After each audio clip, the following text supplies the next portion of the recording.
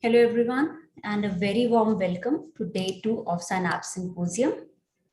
We will be beginning our program very shortly. We are still waiting for some audience members to join. Please wait with us.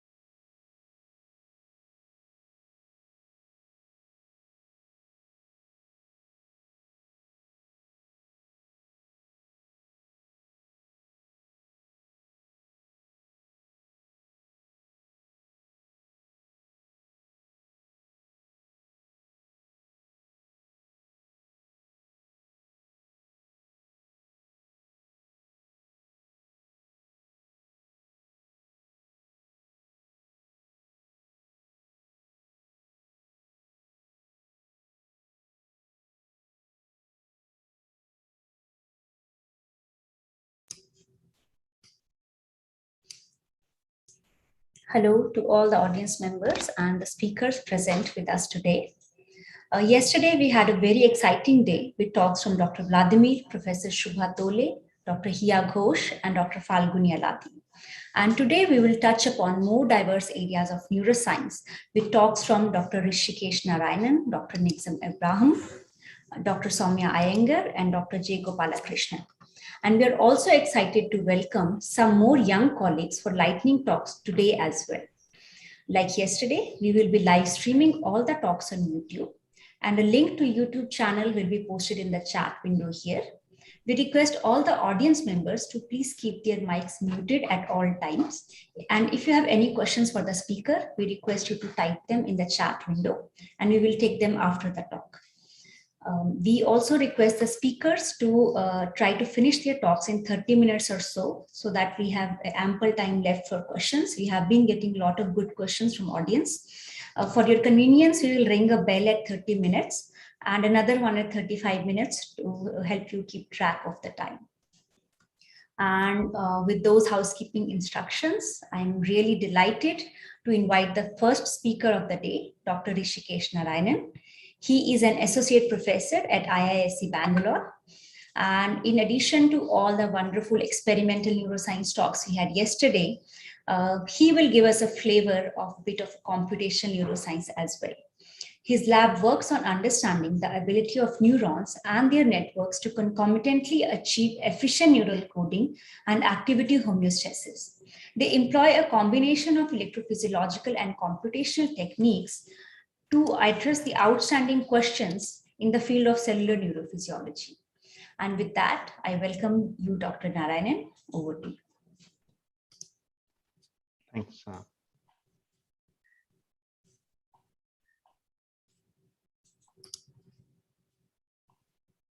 Okay.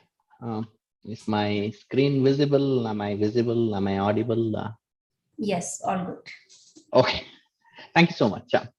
So first, let me start with my thanks to both Dr. Thakur and Dr. Devanathan for having me here.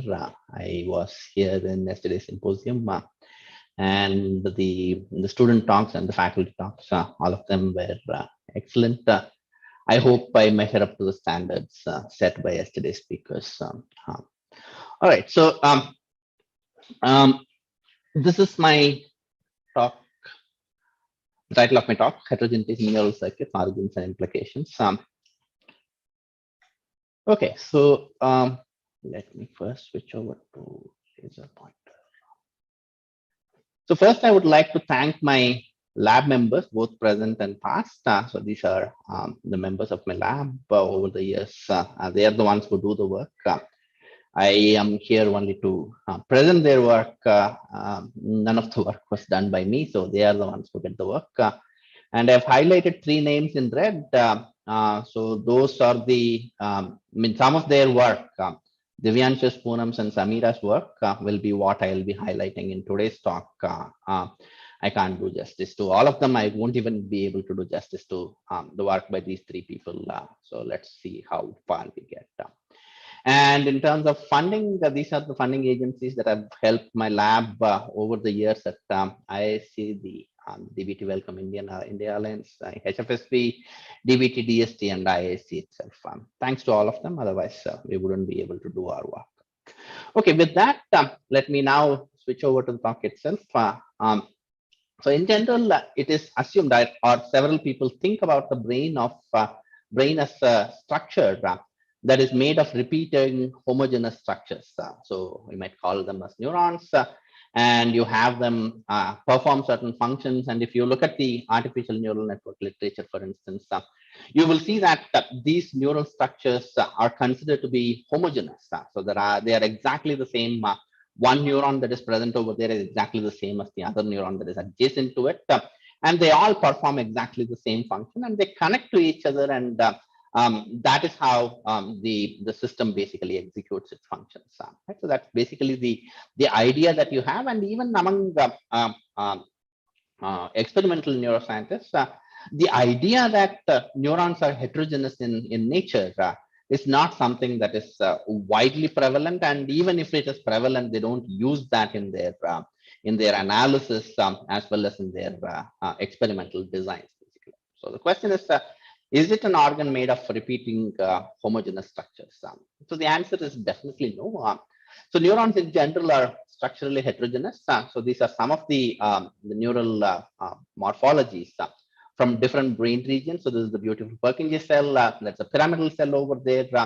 And you have different kinds of neurons with varied morphologies present across different brain regions, basically. Right? So there it is across brain regions. You see that the morphology of neurons are very, very different. Right? So now if you look at neurons within a given brain region, so you may say that, oh, I mean, across brain regions, of course, there is going to be different neurons having different kinds of structures.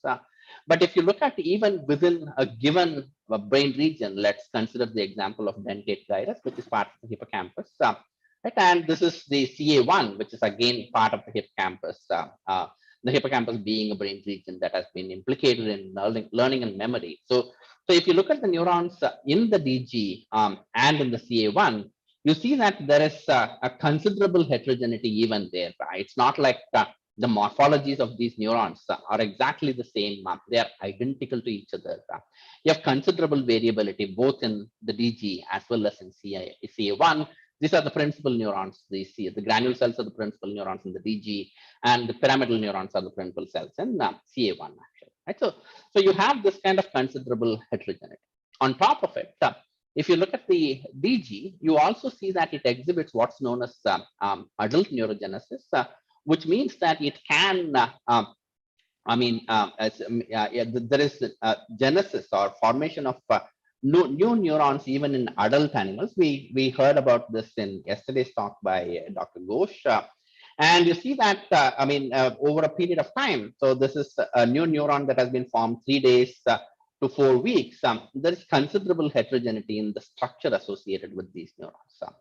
And now if you move away from structure and ask if this also translates to functional heterogeneities, the answer is yes. So this is work by Poonam, and she employed patch clamp electrophysiology from these granule cells. So these nice little cells over here. So these are beautiful cells, the dentate gyrus granule cells. She recorded from these cells, so you can see that there are several of them. Each of these things are individual granule cells. So she recorded from several of these neurons, and you can characterize them in several different ways. One of them is to inject a certain amount of current and ask how many action potentials does this neuron fire. Right. So in this case, you see that for a second of current injection, now you see that the neuron fires 26 action potentials. But if you assume that for the same current injections, all these individual neurons will exactly fire 26 action potentials, you would be wrong. Right? So this is the data across some hundreds of cells, basically. And you see that some of the cells fire 0 action potentials for the same current injection. On the other hand, certain others fire something close to 40 action potentials for the same current injection. Right? So you see that even within the same cell type, even within the same brain region, you have considerable heterogeneity in terms of how exactly neurons respond to the same current injection, to the same input. So you could, in general, classify heterogeneities in neural circuits into two broad classes. One is the local heterogeneities, which are present within that particular circuit. And the other is what is called as afferent heterogeneities, which come from the external domain. Say, for instance, if you are studying the hippocampus, what comes from outside the hippocampus would be considered as afferent, basically. Right? So those are two broad types of heterogeneities that you could study. So the first one is structural. So you can have neurons which are small. You can have neurons which are large. So we saw examples with reference to the adult neurogenesis, where you have different kinds of structures. And that is one kind of heterogeneity, basically. Right? So you could have differences in intrinsic properties. So we saw an example of different firing rates. Right? So even if the neurons get exactly the same inputs, you have these neurons manifesting different kinds of properties. So that would be what is called as intrinsic heterogeneity. And you could also have synaptic heterogeneities, where the connectivity between neurons, some of them could have large synaptic weights, certain others could have smaller synaptic weights, and certain connections could be absent, certain connections could be present. So this is within that particular circuit itself. Right? So you have these synaptic heterogeneities also could be present in the neural circuit. Apart from that, you could also have afferent heterogeneities, which is to say that if you have a neural circuit like this, and you get, all the neurons that are present in this particular circuit, if they get exactly the same input, identical inputs, that would be one kind of scenario, but that's very rare in reality. In reality, you would have different neurons that are present over here, getting different sets of inputs. So that also constitutes a certain kind of heterogeneity, basically. Right? So now the question is, what exactly are the implications for their presence? Are they present just for no given reason? Do they do anything at all from the neural circuit perspective, from the neuronal perspective? So that constitutes the question that we will be addressing in today's lecture, basically. And so I'm going to give you two case studies, as I mentioned in the abstract as well. So the first part is the dentate gyrus, which we already had some introduction to. So we'll look at the dentate gyrus first, and then we will move to the superficial layers of the entorhinal cortex. Right? So for the first part, I'm going to ask this question. So this is a sub question, if you will, of what exactly are the functions of neural circuit heterogeneity. And I'm going to ask this question as to whether these neural circuit heterogeneities could be subserving degeneracy as the final outcome. Right? So I'm introducing a new word here. So what exactly is degeneracy? Right? So that's the next question. So this is Gerald Edelman, who got his Nobel for antibiotic structure in immunology. He switched over to neuroscience after his Nobel and has written some influential books. And he wrote this review 20 years ago. And this is, I would strongly recommend to any biology student this particular review. Reading this review changed my perspective of how to think about biology and how to approach biological questions. So I strongly recommend this particular paper. It's a short paper, basically. So I strongly recommend this. So in this paper, Edelman and Galli defined degeneracy as the ability of the elements that are structurally different to perform the same function or yield the same output. Right?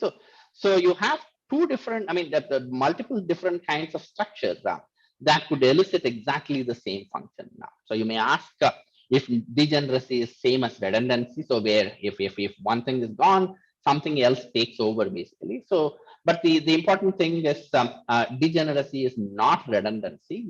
So redundancy is a scenario where the same function is performed by identical elements. So where, so you have like two batteries, and if one dies off, you replace it by another battery, and you have the same function executed, basically. So here, on the other hand, that is not the case. So here you have to have structurally distinct elements. Right? So you have very different sets of elements that are present over here in the parametric space, and that would result in exactly the same function.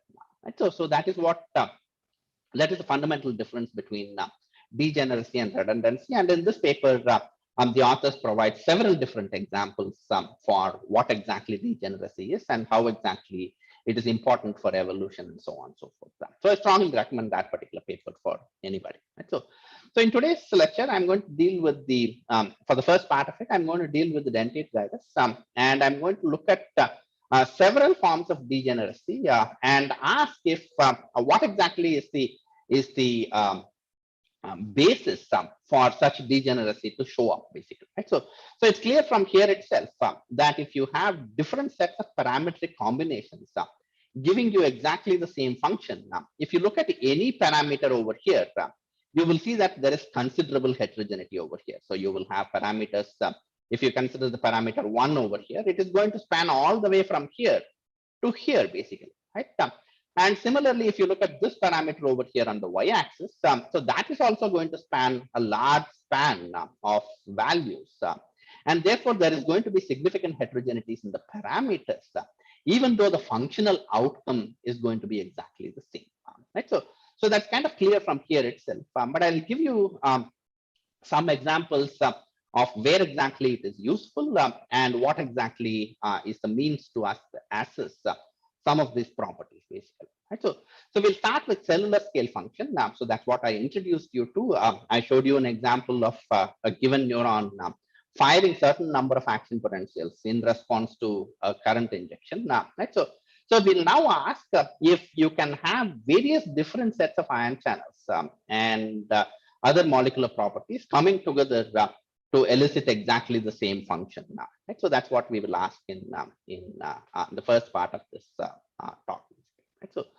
So this is Poonam's work, and you see that she has. This is stochastic search, and she has modeled several different neurons as an outcome of this particular stochastic search. And these are the functional outcomes of these neurons. Right? So you observe that these neurons fire pretty much the same number of action potentials. The action potential height, all the action potential properties across these different neuronal models are very, very similar, basically. Right? So, and if you look at the response properties of the neurons to other kind of stimuli, those are also very, very similar. Right? So, and they fall into the characteristic properties of DG granule cells. And she took these set of neurons which are showing very, very similar properties. If you look at the number of action potentials fired, if you look at the input resistance, all of this fall into what exactly you would define as a dentate gyrus granule cell. Right? So now if you look at the functional outcome, they were very, very similar, exactly the same number of action potentials, very similar action potential properties, and so on and so forth. But if you look at the channel composition, right? So the channels that she had used for arriving at these individual models. So these individual models are color coded with reference to the previous slide. Right? So there is red, there is green, there is black, and so on and so forth. So each of these dots correspond to different models in the previous slide.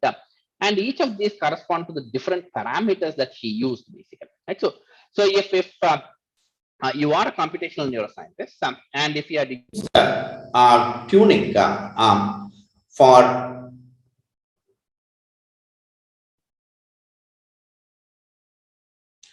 for arriving at specific models, you would have arrived at one particular model, right? So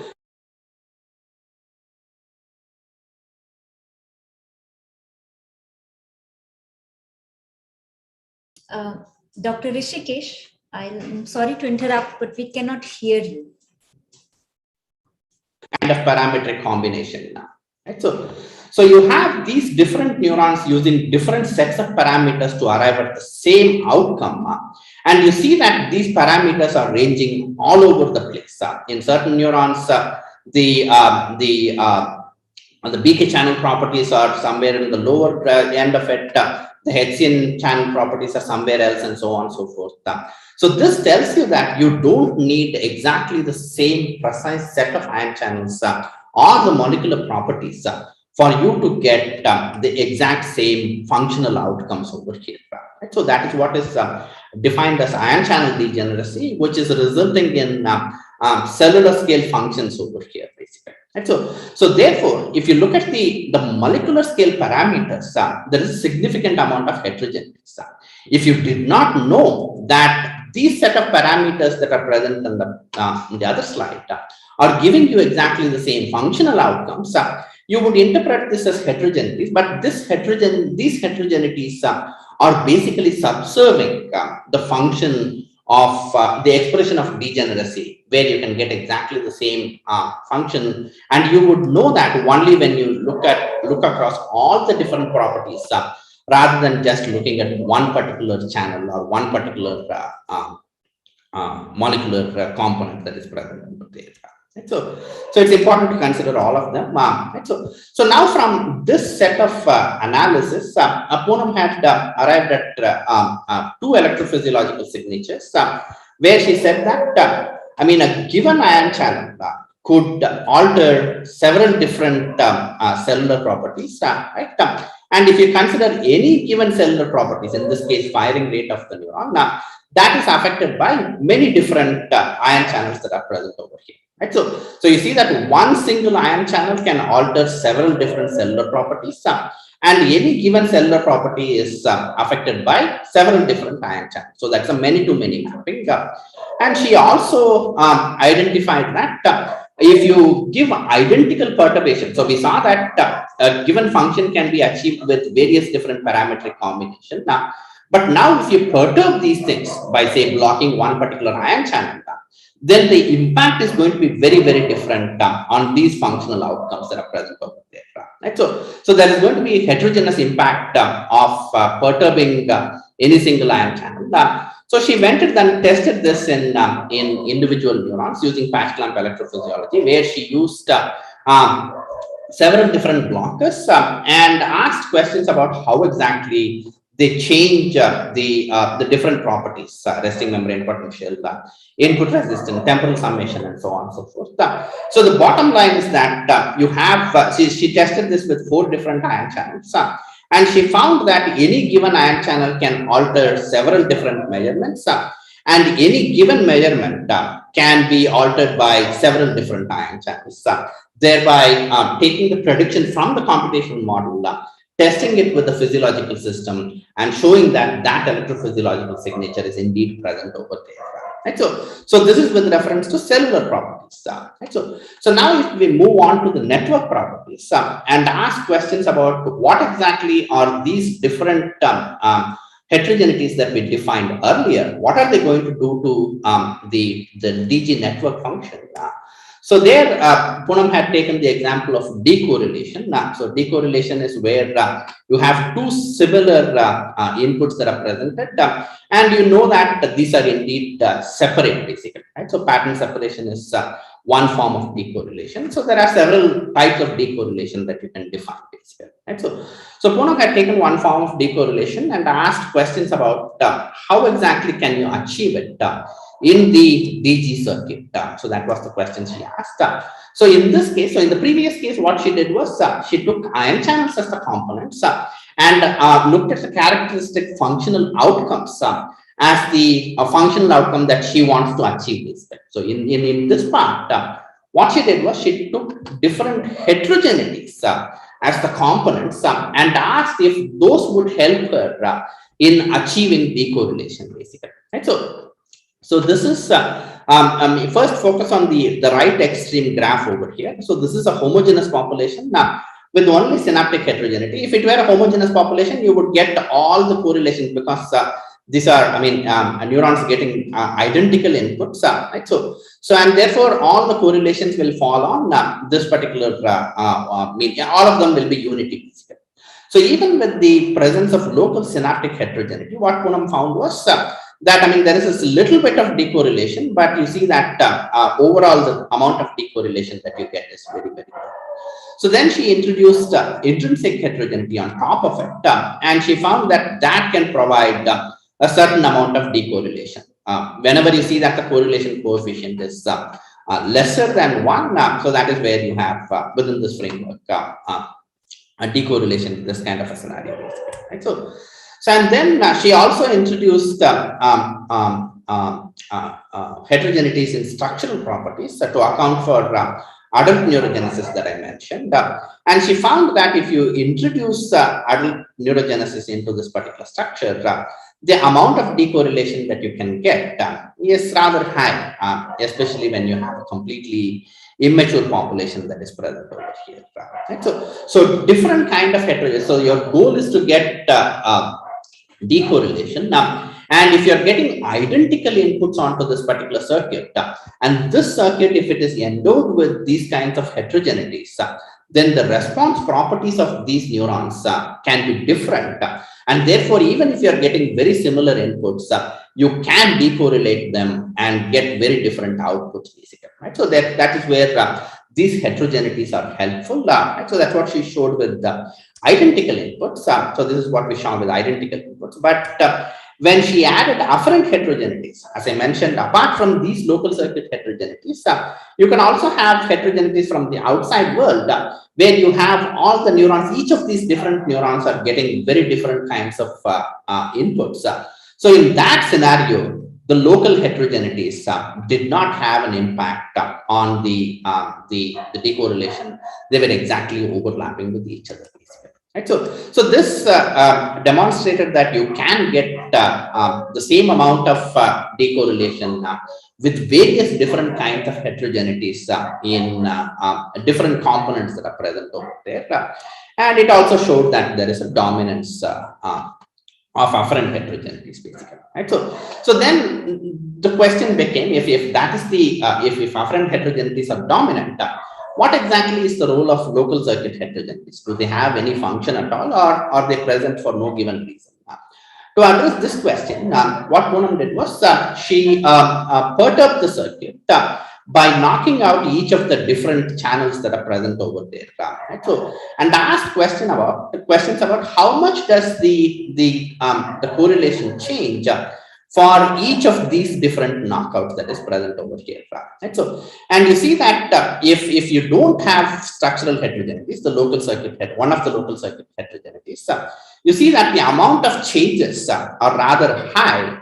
On the other hand, if you have a circuit with structural heterogeneities, you see that the amount of changes are relatively minimal, thereby suggesting that the presence of these local circuit heterogeneities enhance the functional resilience of neural circuits to these kinds of perturbations, basically. Right? So that's the second form of degeneracy. So the third kind is with reference to plasticity profiles. So what do I mean by plasticity profile, and what do I mean by heterogeneity there? So if you do any experiment, so when you're doing a plasticity experiment, you would establish a certain baseline. So here you are measuring synaptic strength. So you would measure baseline and you would ask how exactly is the measurement changing with time, and plot something like this basically, and conclude that, oh, there is a 250% increase in the synaptic strength. Right? So where you are plotting the data as mean and SCM. Right? So if you actually plot the data for all the neurons that you have recorded, instead of plotting just the mean and SCM, if you actually plot the data for each and every neuron that you record, you will see that certain synapses don't show any plasticity whatsoever, and certain synapses show 600% LTP over here. Right? So you concluded that it is 250 overall, and therefore it is easy to assume that each and every neuron, every synapse or every neuron is undergoing the same amount of plasticity. But in reality, there is a significant heterogeneity, and this is true for any protocol, any form of plasticity. People just hide this under the statistics. It's inappropriate to do this only. So you will see that many papers will also do this also, showing you the cumulative changes that are present, showing the heterogeneity that is present. Now the question is, what exactly is the mediator of this? So this is Samira's work. Samira and Poonam did this together. So they asked the question of, so they had this set of models where they had neurons with different input resistance, different temporal summation ratio. And when they looked at the plasticity profiles, so this is for different induction frequencies, each of these is a different neuron basically, and you see that each of them have very different plasticity profile. Right? So the intrinsic properties could mediate this. And second, they introduced changes in the synaptic connection, and there also you see that there is considerable heterogeneities across the different values of synaptic strengths. And here, the third one, they introduced structural changes to accommodate adult neurogenesis. And here they found a very dramatic change in the plasticity profile. When the structure was large enough, you see that the plasticity profile is like this. And when the structure is small, you see that it is all over the place. I mean, all over this and over here. So giving you a huge shift in the plasticity profile for exactly the same induction frequency. Now you are getting very different kinds of plasticity profiles for the young versus mature neurons that are present over here.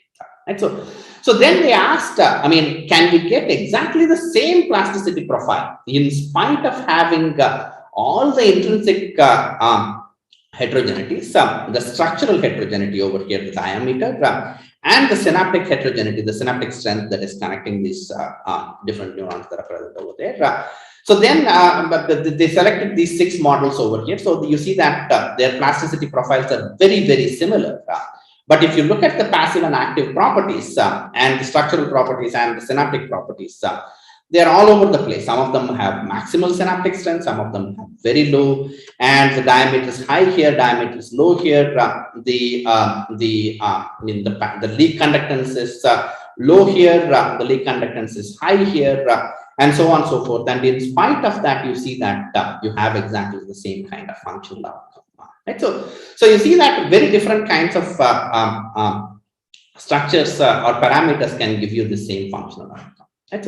So we are at the end of the first part of this. So this tells you that the DG is not a homogeneous neural circuit. There are several forms of neural circuit heterogeneities, and they could subserve degeneracy in cellular scale, network scale, and plasticity as well.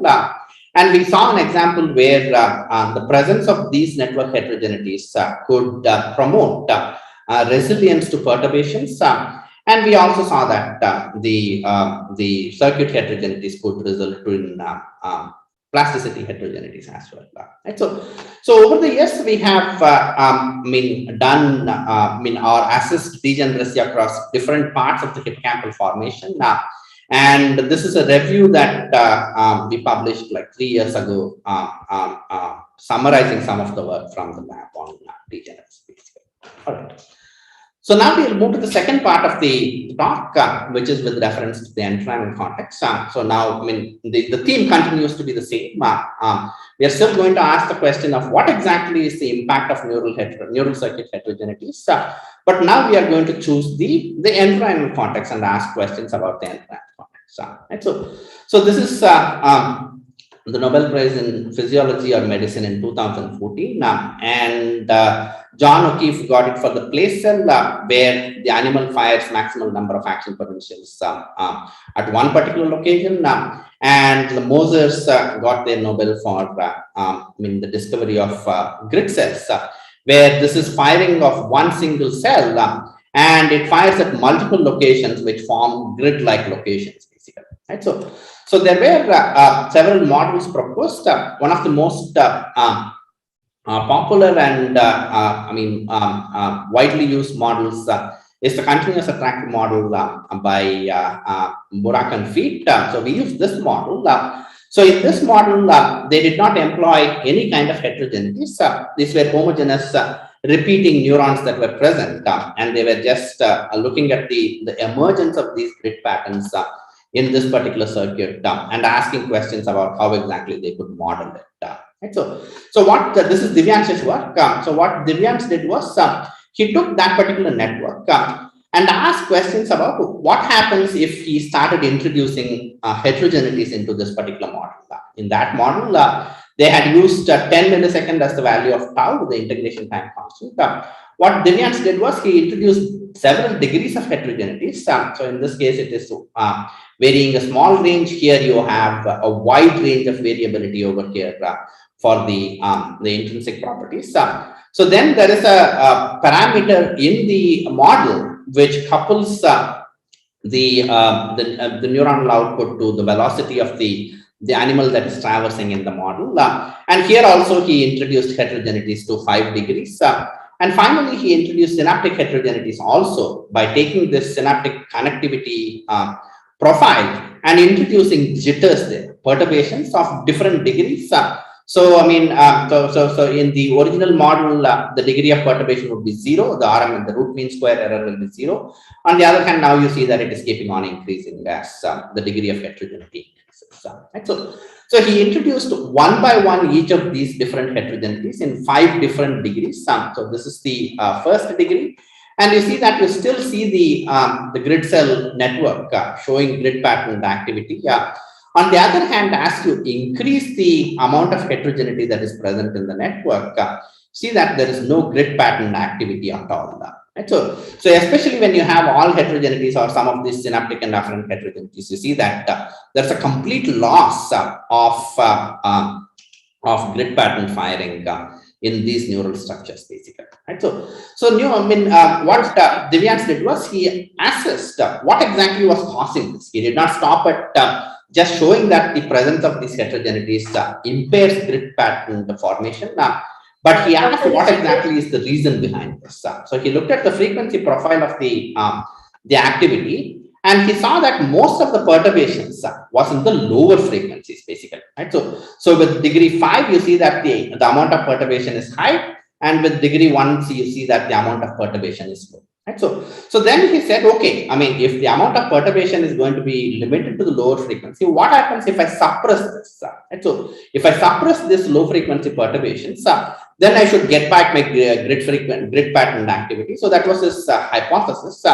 So to test that hypothesis, so he introduced a biologically relevant way of suppressing this low frequency activity. So many of you may not know, but individual neurons do act as bandpass filters, basically. Right? So they resonate maximally at one particular frequency. So this is the response property of a neuron through different frequencies, and you see that it is responding maximally to one frequencies. And the lower frequency part is suppressed over here. Right? So that is achieved by the presence of certain kinds of ion channels. So I mean, Divyansh wanted to introduce this into his neurons. So he designed 2 ways of doing it. One is a phenomenological way, where he had a high pass filter introduced on top of the integrator that was present, giving him the resonator. And the second one was a mechanistic way of introducing resonance, where he had this slow feedback loop that was present, and that introduced resonance into this particular structure. So you see that in both the cases, the low frequency activity is suppressed. So this was the original neuron. So this is the resonator neuron, and the low frequency activity is suppressed over here. Right? So I'm done, Poonam. This is the last slide, please. Yeah. So now if he introduced resonance either with the phenomenological resonator or the mechanistic resonator. So this was the original result that we saw, where with an integrator neuron with degree 5 heterogeneities, you did not see any kind of grid pattern activity. But now with the resonator neurons, you see that there is stable activity patterns, even with the highest degree of heterogeneity is present in the network, basically. Right? So to summarize the overall part of it, so the first parts of it we have already seen. Until this part we saw in the first part, and in the second part we saw that neural circuit heterogeneities could perturb certain network functions, such as grid cell emergence in integrated networks.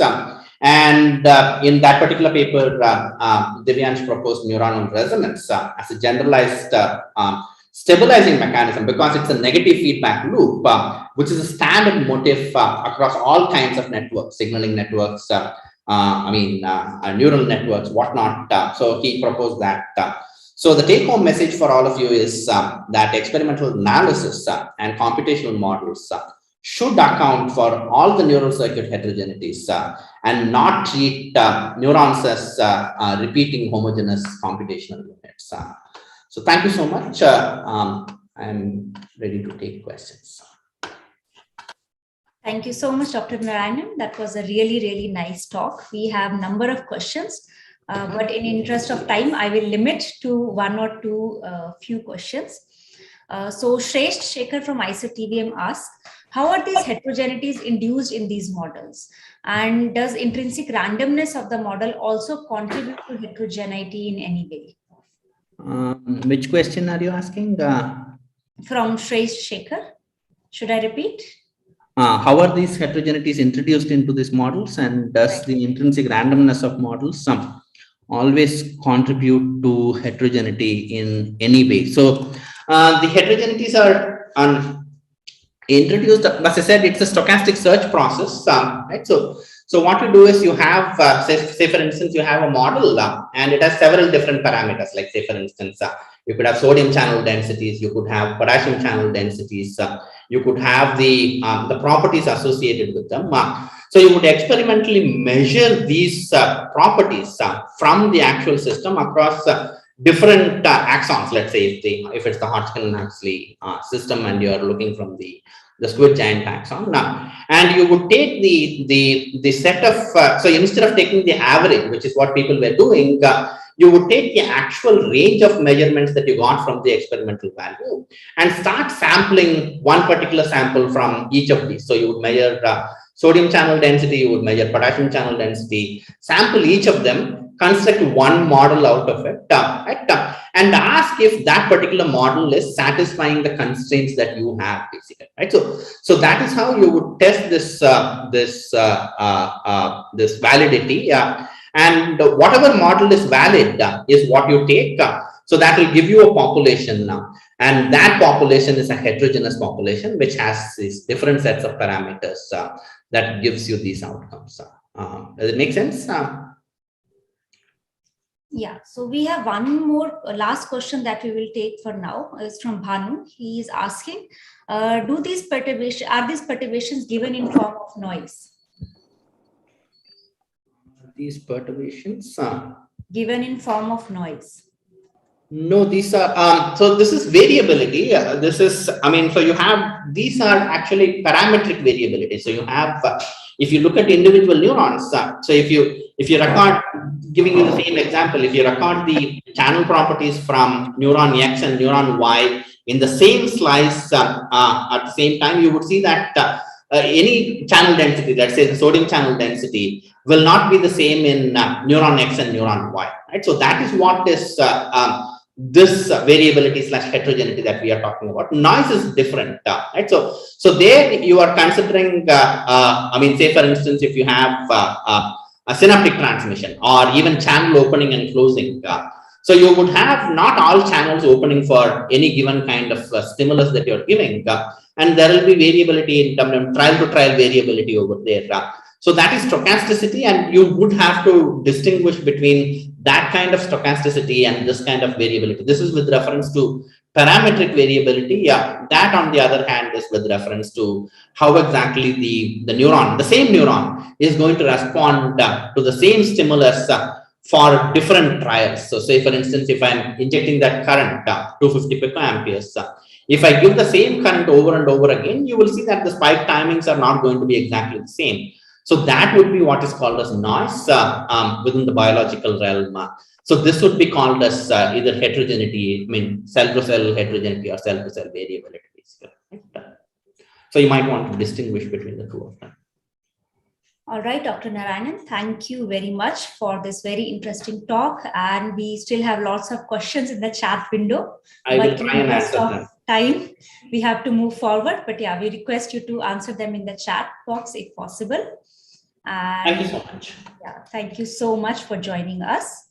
And now I would like to invite our next speaker of the day, Dr. Nigzam Abraham. He is an assistant professor at IISER Pune, and his lab investigates the mechanism of olfactory decision and multisensory decisions using mouse models. He is a winner of prestigious intermediate fellowship from Wellcome Trust DBT India Alliance, and he has previously also won EMBO Fellowship and Radboud Excellence Fellowship during his postdoctoral studies. And with that, I would like to welcome you. Over to you, Dr. Nixon. Hi, good afternoon, everyone. Can you hear me and can you see my screen? Yes, we can. Okay. Okay, thanks, Poonam and Vasudha, for organizing this meeting. And it's really wonderful and inviting me and giving me an opportunity to present the work. And I was so happy to hear from Professor Ganesh and Professor Jayamurthy yesterday that they are looking for expanding the neuroscience faculty in ISS. So I think this is something very encouraging. We have very small community in India, so it's always better to have more people. Okay, so I have 30 minutes to present, or in total. Yes, so we have in total 40 minutes, but that's including the time for Q&A. So we encourage you to leave 5 to 10 minutes for Q&A at least. All right. Thank you. Okay, what I will do, I will try to focus on mainly on one story which is completely unpublished, and I would like to get some inputs also from you guys. And so this is nothing but the mechanosensation through rodent nose. I hope we have now clear evidences for processing the mechanical stimuli through the rodent olfactory system. And the lab is our lab is at IISER Pune. Here is the photo taken just before the COVID started. And our lab mostly focuses on olfactory perception and decision making. And all of the questions are centered around perception and decision making.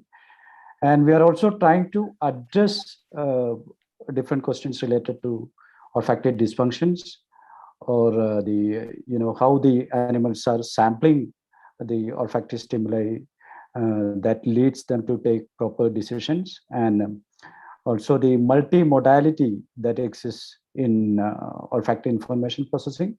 I hope by end of this talk you would get an idea why I am using the term multimodality, because if you look at the literature, I think this multimodal term that is used in the context of when more than one sensory system is involved.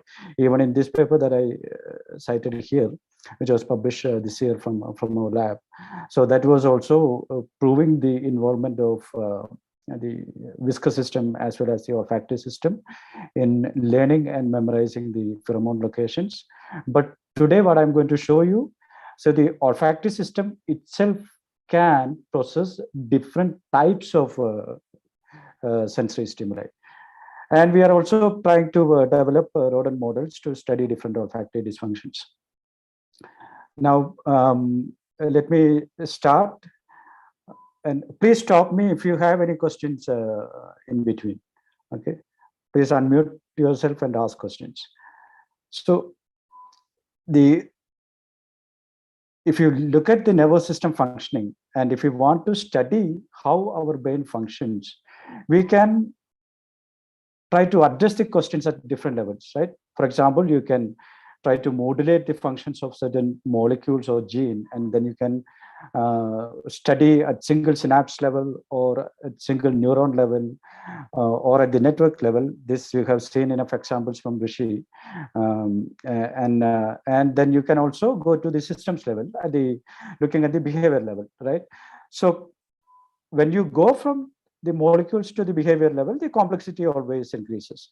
What we do in the lab, so we try to make certain hypotheses, and then we look for clear behavioral phenotype. We start with some behavioral experiments, and we look for certain clear behavioral phenotypes. And if we do get clear behavioral phenotypes, then we try to go back and then look at the circuit mechanisms. So one of the advantage of this approach is, so if you have a behavior phenotype because of any modulation that you are doing with the neural circuit, and if you have a behavioral phenotype obtained because of that, for sure you can expect to see the changes at the synaptic level or at the network level. And if you modulate the function of certain synapses or certain neurons, very limited number of neurons, and if you were expecting a behavioral change because of those modulations, as our brain is very powerful, it's it's not necessary that we will be getting the behavior phenotype in all modulations that we try.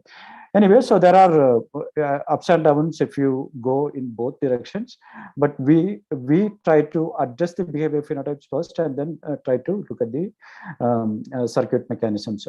And recently, we were quantifying the olfactory fitness from COVID-19 asymptomatic patients as well as symptomatic patients, and the asymptomatic patients is published. The symptomatic patients, that paper is in Communication. And so what we proved there was we can really use the quantification of olfactory fitness to identify the COVID-19 asymptomatic patients. And what we are trying in the lab right now, we have a COVID-19 mouse model, and we are trying to address what exactly happening or what kind of circuit dysfunctions are leading to this kind of, the olfactory deficits that we observe with COVID-19. So this is how the lab functions.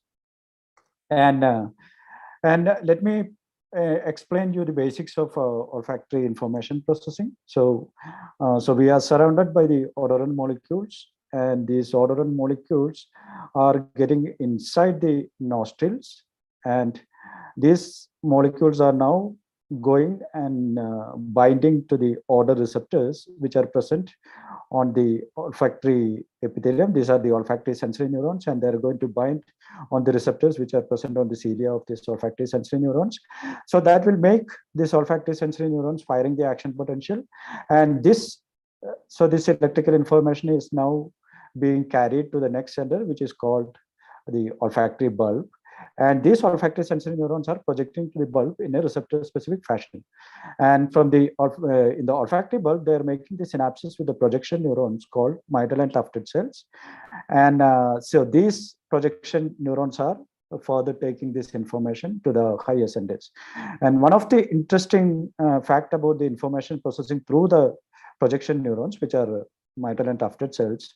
So this information processing is heavily modulated or refined by the inhibitory neurons present in the olfactory bulb. And finally, this refined information is reaching at the higher centers, and then we perceive what we smell. So this is how the olfactory system works. And if we look at the rodent olfactory system, so the organization is very similar to the human olfactory system. What you see here is if you sacrifice a rat or mouse, and if you cut through the midline, so the structure looks like this. So this is the nasal cavity, and the animals are breathing through this nasal cavity, and these olfactory sensory neurons are present on this structure called turbinates. And here you see the real olfactory sensory neurons. So these are expressing the GFP, and from these olfactory sensory neurons are then projecting to olfactory bulb, and from the olfactory bulb they are going to the higher centers. And so these the olfactory sensory neurons, if you look at how the expression pattern of the receptors in the olfactory sensory neurons, so each single olfactory sensory neurons are expressing one odor receptors. So there are 3 years back, there was a paper in Cell. There are some exceptions, but broadly you can say single olfactory sensory neuron express one type of receptor, and they are then projecting to the glomerulus in a receptor-specific fashion. And this olfactory receptor can be activated by many different smells, and one smell can activate many different receptor type. So this is a very complex process. It's a combinatorial coding, and if you look at the rodents, it's more than 1,000 odor receptors that are expressed, and for humans we have around 400 odor receptors, and we have also many pseudogenes, olfactory pseudogenes, and the reason is not known, but I guess when we started to walk on 2 legs, we started to use the olfactory system less and less. Anyway, and few advantages of the rodent olfactory system. If you look the organization of the olfactory system, this is very simple, right? So you have this olfactory sensory neurons, and which are going to the olfactory bulb, and from there to the higher centers. So it's only 3 synapses, and then the other advantage is it's very accessible. So you can reach the olfactory epithelium or the olfactory bulb using, for example, the stereotaxic injection methods. And so it's very easy to target the different cell types or the different regions in these olfactory information processing areas. And if you look inside the olfactory bulb, and if you take a cross section of the olfactory bulb, it has a beautiful layered structure. So what you see here is, so these are the glomeruli where the olfactory sensory neurons are projecting, and then from where the mitral and tufted cells are taking the information. And this is the cell body layer of this mitral and tufted cells. These are the projection neurons, and you can see a lot of inhibitory interneurons which are GABAergic present among the glomeruli, and a lot of inhibitory neurons present inside the mitral cell body layer, which are the granule cells, again mostly GABAergic. And these inhibitory interneurons are adult born. This is a neurogenic population, and as Rishi mentioned, we have mostly the adult neurogenic population in the olfactory bulb as well as in the hippocampus. In the rodents, this has been proven very well, but in humans, this is becoming more and more debated topic. Last week or last week, there was a paper debating the olfactory neurogenesis in the hippocampus. So I think now we have to start to think of, when we study the adult neurogenic population, so what is the application side of it, studying the functional aspects of these adult born neurons. Anyway, so Linda Buck and Richard Axel won the Nobel Prize for the discovery of the odor receptors and the organization of the olfactory system. And with that, let me start with the topic. And so if you want to study, I'm sorry, this is my titles are hidden. I don't know if there's any way to hide this. Anyway, I will explain. I will read the title. So the title here is the neural circuits to behavior. So if you want to study, sorry, the title. You can see the title. All right. Okay. Thanks. So if you want to study the brain functions from the circuits to behavior level, so one of the absolutely needed requirement is you have to have different techniques running in the lab, right? So for example, if you want to study the population level electrophysiology properties, you have to think of either electrophysiological recordings or optophysiological recording. These days we can have the GCAM, which are the genetically encoded calcium indicators, and the calcium dynamics is it reflects the action potential or the firing activity of the neurons. And you can go for different techniques. We are using this miniaturized microscope recordings from the olfactory bulb. What you see here is the recording from the granule cell population in the olfactory bulb. And then you have to have, as I mentioned, you have to have very precise behavioral readouts, and we have the freely moving behavior setups in the lab as well as the head restraint behavior setups, and we can have the behavior readouts with millisecond precision with the action potential time resolution, and therefore it is easy to correlate the behavior readouts with the neural activity that happens. And then once you have the phenotype, behavior phenotype, as I mentioned, then to really dissect out the causality between the neural circuits and the behavior, then you have to think of modulating the neural circuits in a bidirectional way. And optogenetics is now very widely accepted technique. And what you see here is, so these are the animals that are expressing different rhodopsins. So these are the microbial channel proteins. You can extract these channel proteins from the microbes, and you can express them in the mammalian neurons. And if you express, for example, in this case, the blue light, if you express this channel protein is called channel rhodopsin. And if you flash the light, and if the neurons are expressing this channel rhodopsin, so this will specifically allow the cations to enter the neurons. Therefore, it will depolarize the membrane, and this will make the cell firing the action potential. Whereas in this case, this is the expression of an archaeorhodopsin taken from the bacteria. And if you express this archaeorhodopsins, then what happens? So these channels specifically allow the outflow of the protons, which are positively charged. As this positive charge is going out of the neurons, that will lead to the hyperpolarization, and therefore you can shut down the firing activity. In one case, you can make the cells firing the action potential, and in the other case, you can shut down the action potential generation. And if you look at the behavioral experiments that we do in the lab, and as I said, we go for both head restraint as well as the freely moving strategies, and this is one of the very established paradigm that we use. What you see here is the animal is trying to differentiate between a rewarded order and a non-rewarded order. And this one is a rewarded order, and you will see the animal is staying inside this hole, and then what the animal is doing now, the animal is receiving the smell, therefore it is supposed to lick on the lick tube, which will deliver the water at the end of the stimulus. And if it is a non-rewarded order, once the animal realizes that this is a non-rewarded order, it samples, and then it realizes this is a non-rewarded order, and then it immediately comes out of this small hole. And how we monitor the behavioral outputs, there is an infrared beam that is present here, and when the animal's head is inside, this beam is broken, and when the animal's head is outside, the beam is resealed. And therefore, for a rewarded order, you can expect the beam would be broken all the time, because the animal's head is always inside, looking for the water reward. And for the non-rewarded order, the animal breaks the beam, and then it realizes this is a non-rewarded order, and then it comes out of the hole. Like that, you can record the status of the beam break, and thereby the position of the animal's head inside or outside in microseconds range. And finally, we can pull it as, in the millisecond range, which is a time resolution of an action potential.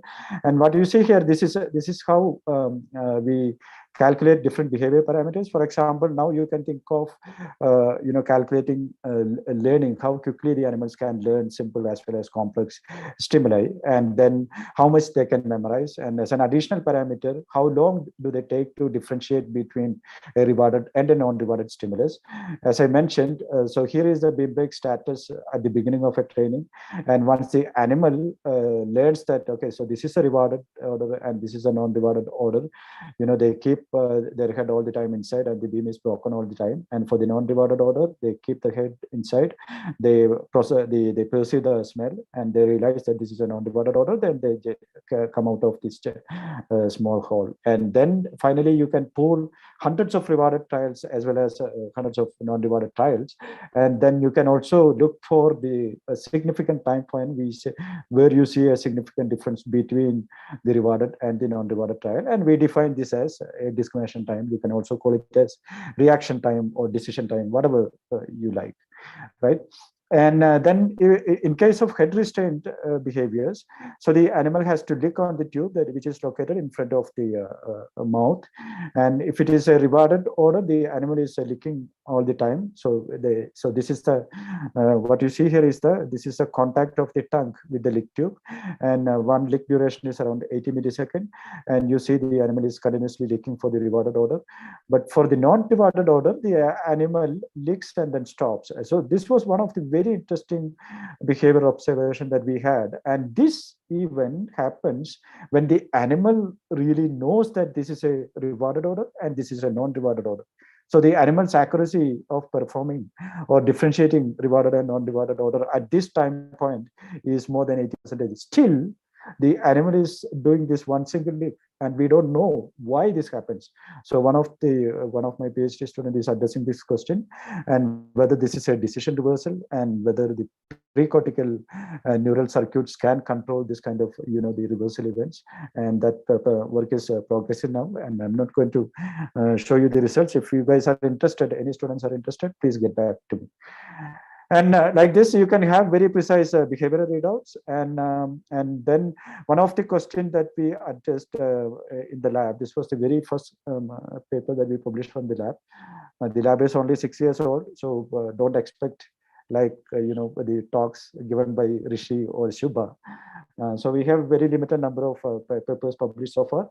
Anyway, we were happy that this paper got accepted in Cell Reports, and what we tried here, we tried to address the question of whether the decision time or the discrimination time is stimulus dependent or not. So the reason why we wanted to address this question was in the field, in the olfaction field, there are two schools. One school is saying the decision time can be independent of the stimulus complexity, and we say that this is definitely stimulus dependent. And here in this paper, we proved using 4 different classes of odors. These are the esters, and these are the some cyclic ethers, cineol and eugenol, and these are the enantiomers, carbones, and another enantiomer pair, octanol, plus and minus octanol. And what you see here is for all odor pairs that we tested, for the complex odors, for making the complex odors, what we do, we take, for example, 60% of one ester plus 40% of the second ester. That's one stimulus, and the second stimulus is 40% of the first ester and the 60% of the second ester. Okay, so it's a 60-40 overlapping patterns in the olfactory bulb, for example.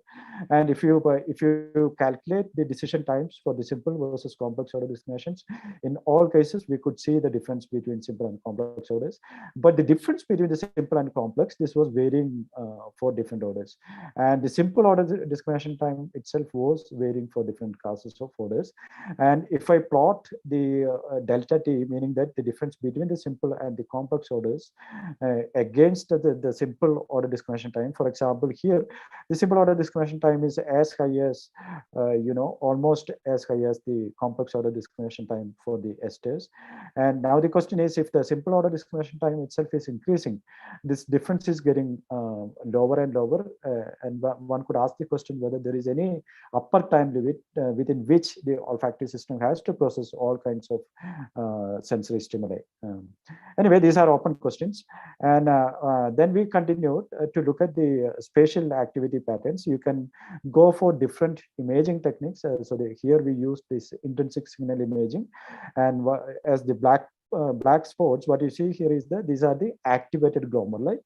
For example, for these two different esters, the activation pattern for the ethyl butyrate is this, and for amyl acetate is this. And one can now think of, as Rishi was telling, one can think of calculating the correlation indices between these two patterns, and we used Euclidean distance measurements to find out the similarity index. And this is one would, just by looking at it, one would agree that these patterns are very different. But when I go for the complex binary mixtures of these two orders, you see the patterns are the spatial patterns are becoming very overlapping, right? Whereas in this case, one of the enantiomer pair, the simple orders, the single components itself is, evoking a very overlapping spatial pattern. And now one could ask the question, if you correlate the similarity index measurements with the discrimination time, is there any correlation? So if these patterns are very similar in this case versus very dissimilar, in case of dissimilar spatial activity patterns, the animals can discriminate the odors very fast, whereas in case of similar activation patterns, the animal will take. Sorry, I have 10 minutes. Or do you have any questions? Hello. No, I think that was random noise. Please continue. Okay.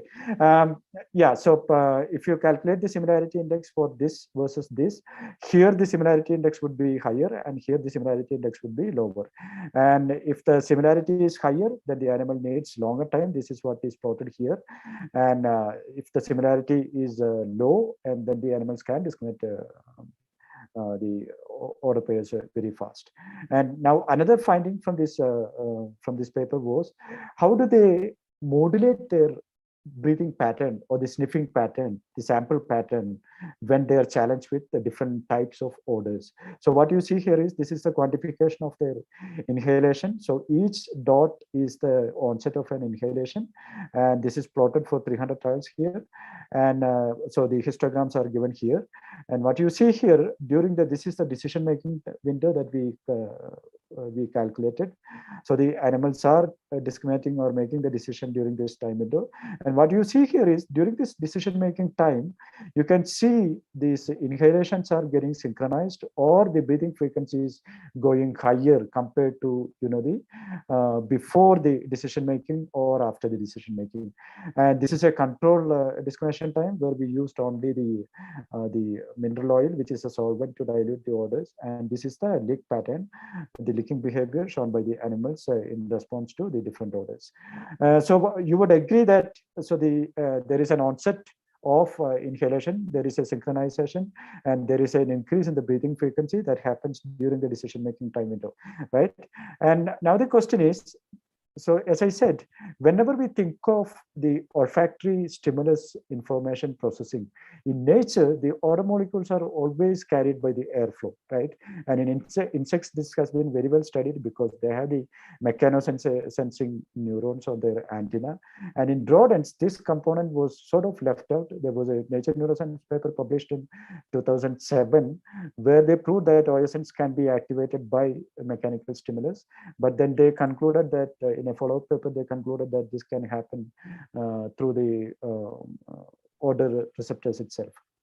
Anyway, we wanted to get into this question, and what you see here is, so this is a CT scan of the rodent nasal cavity, and if you look at the cross section of the nasal cavity, you see it is really complex, right? These green ones are the olfactory sensory neurons expressing the GFP, and one would expect then, as the structure is highly complex, if the mechanical sensation is given by provided by the airflow associated with the odorant molecule, one can expect that, so the OSNs that are experiencing the mechanical stimulus at this point versus this point, this would be very different, right? And now the big question is how this mechanical sensation component is going to alter the olfactory perception. So to start addressing this question, we started with this paradigm. If I have to be honest, so we designed this experimental paradigm with an aim of stimulating the whiskers as well as the olfactory system. So we wanted to develop a model to study the multi-sensory decision making, stimulating the whiskers as well as the olfactory system. And we were trying to deliver the airflow in different ways. Here, for example, from the top, and here from these two sides, and here in a diffused way. What we wanted to achieve here, in all three ways, the whiskers will be always stimulated. Okay, and this is what we started to train them for different airflow rates. This is what we observed. You see, the animal is really using its nose to sense the airflow that is coming from these two different points. And even if it is diffused, in this case, for example, you see the animal is again going for the going to that point with their nose. Now the question is whether they are using their whiskers or not. And before that, we try to optimize the paradigm. We train them for many different stimuli. For example, 4 liter per minute versus 8 liter per minute, and then 300 ml per minute versus 800 ml per minute. In all these cases, we were able to make them learning these different airflow rates. And when we trained them for the same airflow rates, they were not able to learn. And this proved that they can really learn different airflow rates. And we also tried many different stimuli. For example, we use room air, we use the air from the cylinder, and in all cases they were able to learn, and they were able to learn with very high accuracy. And here you see this is coming back to the chance level when the same airflow rate is given. And we also measured their intertile interval, which is a very important parameter, because you have to make sure that your behavior readouts are not affected by the motivational status of the animal. Anyway, they showed similar motivation levels for all these different airflow rates. Now the question is whether the whiskers are used or not. So we trained the animals for certain airflow rates. For example, here 1 liter per minute versus 2 liter per minute, and then they were able to learn it. And then we trimmed the whiskers. There are no change in the learning pace, and whiskers were plucked, and even whiskers were plucked or whiskers were trimmed. Their ability to differentiate different airflow rate didn't change. Okay, and now we asked, okay, so in nature, what do they experience? I mean, our students, Sarang and the other master students, they went to different locations in Pune, and they found out the rodent habitats, and then they used an anemometer, and then when it was not too windy, we measured the airflow rates that is existing in the nature, and we could see when it is not windy or if it is a normal, the condition. Weather conditions, you can measure the airflow in this range from 200 to, let's say, 500 ml per minute. Anyway, then therefore we were trying to focus on that airflow rate more for the further experiments. Now the question is, now we have seen that they were using their nose in order to sample the airflow that is coming from different sources. Now the question is whether they're using the OSNs, whether they're using the olfactory bulb circuits. And to start addressing these different questions, what we did as a first step, we decided to ablate the olfactory sensory neurons. We went for two different strategies. One was using the sedenosophore. This is a high concentration of zinc sulfate. It's non-physiological, and this is a very established method for the last 50 years or more. And you can, if you wash the nasal cavity using this sedenosophore, the OSNs are getting abated. And you can also go for the methimazole treatment, and which is a hyperthyroid drug. As a side effect, the olfactory toxicity happens, and you again see the reduction in the olfactory sensory neuron thickness after you inject with the methimazole. And here is the, the PBS injected animals. You see this, the blue ones are the thickness for the olfactory sensory neurons, and here is the methimazole treated. In all these cases, the thickness was reduced also in the sedenosophore. And then we continued for the behavior experiments. We had three different groups of animals, and we wanted to have methimazole treated, sedenosophore treated, and then the PBS treated. And we trained them for different airflow rates, for example, 100 versus 200 ml per minute, and also the order discrimination task. And in all these cases, after the treatment, you see their order discrimination abilities were close to the chance level, and also their air discrimination abilities were close to the chance level, and which proves that they're using the OSNs to discriminate the airflow as well as the order discrimination. And we also, as the next step, we also took out surgically, we removed the olfactory bulb. And in this case, you see, we had two different groups, and in one group we did the sham surgery, and where we didn't see observe any difference in their learning. And but for when we removed the olfactory bulb, again their learning performance came down to the chance level. Now the question is, so whether the olfactory bulb circuits are involved. What we did, we looked at the activation pattern. You can go for the C4 expression pattern, which is an immediate early gene expression, and that's what you see here. And we could see a lot of expression in the inner neurons of the olfactory bulb after they were finishing completing this airflow discrimination task. Therefore, we decided to look at the GCAM activity in these interneurons. We had this GAD65 Cree lines, and we crossed them with the Flox GCAM mouse line, and we had the GCAM expressed in the GAD65. GAD65 is one of the isoforms of the GABA synthesizing enzyme. GABA is the inhibitory neurotransmitter that is abundant in the olfactory bulb. And the idea was, if you modulate the function of this the inhibitory neurons in a bidirectional way, what you're going to see. Yeah, I will stop in give me 2-3 minutes. Few minutes, yeah. Okay, thanks. Yeah.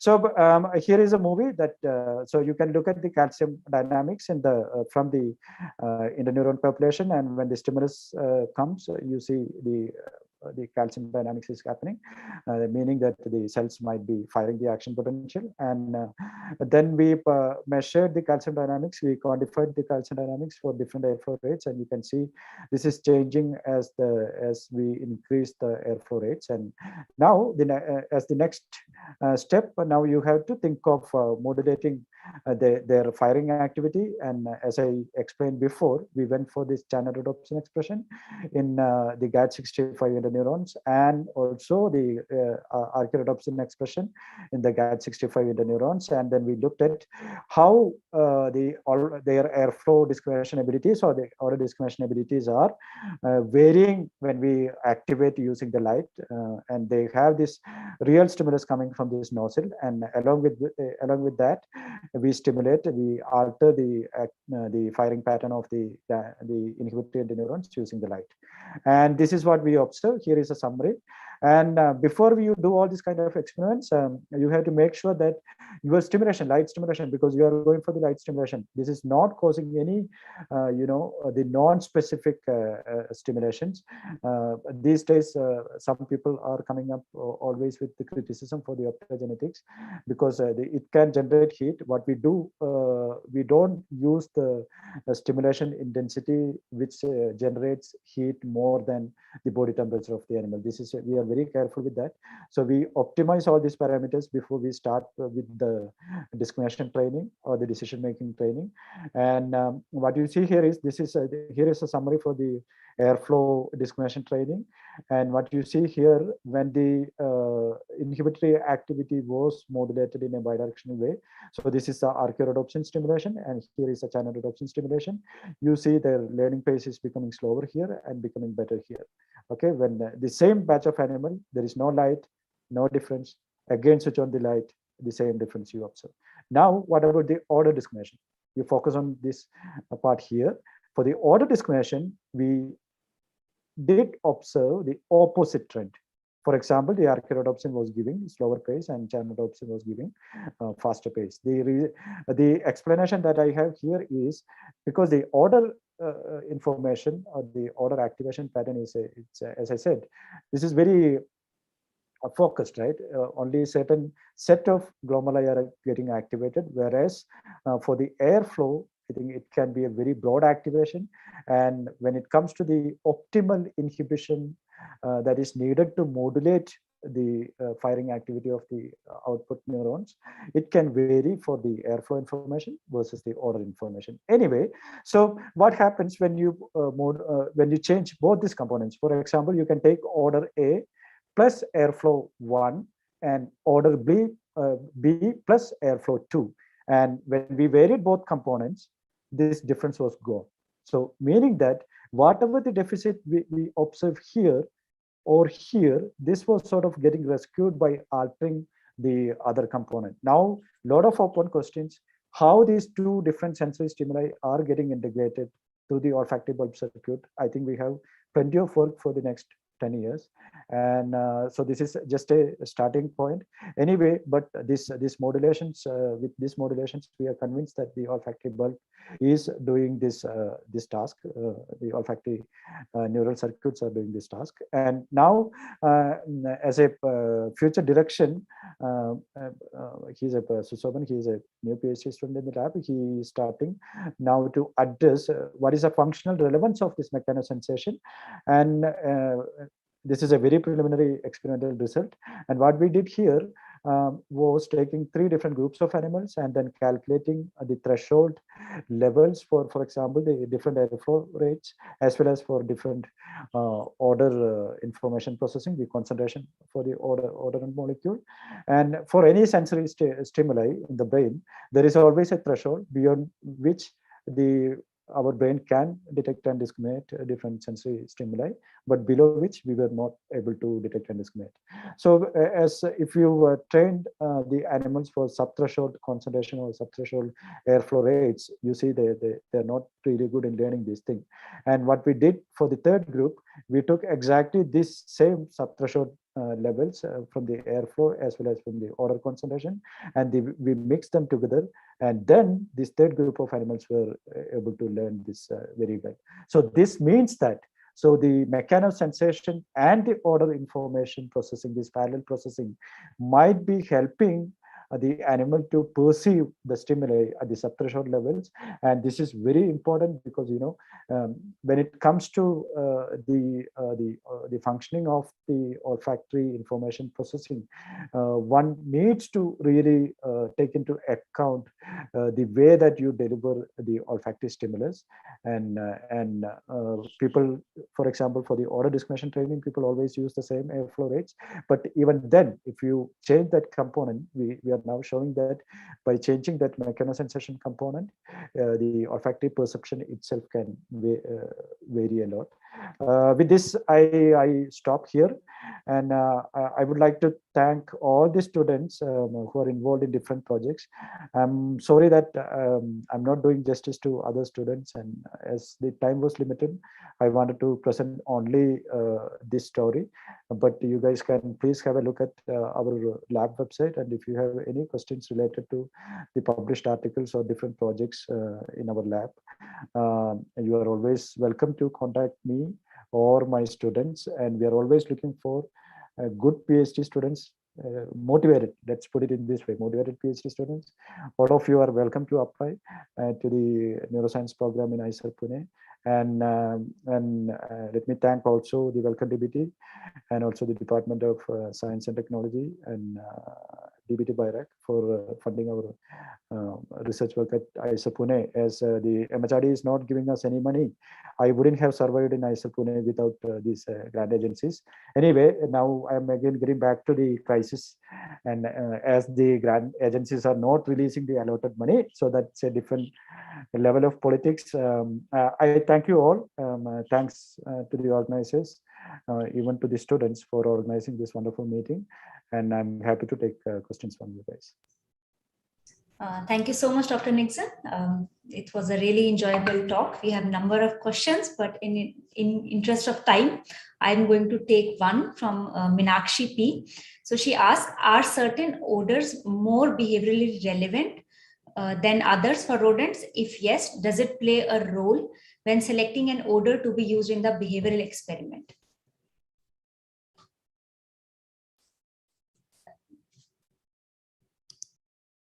You are muted. Okay, is it okay now? Yes. Yeah, so if you look at the Drosophila olfaction field, so there is a categorization. For example, the pleasant odors, unpleasant odors, and even when a pleasant odorant, when you increase the concentration, it is acting as a unpleasant odor for the Drosophila, for example. But in rodent olfaction field, I would say that so this sort of categorization is not done. But what we make sure that when we select the odors, we go for pleasant smelling odors mostly. And we also try to select the odors in such a way that there is minimal stimulation for the trigeminal system, for example, and certain odors have been shown to activate the trigeminal system. And then we always select the odors which shows good activation patterns on the dorsal surface of the olfactory bulb. This would help us to do the imaging experiments later. And yeah, this is how we select the odors. But I agree that certain odors can be very relevant to the animals. For example, recently we published a paper where we have proved that the animals can learn the pheromone locations by using viscous system as well as the olfactory system. And if you the urine smell, it is very relevant for the animal, right? And the volatiles are getting processed through the main olfactory system, and the non-volatiles that are present in the urine, that is getting processed via the accessory olfactory system. And there are, you can categorize the odors which are relevant for the odors and which are not relevant for the odors. But for this kind of experiments, we mostly select the neutral odors. Yeah.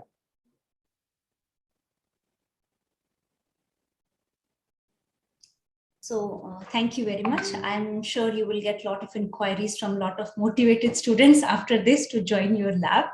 And we thank you for joining us and opening this session with the very excellent science. So with that, the first session of the day comes to an end. Next, we are going to start the lightning talk session. And we once again welcome our judges, Dr. Nivedita from NBRC, Dr. James Clement from GNCSR, and Dr. Naren Kumar from IISc. Now I invite Harshini to start the lightning talk session. Hello, good afternoon, everyone. Now we are going ahead to begin the lightning talks for today. We have a lot of interesting talks coming ahead. The instructions remain the same as yesterday, so I'll just briefly go through them. The talks are strictly for 5 minutes. You'll hear a warning buzzer at 4 minutes, and at 5 minutes, I'll let you know that your time is up. We will not have a live question and answer since time is short, but audience members are welcome to ask questions in the chat window. We request the speakers also to answer the audience questions there. And remember, there are prizes for the best lightning talks. So let's welcome the first speaker for today. Sarbani is a PhD student from NBRC. Sarbani, Hello. are you there? Yeah, can you hear me? Should Yes. I start sharing my screen? Yes, yes. Okay, my video for some reason is not coming on at the same time as my screen. So I'm sharing my screen directly. Is that okay? Yeah, that's fine. Okay, just a second. Can you see my screen, everybody? Yes, you can start. Okay. So good evening, everyone. I am Sharbani from National Brain Research Center, and I thank the organizers for giving me the opportunity to present here. And the topic of my talk today is the yin and yang of synaptic scaling, where I talk about how synchrony between translation and protein degradation drives synaptic homeostasis in neurons. So what is synaptic homeostasis and how is it achieved? Neurons have developed a strategy to oppose hyperexcitation or inhibition in neuronal networks. They have a basal target firing rate or a basal level of excitability. And whenever neurons are faced with increased network activity, they tune down their targeting firing rate to reach that threshold level or tune down their postsynaptic strengths by downregulating of surface AMPA receptors to reach that basal level of excitability. This phenomenon is known as synaptic downscaling, and the opposite happens when neurons are faced with hyperinhibition or reduced network activity. That is known as synaptic upscaling. Together, synaptic downscaling and upscaling helps to maintain synaptic homeostasis and prevents neurons from chaotically misfiring. The question, however, remains is how synaptic strength is maintained at threshold levels. What indeed are the molecular sensors and effectors that sense a change in the network activity and allow the neuron to make changes in its synaptic threshold? The answer to this lies in the dynamism of the synaptic proteome. Synaptic proteome is always massively modulated by translation and degradation processes, which results in massive protein turnover known as proteostasis. What we wanted to identify is where are these translation and degradation components located within the neuron and how do they crosstalk during synaptic downscaling. Now, to achieve this, my colleague Bala treated hippocampal cultures with biquiculin for 24 hours, along with inhibitors of translation such as anisomycin and lactocystine. Biquiculin, which is a GABA blocker, results in the evocation of massive hyper-excitability within the network, and Bala recorded neuronal outputs in the form of miniature MEEPSC amplitudes and MEEPSC frequencies. What he found out was, true to form, synaptic downscaling was triggered upon biquiculin addition, which can be seen via this green bar right here, which results in synaptic downregulation of miniature EPSC amplitude. However, this downregulation was abolished on addition of lactocystine or the addition of anisomycin. Miniature EPSC frequencies showed no change, showing that this is predominantly a postsynaptic phenomenon, and both translation and degradation is essential for synaptic downscaling to occur. We then asked the question, what were the physical correlates of the translation machinery and the proteasome? We devised a translational trap where we identified the active translational pool of neurons via a method called polysome fractionation, where the polysomes represent the active translational pool. And we found out that translational factors, proteasome subunits, and members of the MRS components are all interacting together within polysomes. This interaction is RNA dependent because addition of RNAs resulted in the abrogation of the interaction.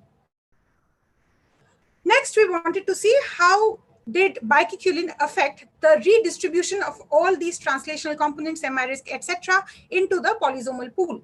we found out, to our surprise, that two MIRIS components, MOF10 and TRIM32, were reciprocally distributed. TRIM32 showed a massive upregulation in synthesis, whereas MOF10 showed a massive downregulation. Not only that, TRIM32 and MOF10 showed an interesting behavior on the addition of anisomycin, which is a translational blocker.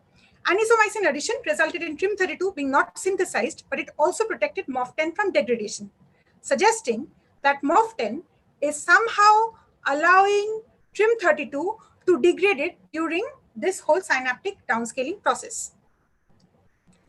We clarified whether this results in the downregulation of surface AMPA receptors. When we added biquiculin to the system for 24 hours, surface AMPA receptors showed the expected downregulation in their distribution on the postsynaptic membrane.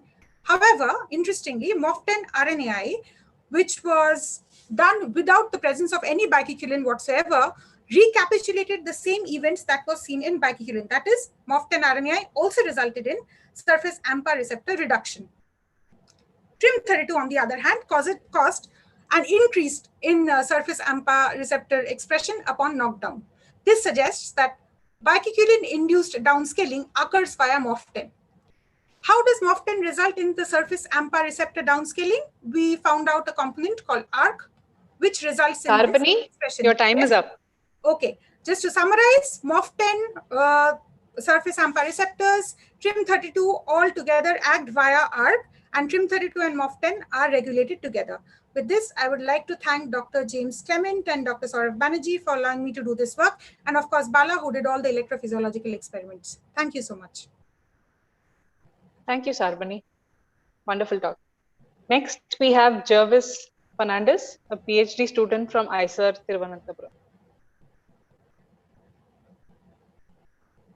Yeah, we can see your screen. But we can't hear you. Can you hear me now? Sorry. Yes. Yeah. All right. So,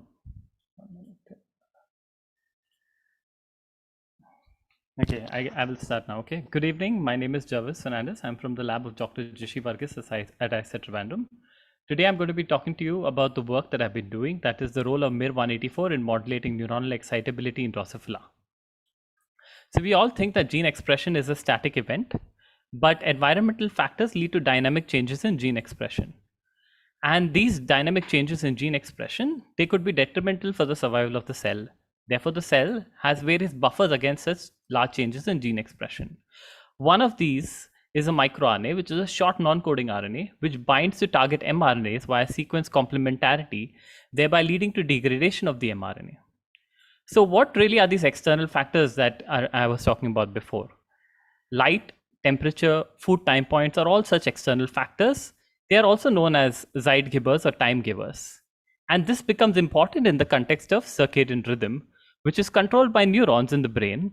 In humans, it's the core molecular neurons, clock neurons in the suprachiasmatic nucleus, and about 150 pairs of neurons in Drosophila. So why does this become important is because these neurons receive these external cues from the environment and regulate the release of various hormones and the activity rest rhythm of the organism in accordance with these external cues. So therefore, we started out with an objective to identify microRNAs that play a role in the activity rest rhythm in flies. And we use various genetic tools to downregulate the microRNAs, like the microRNA sponge, specifically in the neurons of our interest. So this is how the activity rest setup looks like in Drosophila, wherein a single fly is kept in an activity tube. There's an infrared beam passing through the center. If the flies walk around, there's a break in the beam, and that's counted as one activity bout. Flies have bimodal peaks of activity. Here you can see they're more active at dawn and at dusk. So all of this work started when we saw that in one particular microRNA, when downregulated in clock neurons, that is these 150 pairs of neurons, it led to a decrease in this morning peak activity. So this regulation of the time point in which the fly wakes up is done by a subset of the clock neurons called the circadian pacemaker neurons, or the morning cells, or the PDF neurons. Next, we downregulated this microRNA in this PDF neuron, and we saw that it led to a decrease in the morning peak activity, decrease in the evening peak activity, and increase in nighttime activity. While as overexpression of this microRNA led to a decrease in the morning peak activity and an increase in the evening peak activity. So this neuron, these morning cells or the PDF neurons, not only regulate the morning peak activity, they also help reset the circadian molecular clock or molecular machinery in these clock neurons here. And it does so by releasing out the neuropeptide PDF specifically more in the morning than at night. These neurons also do something very peculiar. That means they defasciculate during the day, they make more connections during the day, and they make less connections at night. They fasciculate together at night and make less connections at night. Downregulation of this microRNA led to this neuron being fasciculated during the day and the night, which is quantified over here. Overexpression of this microRNA, on the other hand, led to this neuron being defasciculated during the day and the night, which is quantified over here. So next we looked at what does this microRNA actually target. Using 3 different target prediction algorithms, we checked gene expression levels of these 19 genes when MIR184 was downregulated and overexpressed. In one particular gene quiver, its levels were expressed at a higher level when MIR184 was downregulated, and vice versa when MIR184 was overexpressed. So if you think about it, overexpression of the microRNA leads to downregulation of the target gene, led to this fasciculation of these neurons. So if we carry out an RNAi experiment where we downregulate the target gene, it should also lead to defasciculation of these neurons if it is targeted, if it's the same target that we were looking at, the target protein MIR184. So if you look at here, an RNA against the gene quiver led to defasciculation of these neurons both in the day and in the night, similar to what we found when we overexpressed the microRNA. Until now, we were using the circadian dependent remodeling of these PDF neurons as a proxy for neuronal firing. Next, we use the Calex's system, wherein the GFP is expressed downstream of a calcium responsive transcription factor. Overexpression of the microRNA in this background led to increased GFP expression, indicating that MIR184 regulates neuronal firing. Thus, this is a proposed model that MIR184 acts in these PDF neurons and regulates this gene quiver. Now, I've not told you what quiver is. Quiver is part of the Shaker potassium channel complex. It's a GPI anchored protein. If it's present on the membrane, more K+ tends to leave the cell and the cell becomes more hyperpolarized. Thus, MIR184 regulates quiver and regulates neuronal firing. Jarvis, your time is up. Thank you. Oh, you're done. Yeah. Thank you. Okay, so the next speaker we have is Dr. Anil, who is a postdoctoral fellow at Otto von Guericke University, Germany. Are you there, Anil? Yes. Hi. Yes. Hi. Can I share my screen? Yes. I think Jarvis has to stop sharing. Jarvis? Jarvis, can you stop sharing your screen?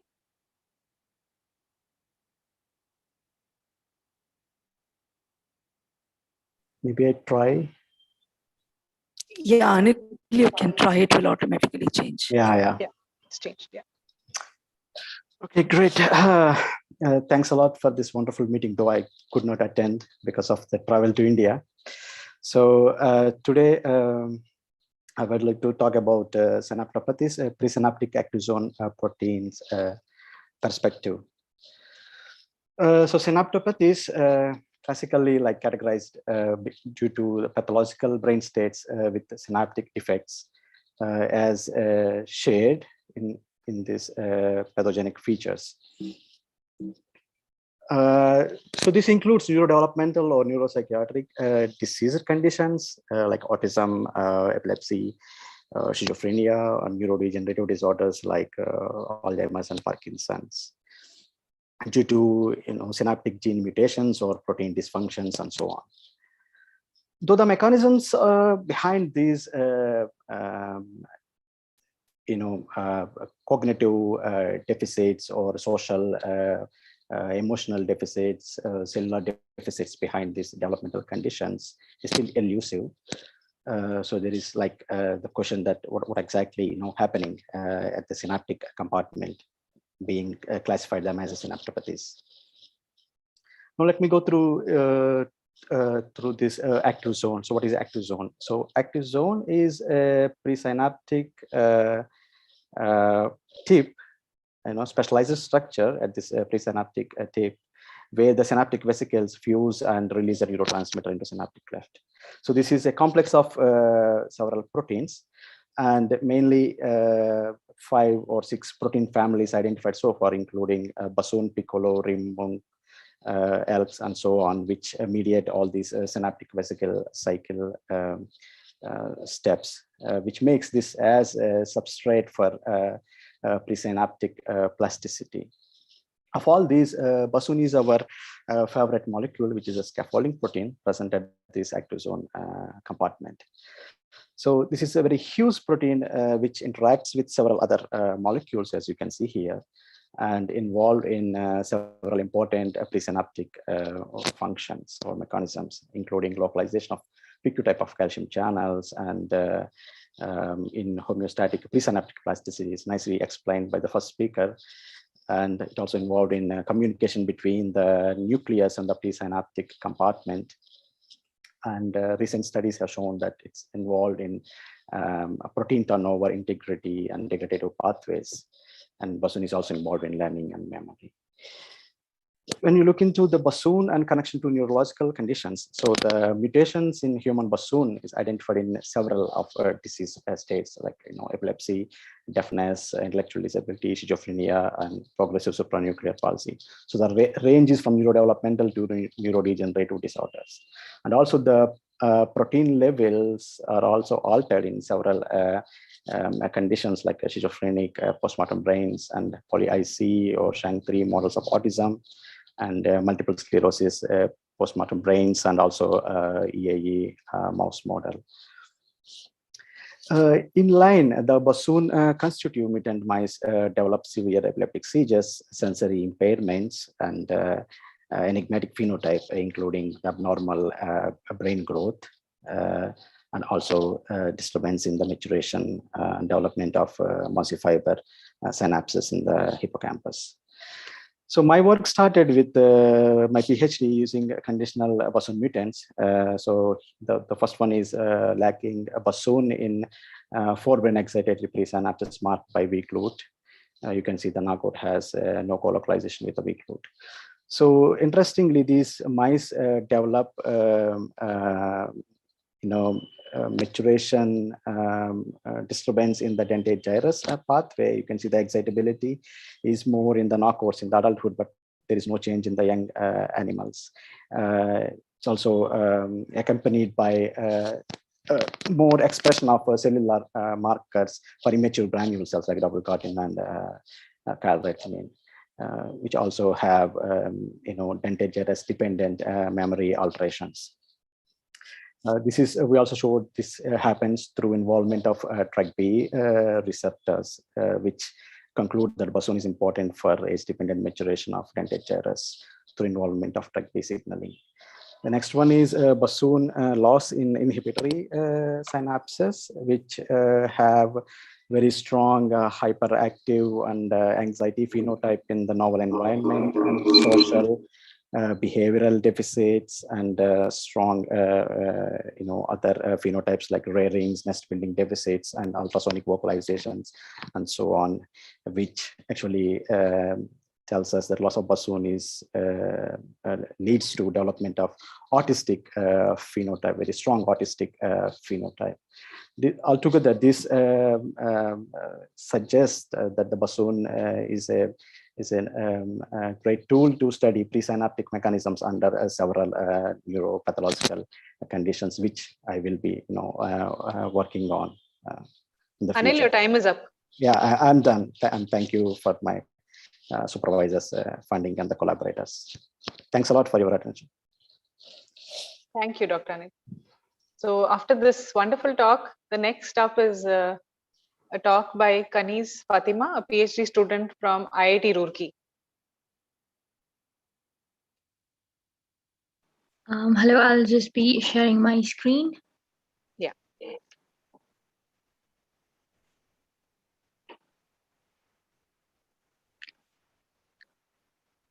Okay, so can you see the presentation? Yes, it's visible. You can start. Okay, So hello everyone, I'm Kanis Fatima. I'm from the Department of Humanities and Social Sciences, Indian Institute of Technology, Roorkee. I'll be presenting a small talk on does fair generalization and avoidance generalization involve similar or distinct neural structures. So first of all, I'll start briefly explaining what fair conditioning is. So fair conditioning is a sort of associative learning where a neutral stimulus called conditioned stimulus becomes associated with an aversive stimulus called unconditioned stimulus, and the conditioned stimulus is able to evoke conditioned response, which in this case is fair for response. Fair conditioning is associated with increased activity in the amygdala, frontal cortex, and the hippocampus. So next up is fair generalization. Fair generalization occurs when a fair response to a particular stimulus is transferred to another stimulus. As you can see in this figure, which has been taken from Lysek's paper, which they published in 2013, you can see the circle number 1 is called CS minus because it's not followed by an aversive stimulus, and circle number 10 is referred to as CS plus because it's followed by an aversive stimulus. The circles between 2 and 9 are referred to as generalization stimuli because they become increasingly similar to CS plus but are never associated with an aversive stimulus. Studies have shown that increased neural activity in the amygdala and ventromedial prefrontal cortex is associated with fair generalization. Another important aspect related to fair is avoidance. Avoidance as such is adaptive because it's crucial for our survival, but can become maladaptive when we excessively not only avoid dangerous stimuli but also safe stimuli, which leads to negative consequences such as loss of rewards for an individual. So both fair generalization and fair avoidance are core features of anxiety and related disorders, which makes these concepts significant for further research. The objectives of the present study are first to explore the question, does fair generalization and avoidance generalization involve similar or distinct neural structures, and to develop a novel approach of treatment for fair avoidance generalization. So this is the method that we're going to use. So sample size will be determined through G-power analysis, non-probability purposes sampling will be done. Inclusion criteria involves healthy individuals between 18 to 35 years. Exclusion criteria is people who are on a medication or diagnosed with psychiatric disorder or who have taken alcohol or any psychoactive substance before the study. So the measures will involve standardized questionnaires, self-report behavior, and physiological measures. Now, coming on to the paradigm that we'll be using is called Pavlovian instrumental generalization paradigm. It was validated by Van Movers et al. In 2014. So this paradigm is why we'll be using this paradigm because it provides an objective measure of both fair generalization and fair avoidance. This paradigm is embedded in a computer game called Virtual Farmer's Game, in which the participant is a farmer whose task is to successfully plant and harvest crops. While playing the game, shapes are superimposed on the screen, with one shape being paired with shock, which serves as CS plus, generalization stimuli, which are similar to CS plus but are never paired with shock. And while playing the game, participants are given the opportunity to avoid shock at the cost of poorer performance. As you can see, there are two paths leading between the shed and the garden. One is the short path and there is the long path. The short path is associated with greater rewards, but it is followed by a shock, and the long path is safe, but it leads to less rewards.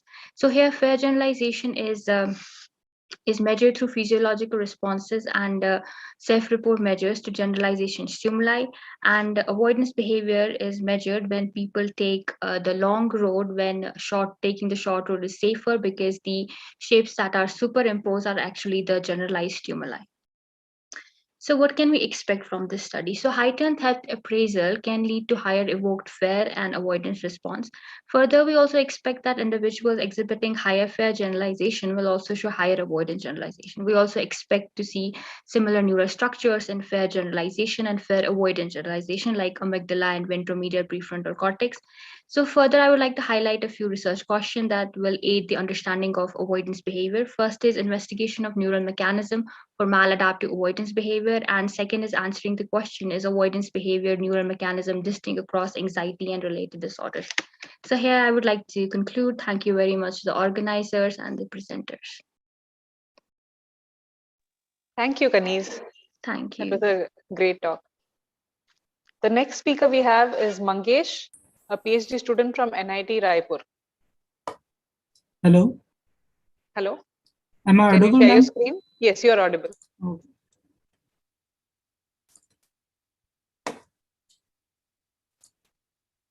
Yes, we can see your screen. You can start. Okay. Good evening, everyone. This is Mangesh Kose, and I'm here to present the concept of EEG-based dynamic connectome for brain functionality analysis. So before I start explaining what is connectome and dynamic connectome, we must understand what is the basic anatomical structure of human brain. The human brain is the most complex network known to the human, which is comprises of about 100 billions of neurons, which are interconnected by 100 trillions of synapses. These neurons are anatomically organized over multiple scale of spaces and functionally interactive over a multiple scale of time. The clinical disorders of human brain network like dementia and schizophrenia are among the most disabling and therapeutically intractable global health problems, due to which there has been a central goal of neuroscience to understand what is the brain connectivity is all about and how it is work or how it is structured for particular situation or particular diseases. So the word connectome was first coined in 2005 by Olaf Pons, Giulio Tononi, and Rolf to define a matrix representing all possible pairwise anatomical connection between neuronal elements of a brain. The term connectome in its strictest sense of word represents the knowledge about cellular wiring of a brain for cellular wiring diagram of a brain. In general sense, the term connectome can be stated as the connectivity network representing the connection among different large-scale brain regions. The connectome can be modeled as a connectivity graph G equals to VE, where V is the set of nodes and E is the set of edges. So this is the overall stepwise procedure for construction and analysis of EEG-based dynamic connectome or EEG-based connectome. So the first step is to acquire and filter the EEG, multi-channel EEG signals. So as you know that EEG represents the electrical activity of brain, which is acquired using EEG electrodes by placing over the scalp. So various artifacts caused due to physiological and non-physiological activities. So it is necessary that to eliminate those artifacts to get a noise-free signal and hence to get the more accurate brain connectivity network. So after acquiring EEG-based signal, the next step is to define the node and edges of that particular EEG-based connectome. So for EEG-based connectome, the node is nothing but the place of the EEG electrodes which are used for acquiring the EEG signals, and the edge between those different brain regions is nothing but the statistical interdependence between different pair of brain regions. The statistical interdependence is calculated using the connectivity or similarity measures like correlation coefficient, cross correlation, coherence, phase synchronization measures like phase lag index, phase locking value, etc. So after defining the nodes and edges for EEG-based connectome, the next step is to construct the adjacency matrix, which represents the connection status between the different pair of brain regions. So after construction of adjacency matrix, the next step is to plot the EEG-based connectome. This EEG-based connectome can be characterized or analyzed using two approaches. First one is a structural approach, and second one is a quantitative approach. In structural approach, the topological structure of that particular brain connectivity network is analyzed to identify that for a particular situation, the brain of that particular person will be structured like this. And for quantitative analysis, we can calculate the graph theory-based matrices to quantify that particular brain connectivity network. So what is the need of dynamic connectome? Until recently, that multiple studies have implicitly assumed that the statistical interdependence between different different signals between different brain regions is constant throughout the recording period for task-based experiments. However, these studies, the assumption of these studies have resulted in the characterization that consider the average of that particular complex spatiotemporal phenomena. Accordingly, it has been proposed that quantifying changes in a functional connectivity over time may provide greater insight into the fundamental properties of brain networks. Disease-related alterations in the dynamic properties of connectome have also been reported that supposedly raised the concept that if we analyze the dynamics of the particular connectome, that could be the better biomarkers for disease detection. The dynamic you have 30 seconds left. Okay. So dynamic behavior of brain functionality is using dynamic connectome. Here we divide or segment the EEG signals and construct the EEG-based connectome corresponding to each segment to analyze the change in the structure of the particular EEG-based connectome for particular situations.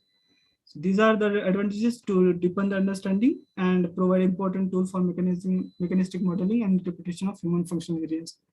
It provides detailed characterization of disease detection, and limitation includes volume conduction, large quantity of data requirements, and fluctuation generated due to noise are also masqueraded as dynamics of predictability.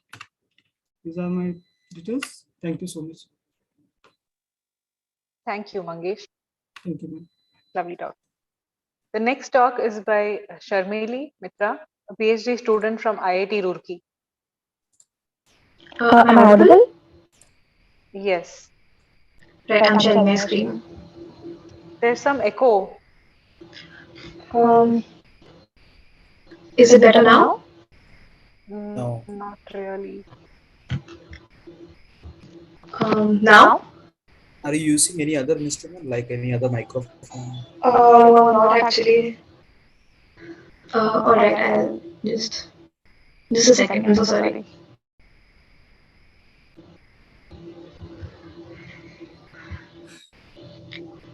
Yeah. Is it better now? Yeah, I think it should be fine. You can share your screen. Yeah. Is it better now? Yes. It's Right. visible. You can start. Right. Thank you so much. So a very good evening to all present here. I'm Sharmili Mitra, a PhD scholar at IIT Roorkee. So today I'll be presenting my talk on the topic, can transcranial direct current stimulation modulate generalized fear memories? So fear generalization is a phenomenon in which the threat learning from a previous encounter is extended to new cues, which bear some similarity with the previous threat-related cue.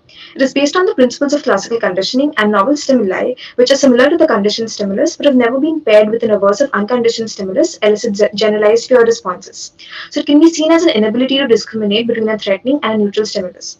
Fear generalization to novel stimulus is directly proportional to its similarity with a conditioned stimulus. So in this figure, we can see 10 rings of gradually increasing size in a perceptual continuum. The largest is the CS plus, which is followed by the UCS, which is a shock, and the smallest is the CS minus, which is not followed by the unconditioned stimulus. The ones in the intermediate positions are the generalization stimuli. So we can see that rings 8 and 9 are most similar, and rings 2 and 3 are least similar to the CS plus, and we'll be seeing more generalized fear responses for these rings 8 and 9. Coming to transcranial direct current stimulation, it is TDCS of the prefrontal cortex, particularly the dorsolateral prefrontal cortex, affects cognitive processes like learning and memory. The DLPSC plays a key role in fear conditioning and extinction, the inhibition and top-down regulation of fear responses, emotional attention, and perceptual processes. However, the impact of TDCS on fear generalization and emotional memory based on DLPSC modulation remains unexplored. So TDCS alters the cortical excitability of the neurons, resulting in excitatory or inhibitory effects.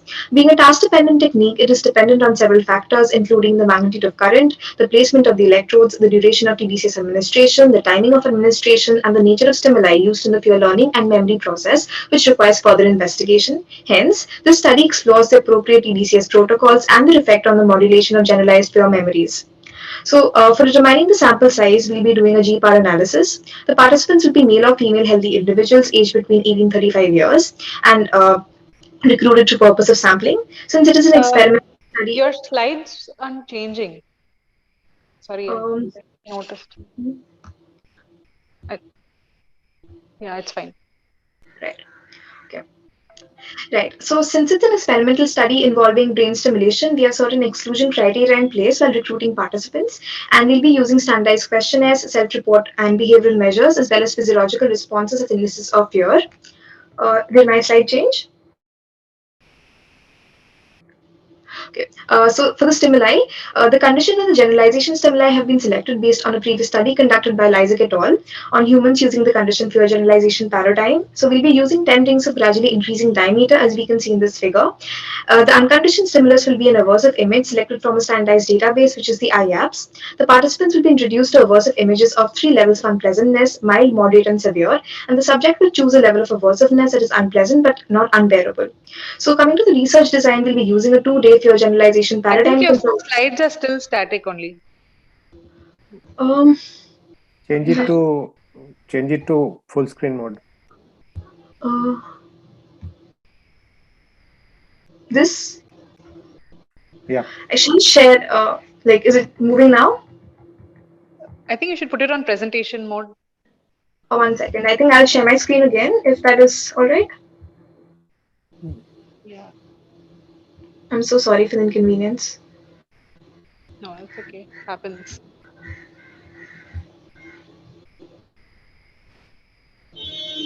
Uh, is it visible now? Yeah. Yeah. And is it changing now? Yes.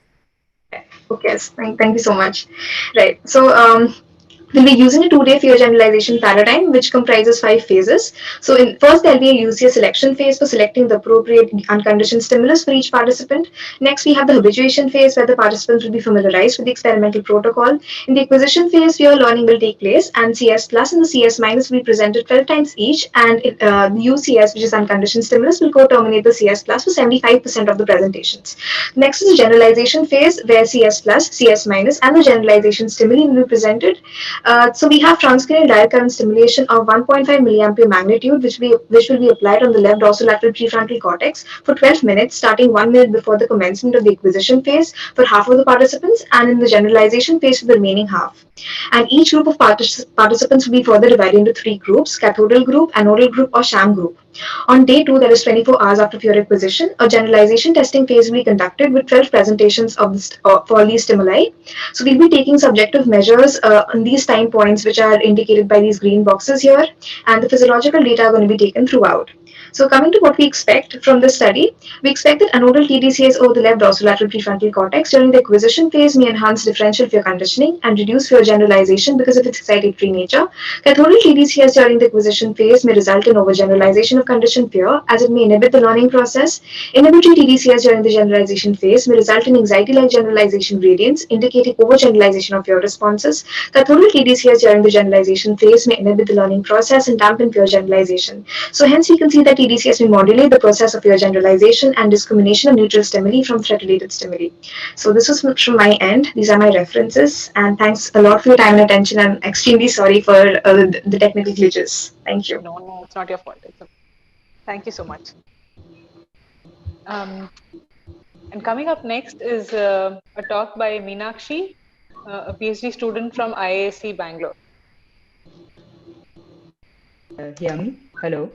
Yes, I can hear you.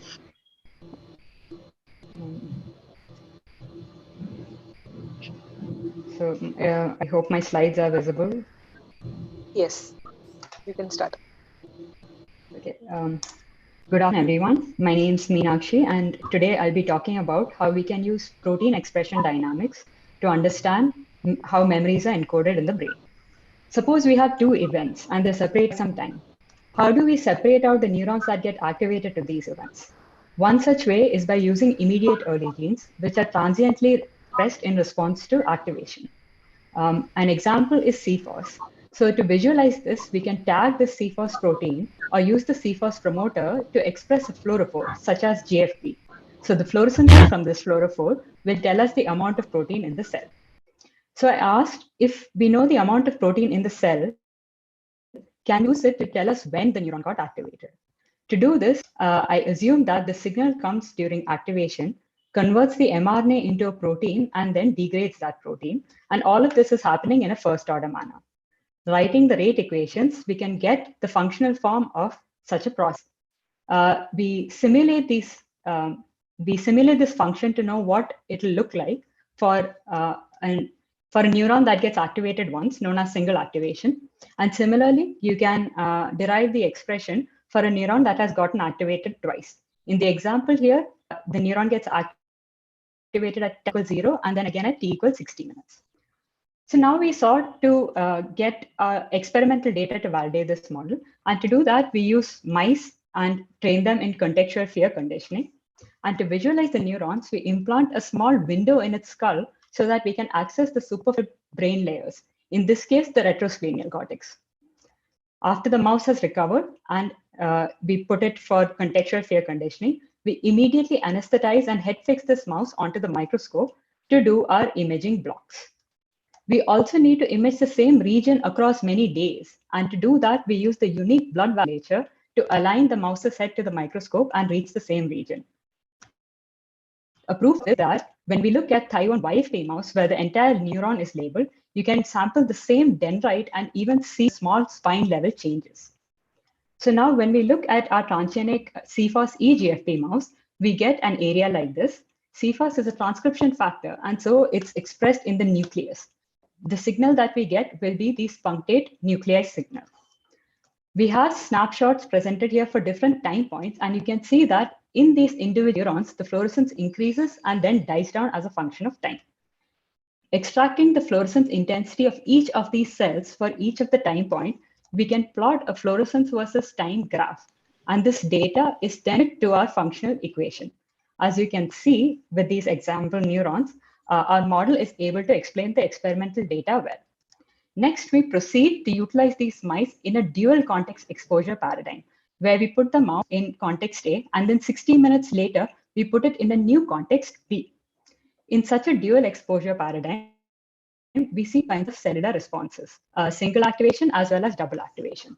How do we utilize this information? A single activation happening at t equals 0 corresponds to context A, whereas happening at t equals 60 corresponds to context B. The neuron that gets activated twice got activated to both of these events.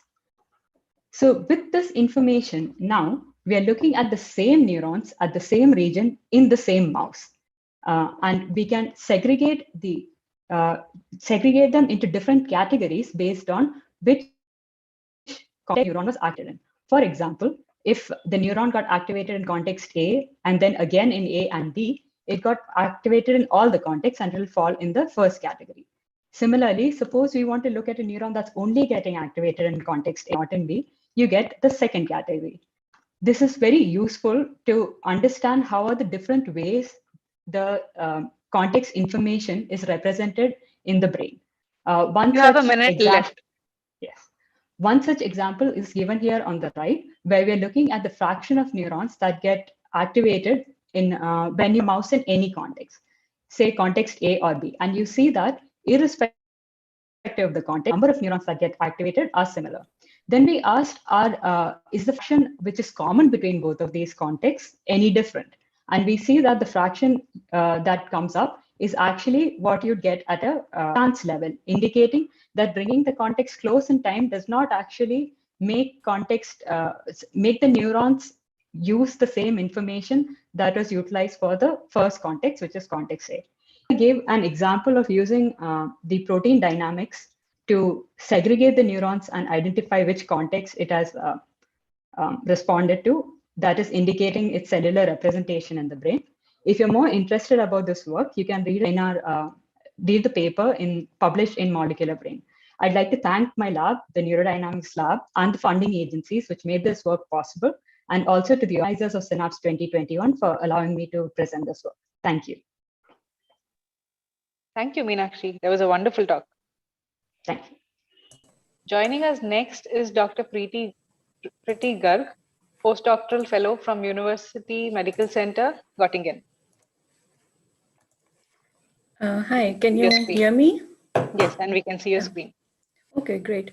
So hello everyone and welcome to my presentation where I would walk you through the secret to faster differentiation of mature human astrocytes from iPSCs.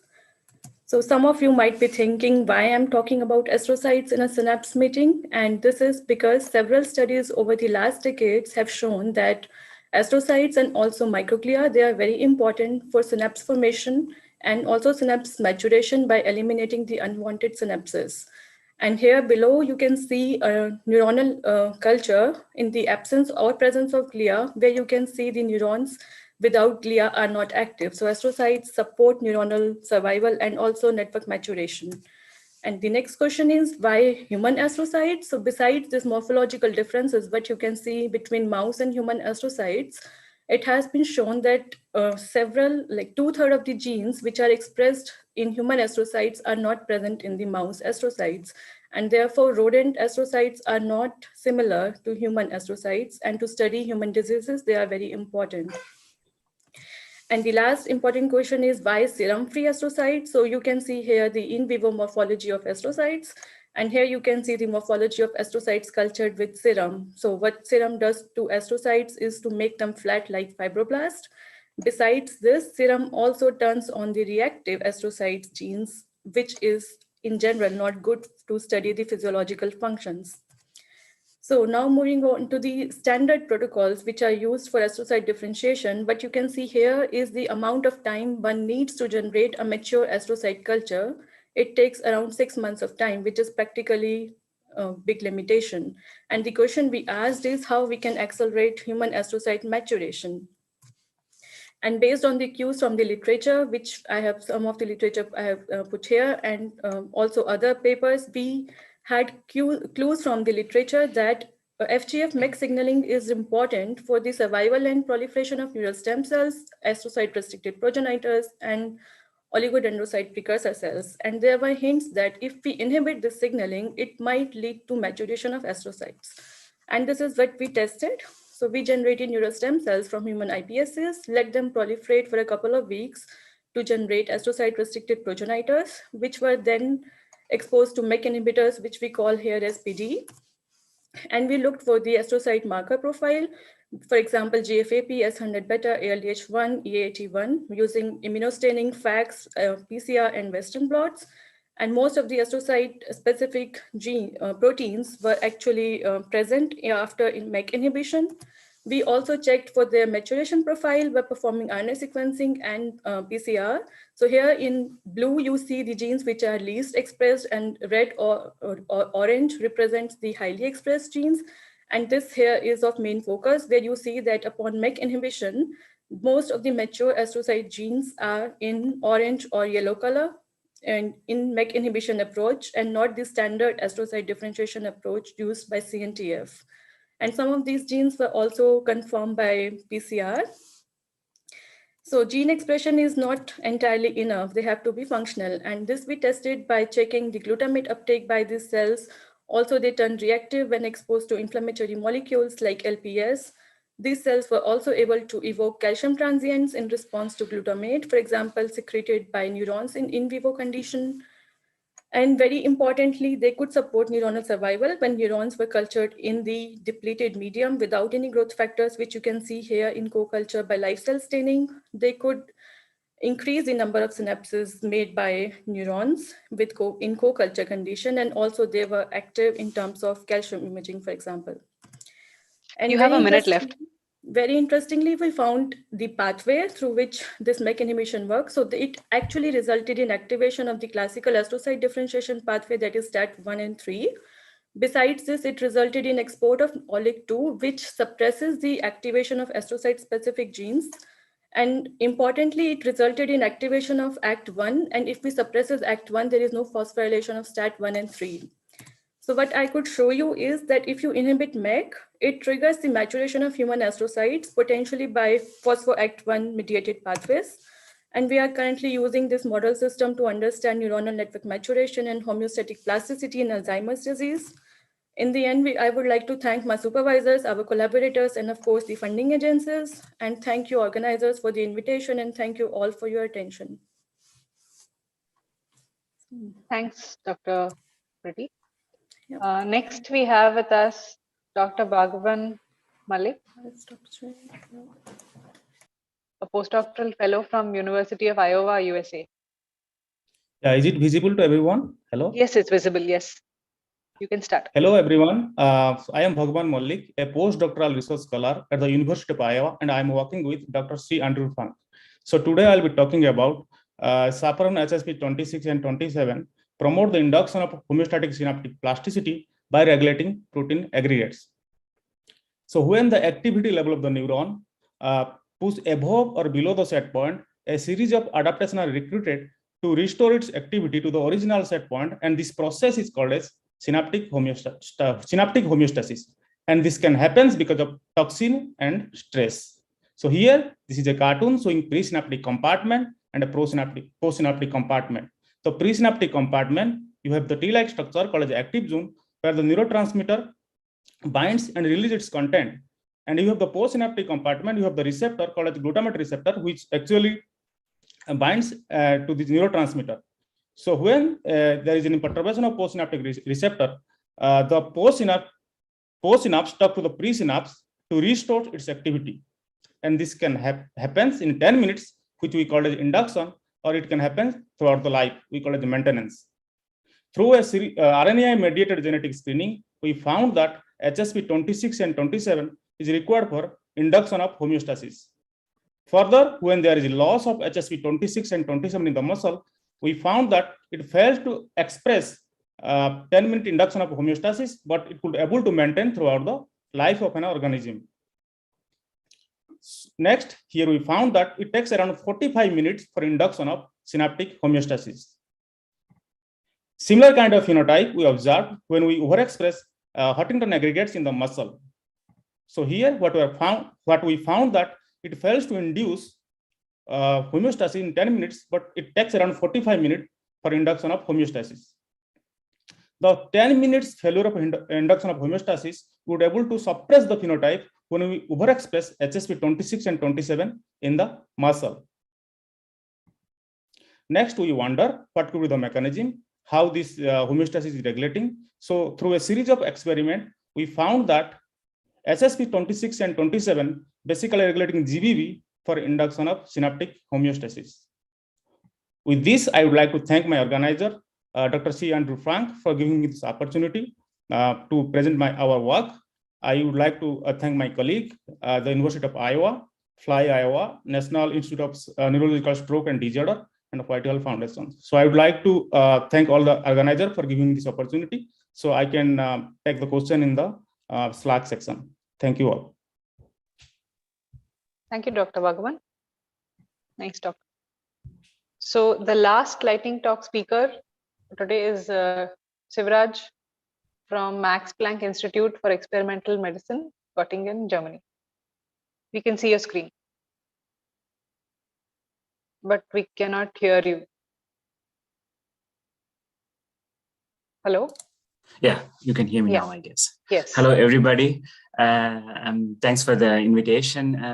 Actually, in this presentation, I would like to talk about my 5 years findings in 5 minutes. I try my level best. And first of all, I would like to give a quick introduction about, the slide is not moving. Yeah, okay.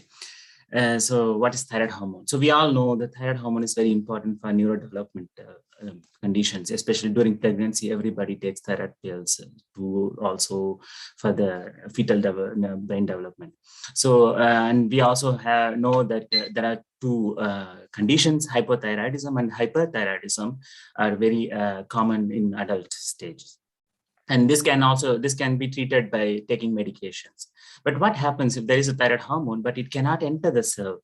So especially in case of MCT8, MCT8 is a monocarboxylate transporter, which is exclusively act as a specific transporter of a thyroid hormone. So which conditions are called Allan-Herndon-Dudley syndrome, in which the patient have a mutation in this transporter. So they cannot have they cannot develop proper speech, they cannot walk. You can see from the picture like how they are, and then they need physical support all the whole life, actually. So this is because of no thyroid hormone in the brain during development of them. In periphery, they also have a hyperthyroid condition because the brain is hypo. So the brain tells the thyroid gland to produce more thyroid hormone for the whole life. So the thyroid hormone is somehow stuck in the periphery and cannot reach the brain. So in order to understand the pathophysiology of this disease, the syndrome, we can also develop this, we can also study the mouse model, which we had it from our previous lab, which is MCT8 OATP1C1 knockout mouse. In this mouse, we have to also knock down other transporter, so that the mouse can mimic the human patient phenotype. So that transporter is OATP1C1 transporter. So this mouse shows a nice phenotype of patients, example, reduced GABAergic system, reduced cerebellar Purkinje dendritic tree, and also myelination, hypomyelination, and cortical thickness, and reduced impaired motor activity. So then my project aim is to whether can we rescue this mouse by giving this functional MCT8 using AAV, it's a gene therapy approach, because so far there is no treatment for this disease, for the syndrome. So we took advantage of this mouse model, and then we plan to do this gene therapy. But beforehand, we have to know which cell type we have to target, because this in the brain of mouse, there are endothelial cells, neurons, and tanycytes. All this three cell types also express MCT8. So we have to also pin down which cell type needs to be targeted. So for this purpose, we crossed this MCTX flox mice with different cell type specific tree lines. And then we analyzed. In the end, we found that targeting endothelial cells, meaning expression of MCT8 at the level of endothelial cells, are important for transporting thyroid hormone from the periphery to the brain. So by taking advantage of this results, we actually engineered a capsid which targets only endothelial cells, and then we put the functional MCT8 of mouse in the virus, and then we gave the injection of this virus at P0, and then we validated at different time point.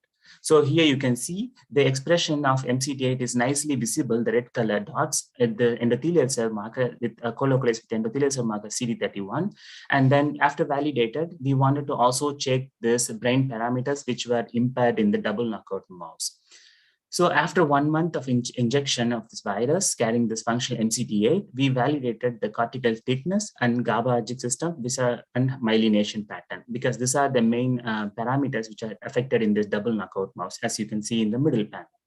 So we nicely, you can see this after injection, this mouse started showing this phenotyping, is reducing the phenotyping of impaired myelination and also the GABAergic system. So this shows that the virus is working at the brain parameter level. What about in behavior analysis? Behavior analysis, we checked it after 4 months. This also shows a nice improvement in the phenotype compared to the double knockout mouse. So overall, so this is my summary of the project. So overall, after giving the virus injection, we could see a nice improvement in the GABAergic system development, Purkinje cells, myelination, and cortical layer thickness.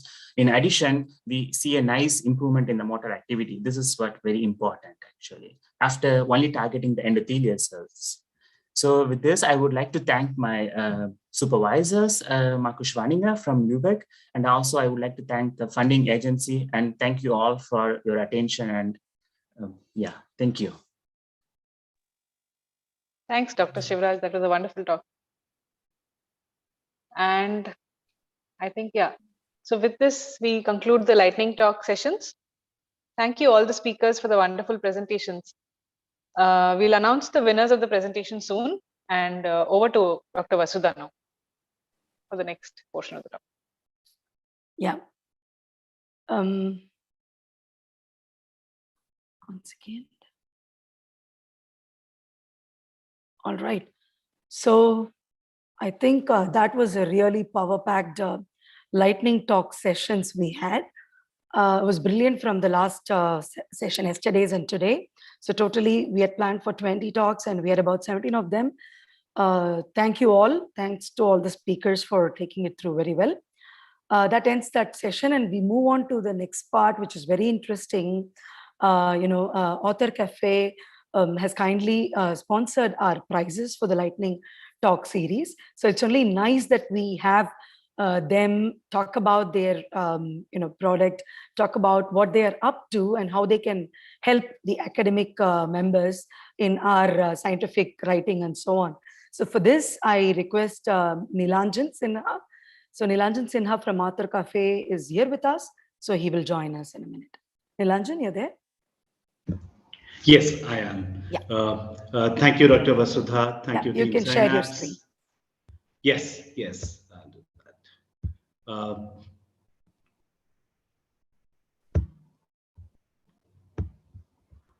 Yeah, we can see your screen now. Yeah. And all right. So given, yeah. All right. Thank you once again, Dr. Vasudha, Team Synapse, and good evening, everyone. Given I have about 15 minutes, so I'll directly get to the point. Before I talk about Author Cafe, some of you may recognize us from TNQ Distinguished Lectures, which we have been doing for last 10 years. Last was Venki Ramakrishnan, and 21 it couldn't happen due to COVID. Again, some of you may know Inspiring Science Award, which has been sponsored by TNQ Technologies, which is the parent company of Author Cafe. Now, the reason why I gave this background was because through TNQ, we have been working with scientific publishers on one hand, but with the academic community on the other hand. And we realized that there are some challenges specific to early career researchers when it comes to research writing. And we have been working on some of the problems, and that's what I want to talk about, that what are the challenges which we have picked up and how we are solving those. Uh, and that is why our vision is aligned around helping researchers in making their research writing effective, with a focus on making it less time consuming and taking less effort from you through help of technology, through help of design, and so on and so forth. So what are those challenges which we have understood, and what are the challenges which we are trying to solve? So let's go one by one. One is fundamentals of research writing. So I assume most of you would be using either MS Word, or some of you, if you want to collaborate, might be using Google Docs. Few of you might also be using some other tools, but I assume these are the two prominent ones, right? Now, when we started digging deep and talking to researchers like you, we realized that MS Word, Google Docs, they are like generic writing purpose, like writing tools. But when it comes to research writing, it has got its own nuances. And when we go deeper, then we realize there are some gaps which are worth filling, which I'll talk about. Second, writing research is the last mile of it, but before that, you have a lot of files flying around, which might be in your laptop, email, Google Drive, and so on and so forth. Many a times, again, this mostly we have heard from early career researchers, because they're getting into that life of academia, and all of these things are scattered, and for them to put it through in one place or retrieve it when they need it for their research writing becomes a challenge. So that is the other thing which we will look at. Reference management, I don't need to say much about it, because there are so many sources, there are so many ways of doing it, and still we see a lot of people struggle, right?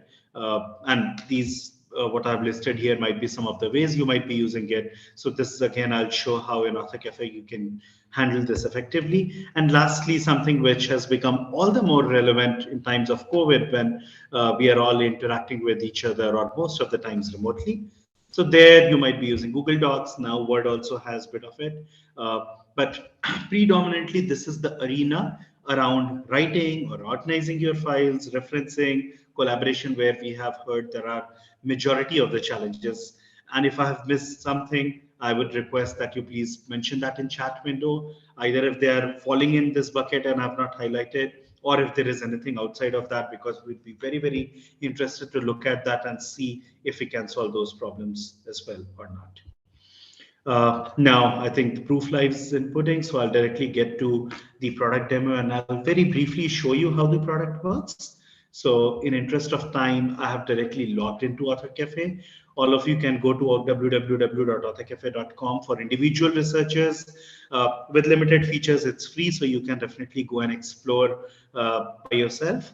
So besides the regular writing feature, which I'm not going to get into, the first thing which one can do is in Author Cafe, you have your own personal asset manager, as we call it, which means you can store your file. So every file which you have is very precious to you, and that's why we call it asset and then asset manager. So this is your personal file space or workspace where you can bring in files from your local machine, right, across multiple formats. And I had already brought in 2 files here just to keep it quick. For example, I had a Word document here which I had written outside. I could take a look at it, what I have in there, and then if I want, I can just push it. I can insert it in my editor where I can make further edits to that. Plus, if I have any image, I can get to that. If I want this, I take a preview and then I insert it in my writing, it gets auto numbered, and I'll get to images in a bit. But through this, what I'm trying to show is that you don't need to, when you start doing research writing or even before, you don't have to actually write and then worry about your folders and all of that. You can keep dumping it against a particular project in Author Cafe. You can keep dumping your files. And then once you start writing, you can use or not use as needed, right? Plus, if you have been writing in Author Cafe, you can go to any of your past project you might have written in, and you can access all of those files. And if there is anything which you want to bring in from there as well, you can search, you can find, and then if you want, for example, this one, one image which I've picked up from my past project. I find it relevant and I'll say insert it here, and this gets inserted, right? So this way I can keep all my files organized around project, right? And I can use or reuse as and when I want. Plus when I can invite a collaborator, and it's all through browser, so I just need an internet connection. So I can invite a collaborator, and all my collaborators can also access this file. They can insert their own file. So this is how we can collaborate around files, besides writing, where just like the way you do in Google Docs, you can write, you can chat. So again, that's not something which I'll get into. Then the next bit is reference manager. So some of you might be using tools like Mendeley or Zotero for managing your references. So AuthorCafe is integrated with that, which means you can just sign into your account and it will get you your BibTeX file.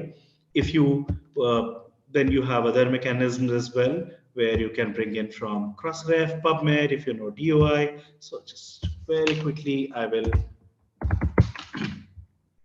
pull in some references from PubMed, and let's see what appears.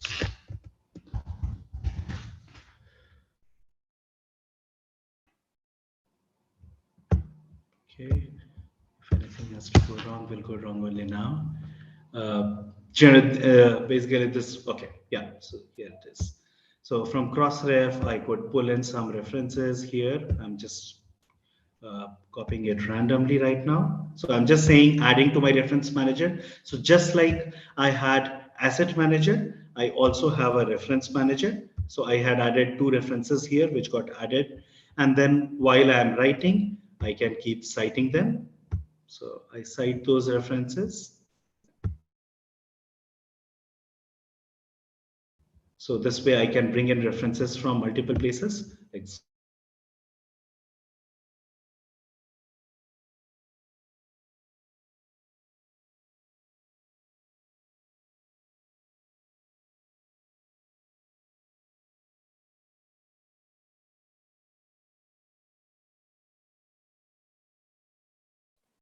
Nilanj, we can't hear you.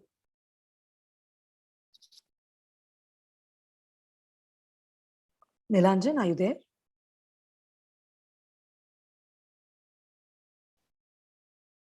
Hello.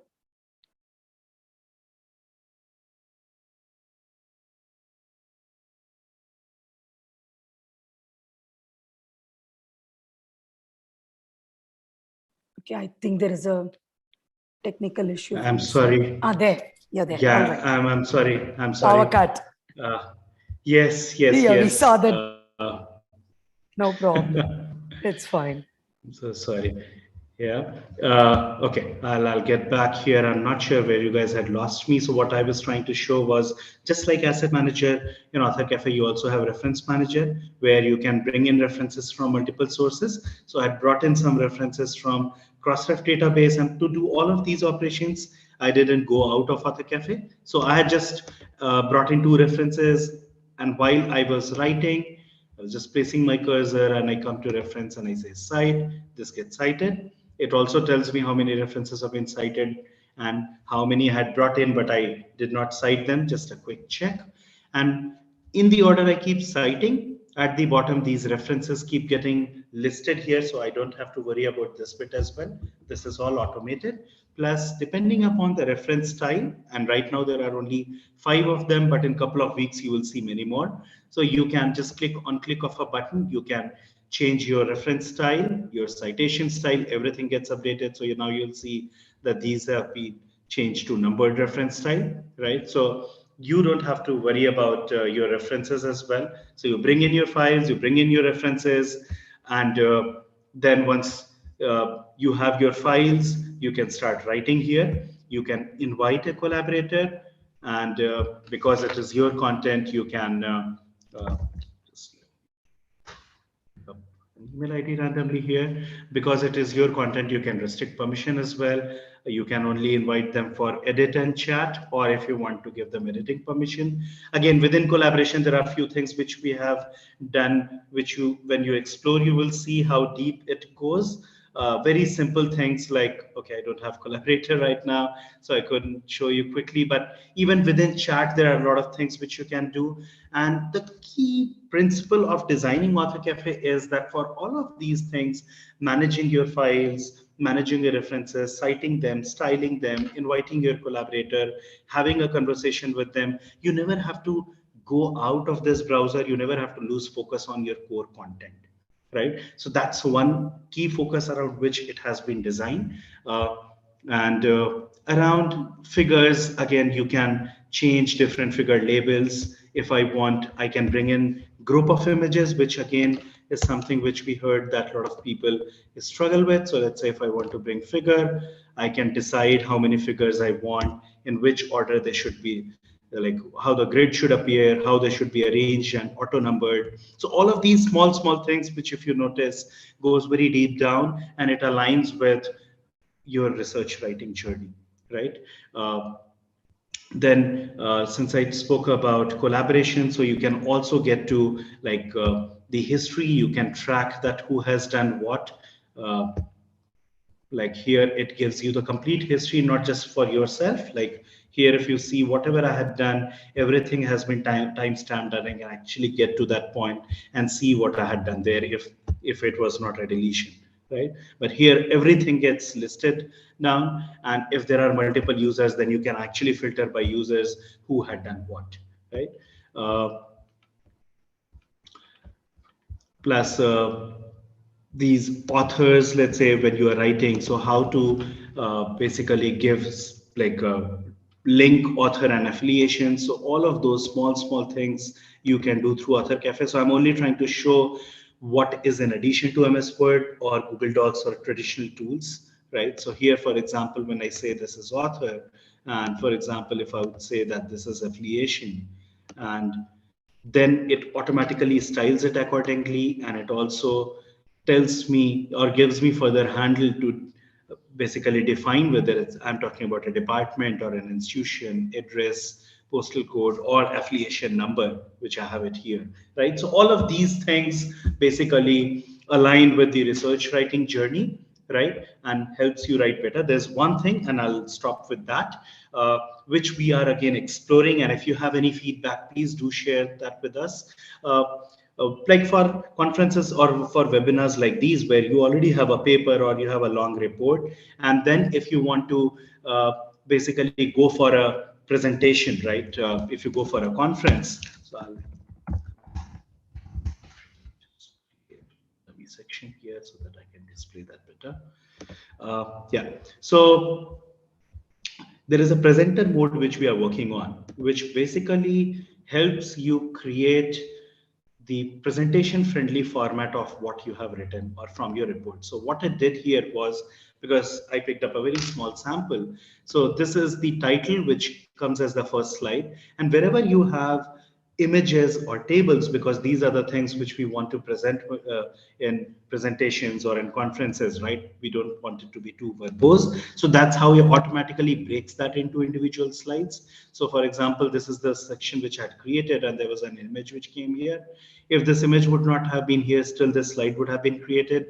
Or if there were more images or tables, it would have come here as separate slides. And then if you want, you can add more slides, you can delete slides, you can make further edits to it, right? So this is something which we are still working on. So if you think this is going to help you, or if there is anything additional which you want, please do let us know, and I'll mention the email ID there. So this is this and the reference style. These are the two things which we are working on right now. The third thing which we are working on currently are how do we help you comply to journal submission guidelines or institution guidelines even better. So that's something which we are trying to understand at a deeper level, so that you don't have to worry about the mechanics of research writing, right? Your paper does not get sent back for revision or does not get rejected for things which are beyond the content, just for simple things like structure or linking or references. Those are the things which we want to take away as reasons of revision or failure, right? So that is what we are working around. So basically, like what I showed, Author Cafe helps you right from organization of your data sets or files, to writing, to collaboration, to review. That also you can do by inviting a collaborator.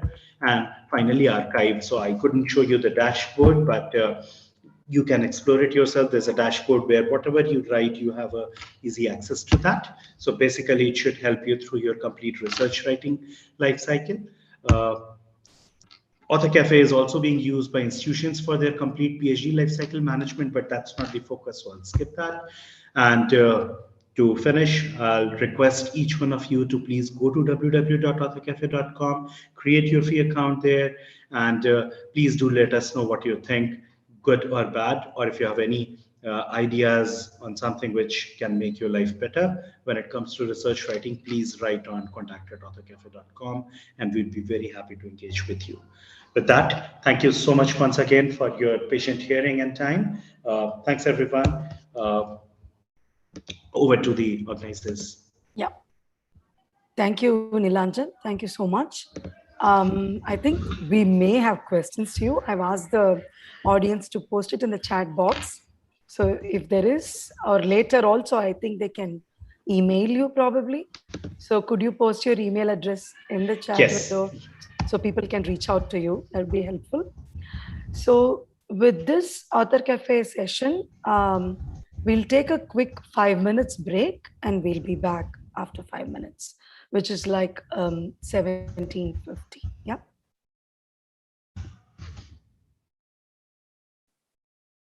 Can we continue discussing with Nilanjan? Yeah, I mean, Nilanjan, if you'd like to. I'm happy to stay. I'm happy to stay, yeah, as long as I don't encroach the forthcoming schedule. I'll barge in at the time. Sure. I have. Sure. Thank you. Yeah. Hi, Nilanjan. If you can see me. Yeah. Hi, Abhijit. Yes, I can see. Yeah. Myself, Abhijit. I am a postdoctoral fellow at Emory University. Which university? Emory University, Atlanta. I see. Okay. Yeah. So yeah, I mean, I see that there is a very nice way of organizing things in that platform, and I think it's pretty useful operation and tool.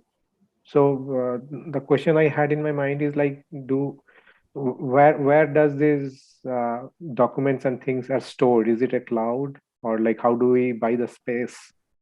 Is it restricted? Yeah, so it is no. So it is, first of all, it is stored on cloud, and it is stored on Amazon Web Cloud, right, which is the most secure platform we could find. And we have been running this for 5+ years, and more than 12,000 researchers are using. So so it's pretty safe and secure, I can tell you, to begin with. Second, with regards to any limitations, so in individual capacity right now, there are no limitations. It's free for individual researchers. Only when an institution adopts it, we are able to offer them more benefits. For example, for PhD scholars, there would be some templates around their thesis, dissertation. Maybe there could be specific reference styles or few other things specific to the workflows and all of that, which we can give to them. But for individual researcher, all what I showed to you, you should still be able to use that. And up to 200 MB of files you can still store. If you need access to, like, or if you want greater storage, you can please reach out to me and I would be more than happy to help you. I see. So is it like a subscription we generally need to buy, or? So we are not there yet because we are primarily looking at institutions adopting it. For individual researchers, it's still free, right? So we don't have a commercial model for individual researchers. And for last 4 years, it's been free, and at least in next foreseeable future, or basically it would never be the case where for your basic needs, you'll have to pay for it. It would always be for some additional features that we may have to, just to sustain things, we may have to bring it in. But that shouldn't deter you from start using it extensively. Right. I mean, others can ask if they want. I mean, I just try to utilize this time because I liked it, like the platform. Surprising why I didn't know earlier. You said that it's already been 4 years old, and it's like, Yeah. is it an Indian-based product or? It's India-based product, and the reason why you may not have known is because for last 3-4 years we were closely working with Indian Academy of Science Bangalore, and it was being used by the research fellow and guides. And we took all this time to polish the product, and now only for last 6 months or a year we have started talking about it actively. So that might be the reason you may not have known about it. Right. And someone also, I think, asked a question about the safety of the data in that platform. Yes, so like I said, so our parent company, just to answer that question, I'll give a bit of a context. So our parent company, TNQ Technologies, sorry, it's 20-year-old company, and TNQ has primarily been working with all of the publishers, Elsevier, Wiley, Sage, and we have been working on all of the manuscripts which once have been accepted for peer review. Then it comes to companies like TNQ where we work on it, and then we make it publication ready, which means all of the data which we handle are extremely sensitive. Right? They have not been published, but they've been. So through Author Cafe, the easy answer is that technology handles it. But because we have been handling the sensitive data, there are also some human checks and balances. So we have necessary processes in place. Every 6 months, we keep doing security audits as well to see where we are. So I can only assure you that data safety, security, and privacy is one of the topmost concern for us. And we did not have any issues with that so far. Great. I mean, how about the export and import options? Like whatever we export after all those reference styling and all, they still remain existing? Like let's say that I prepare that manuscript and then I submit it into a journal and it comes back for revision, or maybe I submit it to something else. So I can incorporate them? Yes. So you can write in Author Cafe, you can change your reference styles, and then you can just export it as a Word format. Or if you want PDF format, there are 4 or 5 generic templates, but most likely you might be using Word format, so you can export it and all of those styles remain there. And when it's time for the importing, what happens? Like let's say I have an existing file outside Author Cafe. How do I deal with that? When you say you have an existing file, do you have a BibTeX file, or is it there within a Word document? Word document. Okay, so that also you can do. So, okay, I'll take liberty and I'll just quickly show it to you how it can be done. So this Word document, which, once again, let me go back to the editor view from presenter view. I'll have to interrupt you. Yeah, please. I'm so sorry about it. Yeah, no, not sure, at all. sure, All right. Thank but you. But there are some questions I'll answer in the chat. Sure. Thank you. Yeah. Thanks, Nilanjan. And thanks, Abhijit, for utilizing the time so well. So, yeah. So the much awaited time is arriving. So we have, the judges have consolidated the winners, and we have total of 6 prizes. And thanks to Author Cafe for, sponsoring this, and 3 third prizes worth INR 7,500, 2 second prizes each worth 10,000. So the third prize is also each worth 7,500. Then we have 1 first prize, INR 15,000. So, we at this stage also would like to thank Doctors Nivedita, Narendra Ramanan Nivedita from NBRC, Narendra Ramanan from IASC, and James Clement from JNCASR. They have taken time the last 2 days, and they have worked pretty hard to get the results there. So may I call James to announce the prize winner, the third prize winners? Yeah, congratulations to Vasudha and Poonam for organizing such a wonderful symposium and arranging such wonderful talks. So now we'll go to the prize winners of the short talks. The third prize, there are 3 prizes, and the third prize winners are Preeti Garg from University of Göttingen. And the next third prize goes to Sarbani from NBRC. And the last third prize goes to Shravanti Nadiminti from TFR Mumbai. Congratulations to all the winners. Yeah. So I call Dr. Naren Ramanan to announce the second prize winners. We have 2 prizes in this category.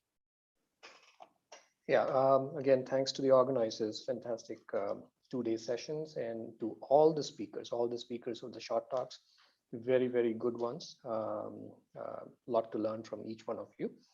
And now to announce the second prize winners. The first prize winner for the this category is Jervis Fernandez from ICER Thiruvananthapuram. And the second winner is Sivaraj Mohana Sundaram from Max Planck Institute in Göttingen, Germany. Congratulations to both of you, and definitely congratulations to all that participated. Very, very good presentations. Thank you, Naren, and a big applause to the prize winners. We move on to the third category, which is really the one that probably everyone is waiting. May I request Dr. Nivedita Tirunyanasambandam from NBRC to announce the first prize.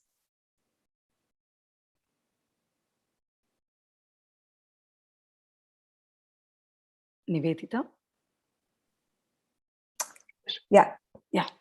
So good evening, everyone. Many thanks to the organizers, Vasudha and Poonam, for inviting me to be part of the jury. It was fantastic being part of this event for the past couple of days. So, and a pleasure listening to all the lightning talks both yesterday and today. So I congratulate all the participants, and I'm delighted to announce the winner of the first prize to Ms. Meenakshi P. from the Center of Neuroscience, Indian Institute of Science, Bangalore. So many congratulations to you and the other prize winners and the organizers. All right, that sort of brings us to the exciting prize sessions and everything. I request all of you to stay until the end of the talk, all the series, so we can take a photo. I once again thank all the judges. Thank you for staying so long, consolidating the data, and also accepting to announce the prizes. This really means a lot to us, and I'm sure it means a lot to the speakers to have heard it from academicians like you. Thank you so much. So we move on to the next session, which is once again, I think we are supposed to have Dr. Soumya Engar's talk. I don't see her. Just give me a second. Avijit, do you want? There is Soumya, I think. Soumya, you joined. No, it's with a different name, so I could not make out. Thank you, Soumya. So, Arun, can you make Soumya, Dr. Soumya as co-host, please? Because she's with the name PCO1. Arun?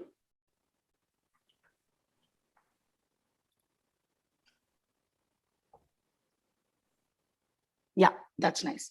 Thank you. So, yeah, Dr. Soumya is a professor at NBRC, and she really doesn't need too much introduction as well, because a lot of students really know, at least particularly from the setup I know a lot of students are interested in working in brain behavior, come to me and opt to work with Dr. Soumya. So that way she's a very popular brain behavior scientist in the Indian subcontinent. And today she's going to share about her findings on how the brain behavior interactions are coordinated in Shining Raven. Her lab is funded by DST and also ICMR. So she's going to take us through what is the story they have to share from their lab finding. Thank you, Soumya. Over to you. Thank you so much, Vasudha, and also Dr. Poonam for inviting me to be a part of this wonderful symposium. So without further ado, I will start my talk about brain behavior interactions in the Shining Raven. And this bird, which you can see here, fairly innocuous looking black and gray bird, is called Corvus splendens of all things. And the first question that comes to mind is how come? The reason is that it's got a whole lot of glossy black feathers on its back, and it's basically, other than making a lot of noise, it's considered a big nuisance and a pest across many countries. It happens to be one of India's most successful exports because it has colonized, flown over to and colonized many other parts of the world. So you have all the way from the Middle East, Africa, and many other places, you have house crows now. And it obviously goes to show that these are some of the smartest birds since they can survive almost all odds. So I would like to first mention the students, Pooja Parishar, Alok, Shantmala, and my technicians Arvind and Krishan, who have put this work together. And let me start by introducing you to crows in general. So crows, house crows and other birds, which basically includes rooks, ravens, magpies, jays, jackdaws, and tree pies, all of them are part of the family Corvidae. And these are capable of higher cognitive functions such as mimicry, counting, and problem solving. How are they able to perform such interesting functions? But before I go into that, let me show you the fact that from a very long time ago, people have known about the cognitive abilities of crows. Here we have a crow, that is the thirsty crow from the Panchatantra or Aesop's fables. And you can see, of course, that this bird drops pebbles into a pitcher to raise the level of water to slake his thirst on a hot day. This has actually been replicated in the lab with ravens. Bird and Emery in 2009 used a cylinder which was filled with water, and they floated favorite food of the ravens, that is mealworms, on top. And the only way to get to this was to raise the water level. So the ravens were provided with a bunch of pebbles. And soon enough, they learned how to drop the pebbles inside the cylinder and raise the water level. Now, interestingly, if they were provided small versus large pebbles, then they very quickly decided to use the larger pebbles, considering that it would get them their mealworm faster. And again, if the water was replaced with sawdust, they didn't do the task, showing that they were actually aware that this was water and what its properties were. Before I start on the work that we've done in my lab, also I want to mention about some of the other cognitive abilities of Corvidae. I'm not going to talk about object permanence, but the interesting feature that is there in these birds is theory of mind. Theory of mind basically refers to when an individual knows about another's mental state. And this was seen in a group of corvids, which are called Western stubjays. Now, amongst the Western stubjays, what they do is they store their food for lean times during winter. And so they cache their food. And amongst these birds, some of the birds are thieves. So they pilfer other stores. Experiments were done on these birds, and the scientists found that the birds which were thieves were more careful about protecting their own caches. They avoided spectators while caching, they recached, pretended to recache, and even hid inedible material when being observed, because they knew that other birds could also basically pilfer from their stores. Another example of the cognitive abilities of corvids is mental time travel. And this is basically planning for the future. This was seen in Clark's nutcrackers, birds which also store their food, and up to about 30,000 caches of food can be stored by an individual bird in winter. Now, not only do these Clark's nutcrackers remember each cache, they also remember the nature of the food, whether it was perishable or non-perishable, and quickly consume the perishable ones first. Most interestingly, there are birds, that is the New Caledonian crows, which can manufacture tools. And you can see here, these are crow tools manufactured by them to pull out various grubs and insects from cracks and crevices in their environment. In fact, in the lab, what has been tried out is that the birds have been given pieces of wire, and they are still able to use those as tools. So this is in terms of overall cognitive ability in corvids. So let's look at what happens as far as the brain is concerned. Earlier, there was a derogatory term used for people of lower intelligence, which was bird brains. And the general idea was that birds didn't have much brain and they were basically reflectively acting against various stimuli which bombarded them from the environment.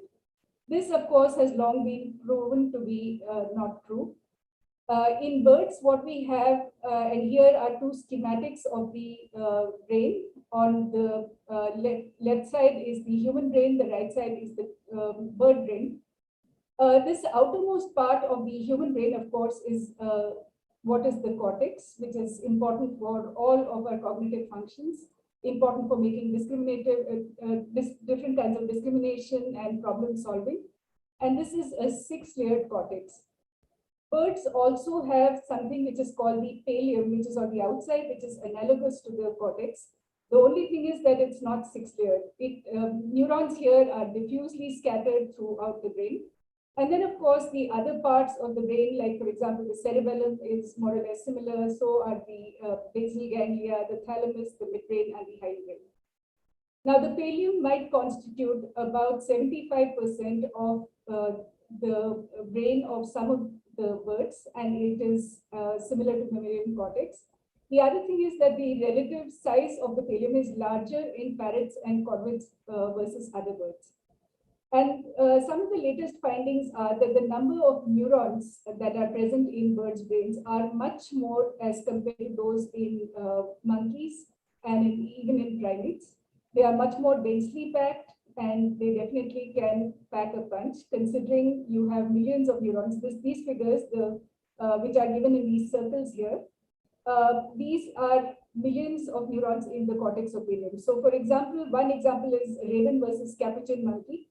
The raven is, of course, lighter, but as far as its brain is concerned, in the cortex, in the pallium, that is, you have 1,204 million neurons, and versus a capuchin monkey, which has about 1,100 million neurons. So clearly, they have a lot of software to do whatever they need to do. Sorry, hardware to do whatever they need to do. And here are two interesting diagrams. Now, these are diagrams of the circuits within the brain of both mammals and birds. All of the brain areas, different brain areas have been listed out, and all possible connections between each of these. And at first glance, it's actually difficult to tell which is which. Of course, I put down these mammals versus brains. You can actually see that neural circuits or the connections between different areas are very similar between mammals and birds. So for my talk today, I'm going to be mostly focusing on the area of the brain, which is at the back of the bird's brain, which is called the caudolateral nidopallium.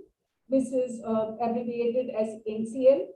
The NCL is similar to the prefrontal cortex. Now, the mammalian prefrontal cortex is present in the anterior part of the brain, and it's what's important for basically problem solving, decision making, and higher cognitive functions.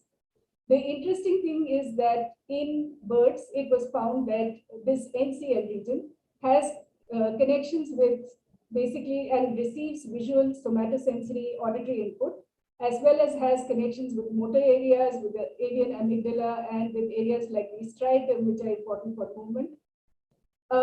In fact, the mammalian prefrontal cortex is also organized in a similar way. So getting down to the work in my lab, when we started out, at the time when I started my work on prose, the brain structure was the veritable black box. We didn't know too much about brain structure, which was surprising considering a huge number of studies by the time had already been done on various species of corvids and their cognitive functions. So we started working on house crows since they are easily available. And the first thing that I would like to show you is the fact that house crows, and however unbelievable this might seem, they are actually songbirds. So we have here two sets of brains. These are cross sections. Dorsal is on the top, and you can see here the medial side of the house crow brain is on the left side, and it's reversed for the zebrafinch brain. Now, in birds, we have collections of different neurons for specialized functions, and in zebrafinches, which are songbirds and learn their vocalizations, you can see collections, two collections here in the anterior forebrain. One is lateral MAN and the other one is area X. Crows also have these areas. So you can see here X and another region that is called RA, and they are more or less similarly located also in the house crows as compared to zebrafinches. And this, by the way, is a basic Nissl stain which stains all of the neurons in the brain. After this, we decided to look at the dopaminergic system in the crow-brain. And the reason why we chose the dopaminergic system is because dopamine is involved in various cognitive functions.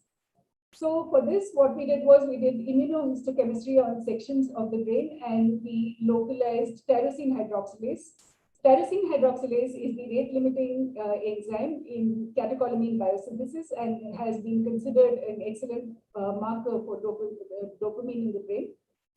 So here what we find is you can clearly see in these sections that there is one part of the brain that is lower, that is ventral, which is very intensely stained compared to the outer part. This lower part or ventral part is the striatum, or a part of the basal ganglia, which is important for motor functions amongst many other functions. And the outer part is the pallium that I was telling you about, which is similar to the cortex. Now, the striatum has much more of dopaminergic innervation, as you can see, versus pallial areas. It's not that the pallial areas don't have it, but it's much more in the striatum. And this pattern is also seen in mammals. So moving on to areas of the caudal nidopallium, which I was interested in. The central picture that is labeled E shows you these different portions of the caudal nidopallium. And we were actually able to demarcate the caudal nidopallium into different areas based on staining for tyrosine hydroxylase. So this was the first time that TH had been used for such a purpose. We have the medial portion of the caudal nidopallium and the lateral portion of the caudal nidopallium, which were two areas which especially stood out. And what is interesting about these areas is that other studies which had been performed, which used electrophysiology, actually, so these studies, recording studies have been done for these two areas and in carrion crows. And it has been found that in those crows, these neurons in these areas are important for various kinds of visual and auditory discrimination tasks. So, and for basically discriminating between these kinds of input.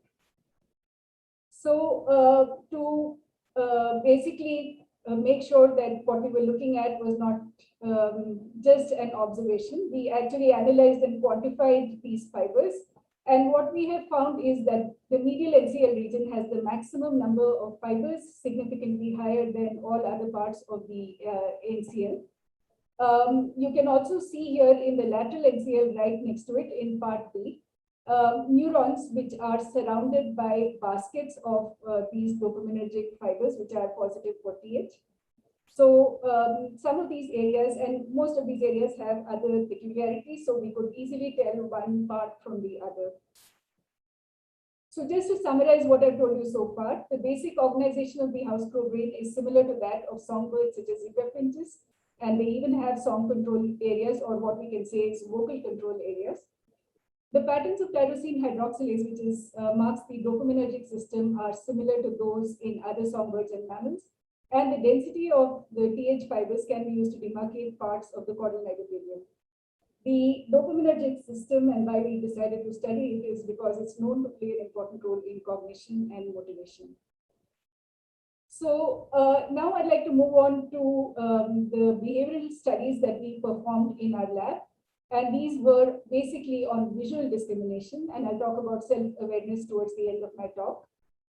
There were, by visual discrimination in particular, crows have excellent visual systems, and they are very easily able to discriminate among various kinds of visual input.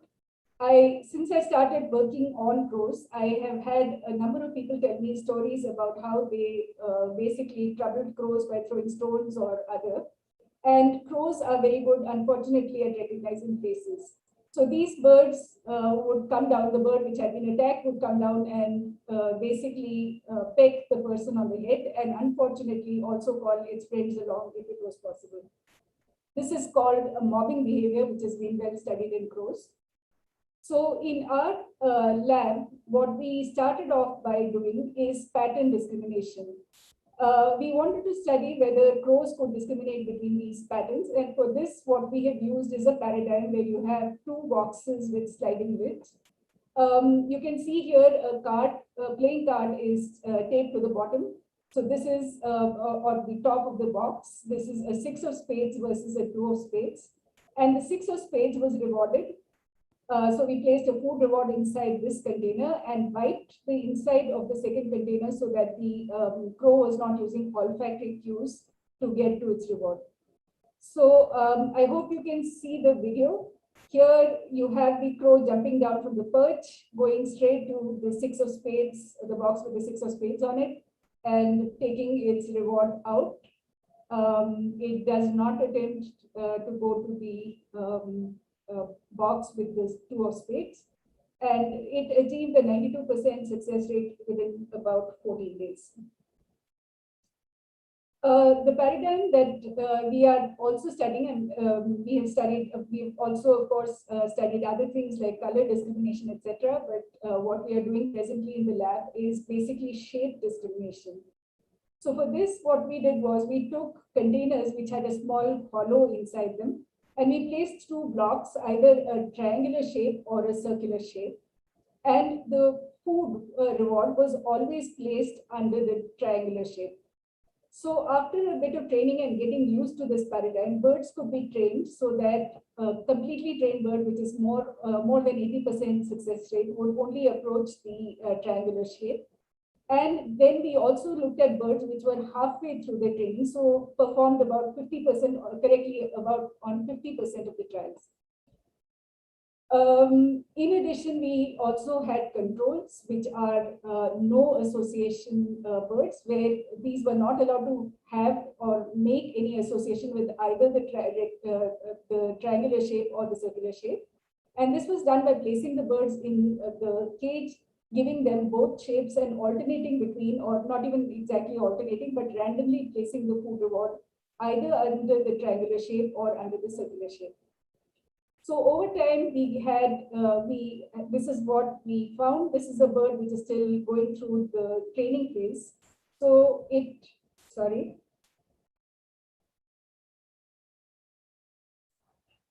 can see that it hops off from the perch, approaches the triangular shape first, and it probably ate the food reward. Unfortunately, the perch is on top. Now you can see that the boxes have been placed in different parts of the cage, knocks off the triangular shape, and then goes over to check out what is there in under the other one. And in the third trial as well, this is what it does. Here you can clearly see it enjoying its treat and then checking out for the other container as well. In these birds, after they perform the experiment, we sacrificed the birds and we looked for an immediate early gene, that is R, which is associated with an increase in neural activity. So basically any area of the brain where there is more of R was activated to a greater extent during these tasks. Here what we found was that there is this area which is called medial NCL and lateral NCL. These were areas which had plenty of activation.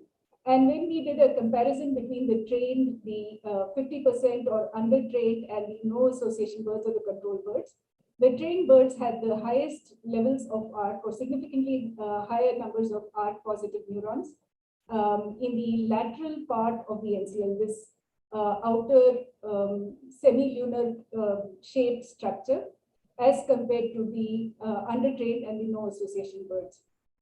We've also found an area which is called the dorsomedial NC. This is an area which may be important for learning, considering there was more of activation given by this immediate early gene in the undertrained birds compared to the trained birds.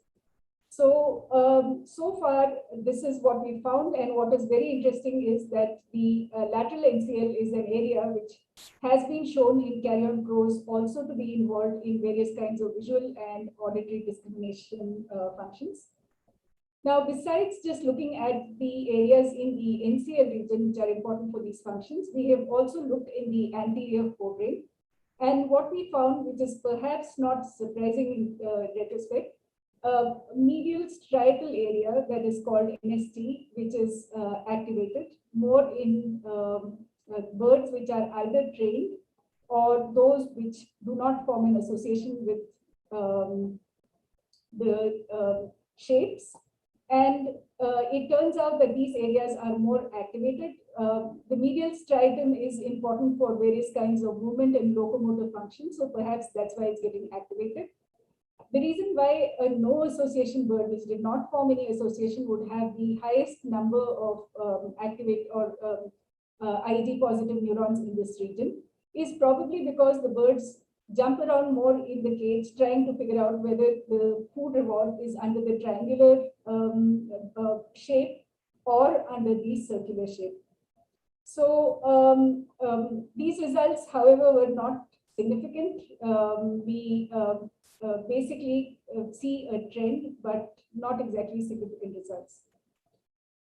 So what I have shown you so far is that house crows can perform complex cognitive tasks, and they can be trained to perform various kinds of visual discrimination tasks, such as discriminating between simple patterns as well as between different shapes.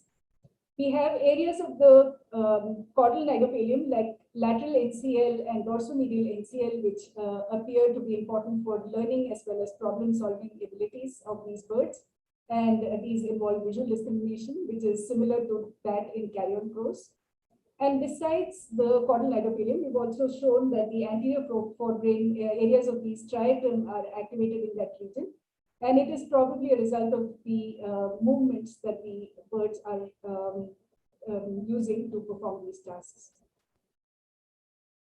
So I now come to the last part of my talk, and this is about mirror self-recognition.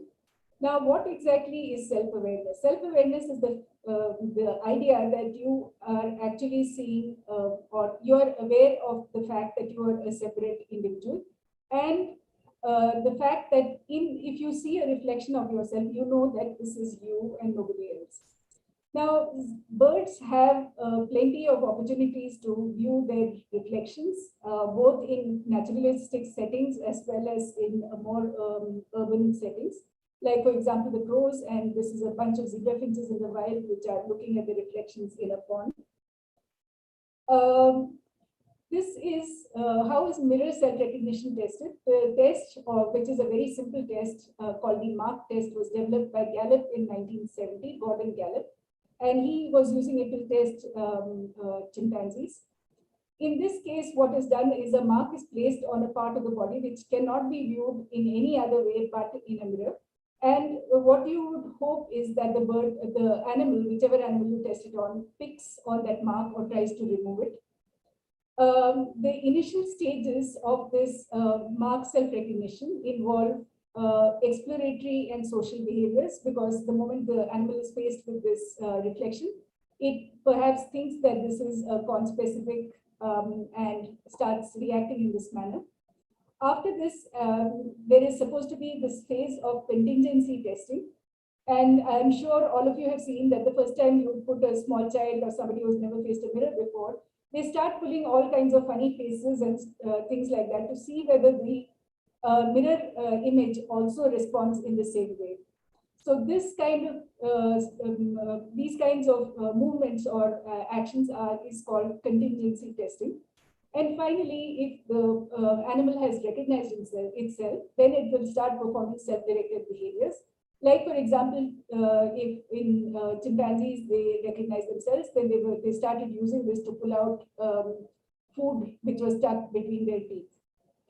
In humans, mirror self-recognition develops in children between 18 to 24 months. And it is also seen in great apes like bonobos, chimpanzees, and orangutans. But notice that gorillas actually do not recognize themselves in mirrors. So there are some individuals in each set or group of animals which don't actually recognize, perform mirror self-recognition. Furthermore, we don't have mirror self-recognition in Old World and New World monkeys. Again, other scientists have shown that elephants and dolphins can recognize themselves, but there is no MSR in cats, dogs, and harbor seals.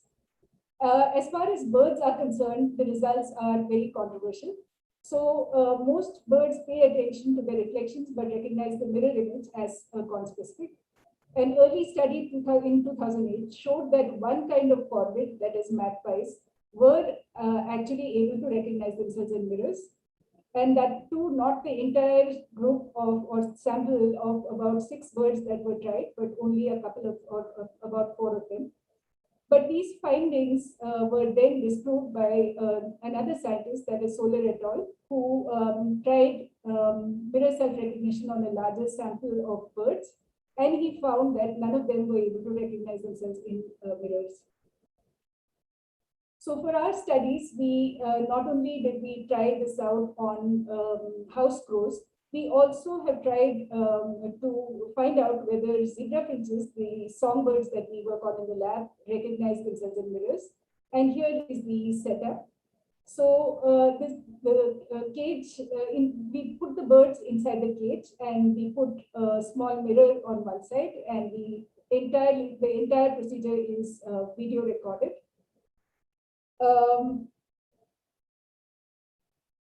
Here are pictures of how we placed and where we placed the mark. The mark was basically, in the case of zebra finches, painted on the feathers under the chin or on the head. And in the case of crows, we used a bindi, which was either placed on the head, and you can clearly see the contrast between this yellow bindi and the crow's black feathers. We also used a control for color. So here we have a black bindi placed on the black against black feathers, and we've also got a black dot placed against under the chin of the zebra finches, which has black feathers. Now, what we started off with was by introducing the bird to the mirror. At this time, no mark had been placed on it, so it was free to interact with the mirror and figure out what this was entirely. After this, and in this case, the control was a board placed over the mirror, so that this was a non-reflective surface. Later on, when we started testing the birds, we started using these marks and either giving them the mirror or the board. So now we have different kinds of parameters that we analyze. Firstly, time spent in front of the mirror to gauge the attention that the birds pay to the reflections. Number of songs and vocalizations or calls or vocalizations for house crows.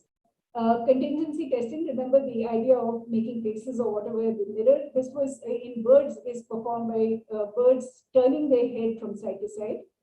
And also, of course, the most important is mark directed preening while facing the mirror. If they did this, then it suggests that birds actually recognize themselves or are and pass the mark test.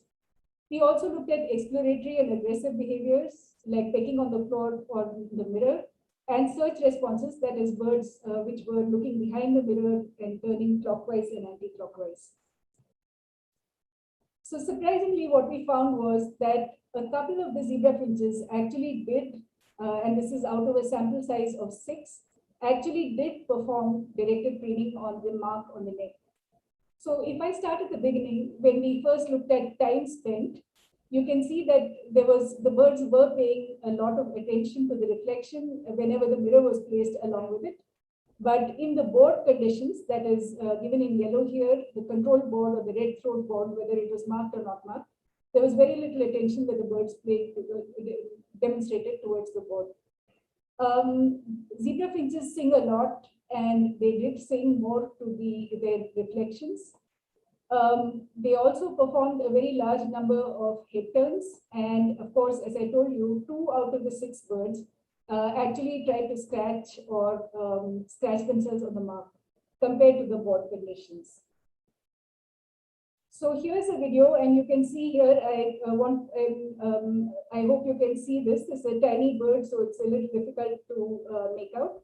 But the zebra finch is facing the mirror, and a mark has been placed on it.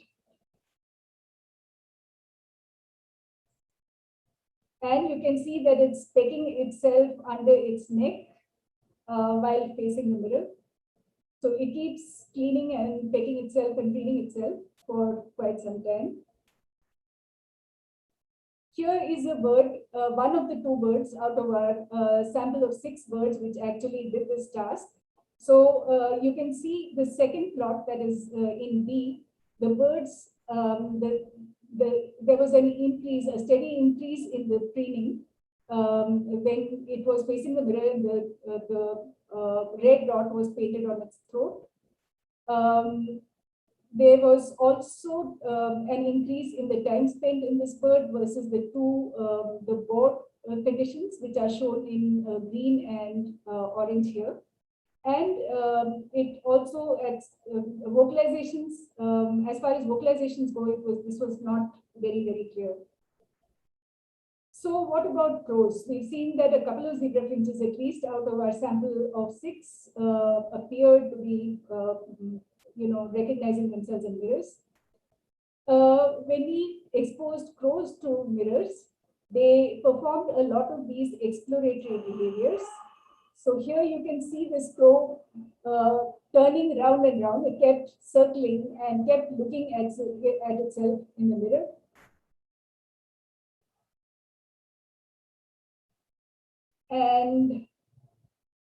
But when we place the mark on the forehead, on the head of the bird, you can see that it really does nothing.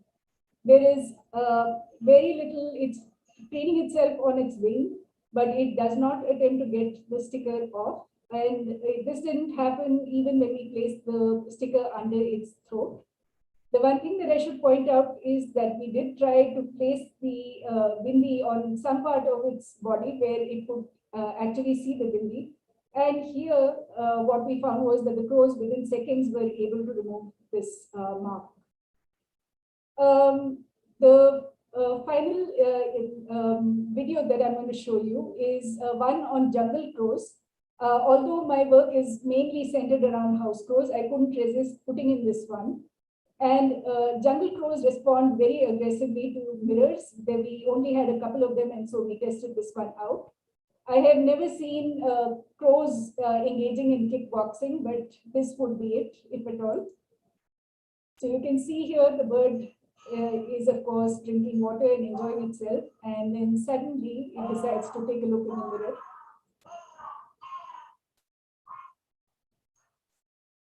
Lots of vocalizations and some valiant kicks at the other bird, which is seen in the mirror. So what you can see is that not all crows respond in the same way. As far as house crows go, definitely they spend a lot of time attending to their reflection, so they are interested in it. They produce vocalizations when confronted with mirrors, and they also turn round and round. That was in the first video that I showed you. But however, they did not ever produce any kind of self-directed preening during the mark test. So what our results show is that a small number, 2 out of 6 of zebra finches, appear to recognize themselves in mirrors and pass the mirror self-recognition or mark test. However, a word of caution, this has only happened in 2 out of 6 birds, and this does need to be tested in a much larger sample of birds, just in case this happened by chance. Zebra finches anyway do preen themselves a lot, no matter what the situation. As far as house crows go, I've shown you that they're able to solve complex cognitive tasks, including pattern discrimination, etc., but they do not seem to recognize themselves in mirrors. And they treat them as conspecifics. However, I took heart when other studies on crows, like for example, New Caledonian crows, which are masters at 2 use, etc., were also unable to pass the mark test. New Caledonian crows can actually use mirrors to retrieve food from a hidden location, but they do not recognize themselves, do not pull off the mark which has been placed on them. And finally, in general, what I want to say is that there are probably different levels of self-awareness in different species of birds. And also within the same species, you have different levels of self-awareness amongst members of the same species as well. So with that, I would like to end my talk. And if there are any questions, I would like to take them now. Thanks. Thank you, Soumya. That was really, I didn't have to barge in to tell you to stop. Very precise. Thank you so much, and showing that crows can kickbox. That was very interesting. So, we have few questions in the chat box. Okay. So, Shruti Shri from Ice Tirupati is asking, can reward system in birds also be extrapolated? There are more, 1 second, it's moving. Can extrapolated like to human brains, So the reward system. I'm sorry, could you repeat that question? Yeah. So, the reward system, does Yeah. it work the same way Yes. in birds like the humans, basically? Yes, it does. So what I didn't show you in my talk, otherwise it would have gone too long, is the fact that when we were looking at the dopaminergic system, we had dopaminergic neurons present in the ventral tegmental area substantia nigra complex. These dopaminergic neurons actually send projections to all parts of the pallium and many other parts of the brain, just as mammals do. And in fact, the other set of birds that we've been working on, that is zebra finches, we actually work on reward there too, associated with the opiate system. So definitely, although more track tracing experiments and other would have to be performed, the circuits in crows appear to be very similar to those in mammals in terms of the reward system. Okay. So, Shresht Shekhar from ICER TVM, Thiruvananthapuram, he's asking if, since crows also have the song producing area, what could be responsible for the drastic difference between crow songs and other songbird songs? So evolution is definitely one reason why crows don't sing very melodiously. Also, there are some parts of the crow brain which I have not talked about, but these are parts of the song control system. They are not as well developed as those in zebra finches. So the ones that I showed you, that is area X and RA, they are very prominent in crows as well, in house crows. But areas which are important for variability in vocalizations are not very highly developed. Still, there are not house crows, but other species of crows, like, for example, carrion crows and American crows, are in fact known to mimic even human vocalizations. So they can repeat what you say, just more or less like parrots do. Okay. And this is especially true of those which are being tamed or kept as pets. So. Okay. I'll take one last question, although there are a few more questions. You may want to answer them later. So Prakash Devaraju is asking, will the crows develop self-discrimination after prolonged housing with the mirror, like let's say for months? Prolonged self-discrimination if, I'm sorry? Can the crows, can the crows develop self-discrimination after prolonged housing with the mirror? Like if you house them for months with the mirror? For months. I am not sure. We tried for, we actually kept them for much longer. Most experiments of this type, they keep them for a very short time in front of the mirrors. We have actually given a very long training period where they get to, interact with the mirror, about eight trials, 8 separate days, and that's much longer than any other study that I have seen. And yet, they just sort of sit at the back of the cage and they don't attempt to pull off the mark.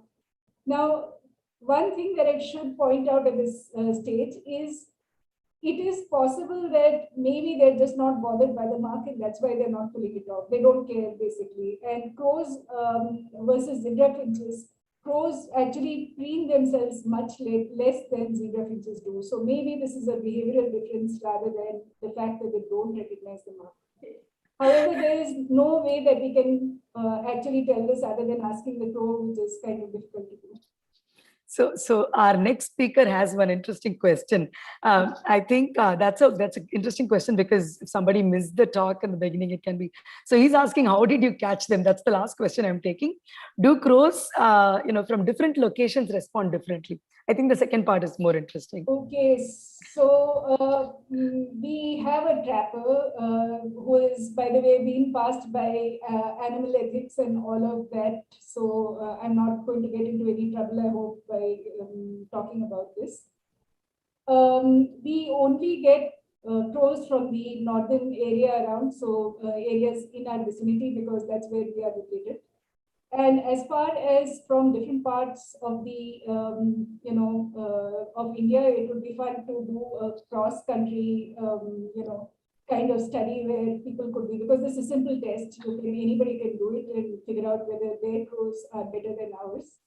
Of course, what I've shown you is that jungle crows, which are larger and they're different species altogether, they are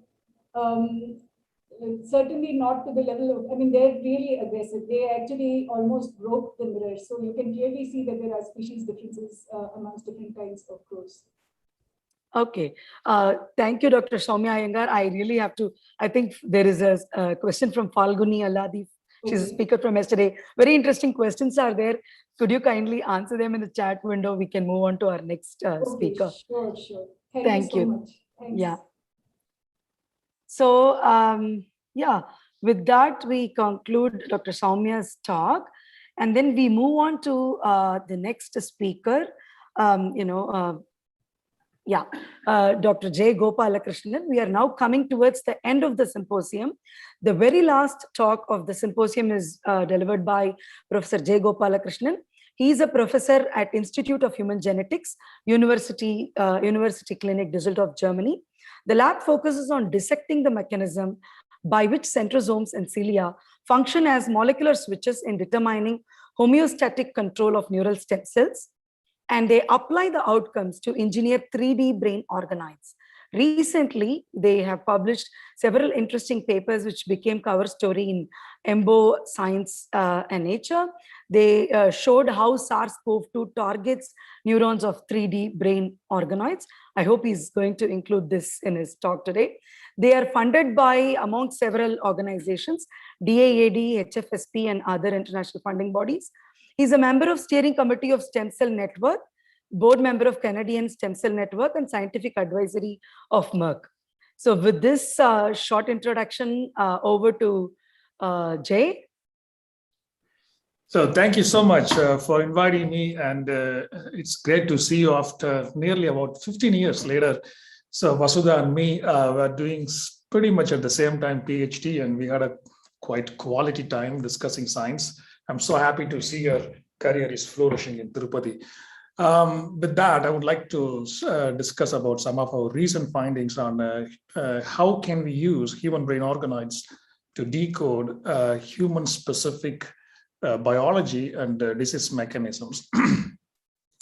So the research concept of my laboratory is to study the basic biology of cilia and as well as centrosomes, and translating these basic research into clinical applications, and particularly human brain development and microcephaly and glioma. We think microcephaly and glioma, or at least these two disorders, are sort of human specific diseases. And I will explain that to you in the next slides. So yes, we all know that human brain is very complex structure. Complex tissue systems, partly because it has got several varieties of cell types and collectively together to form a so-called neural epithelial tissue. So one of the main aspects that human brain differs from lower organisms and non-human primate is that the extended cortical surface, as well as the number of neurons, the neuronal density is also higher than other organisms. So obviously, human brain development is even more complex process. And as you can see, which is just a schematic here, as you can see, at the apical side, you have so-called neural progenitor cells, and they undergo symmetric expansion and give rise to different kinds of NPCs. At last, these neural progenitor cells give rise to neurons, and that forms the primitive cortical plate in the developing human brain. All right, the there are, to understand this process, there are a couple of bottlenecks. What are the fate determinants that controls whether the cells should undergo symmetric expansion or asymmetric differentiation? And even if you understand them, so there is no proper system to study the human brain development. And what we think is that centrosomes and primary cilia, they are the key fate determinants in the human brain development. And we believe that human brain organoids can help dissecting the human brain specific mechanisms. So I would begin by giving you a couple of slides about introducing centrosomes and cilia. I'm sure you have seen this image under your microscope. The centrosomes are spindle pole. The centrosomes assemble the mitotic spindle poles that are important for accurate cell division. And each centrosomes have got two kind of structures called centrioles, and these are all microtubule-based structures.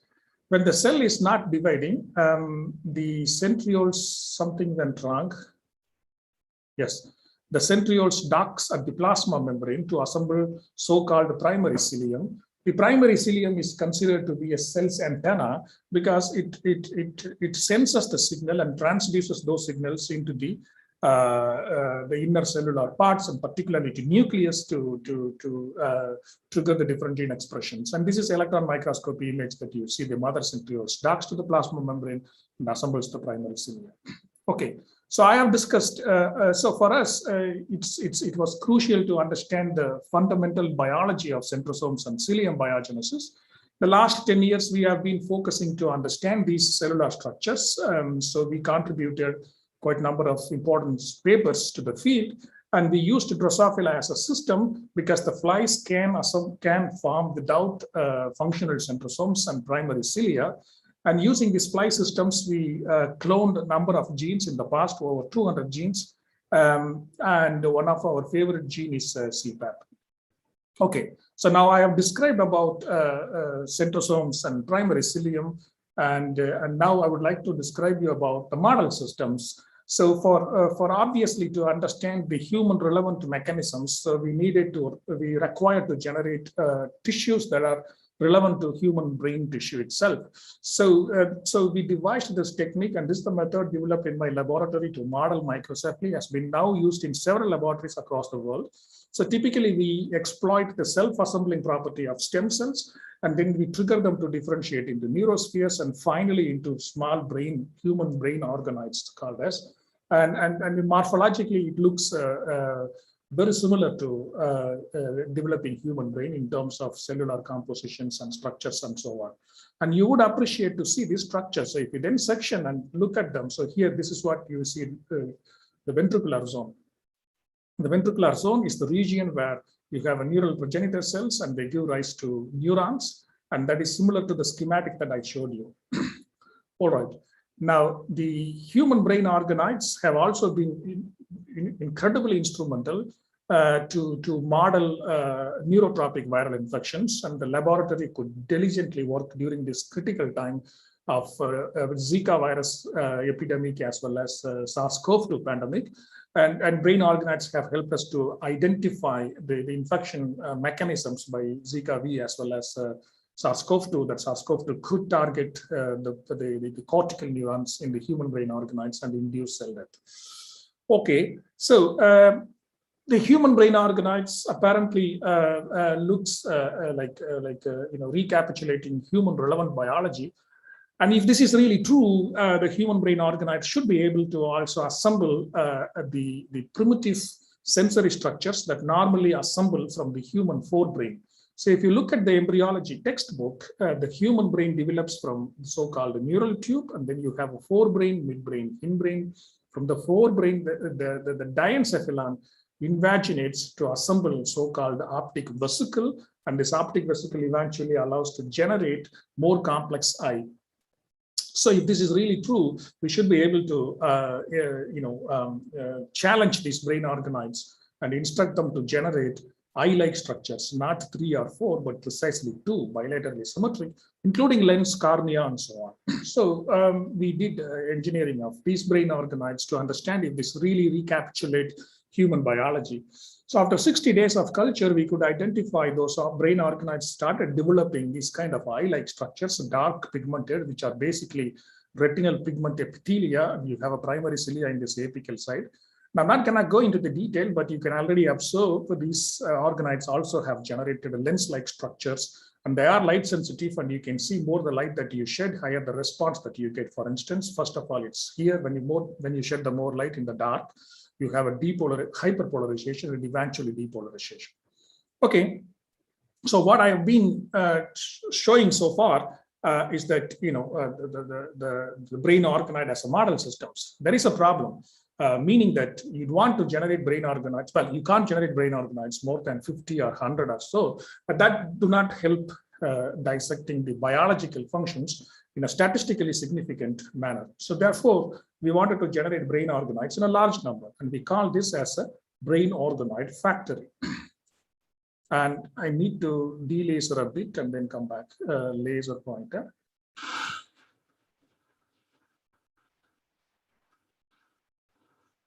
Good. And what you saw just now is that every individual white pearls like substances, they are brain organoids. If you closely look at them, they are unique in size. I mean, the size differences between each other is not so much.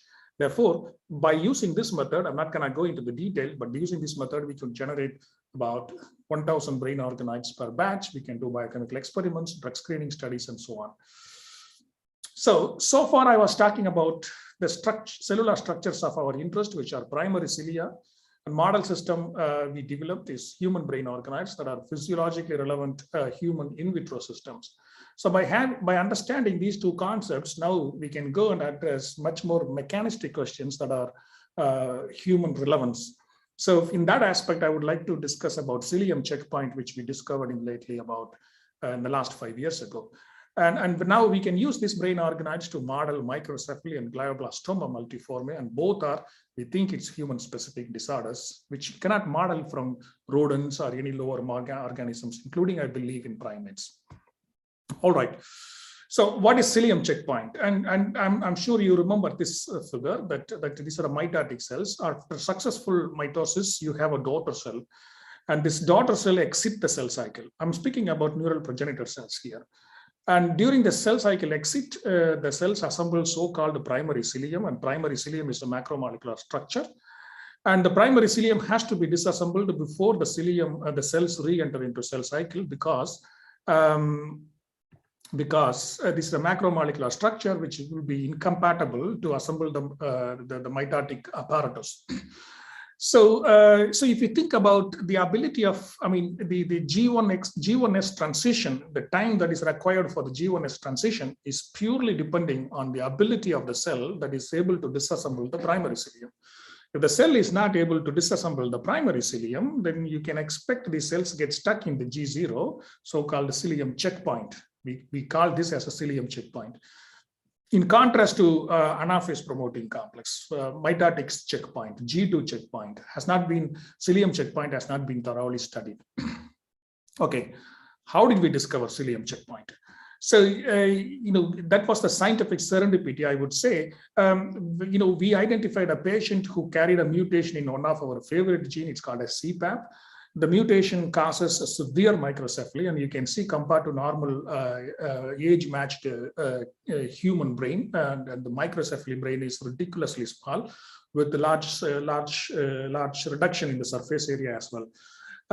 So our hypothesis is based on, okay, at this point, maybe the small brain is generated because there is a depletion in the neural stem cell pool.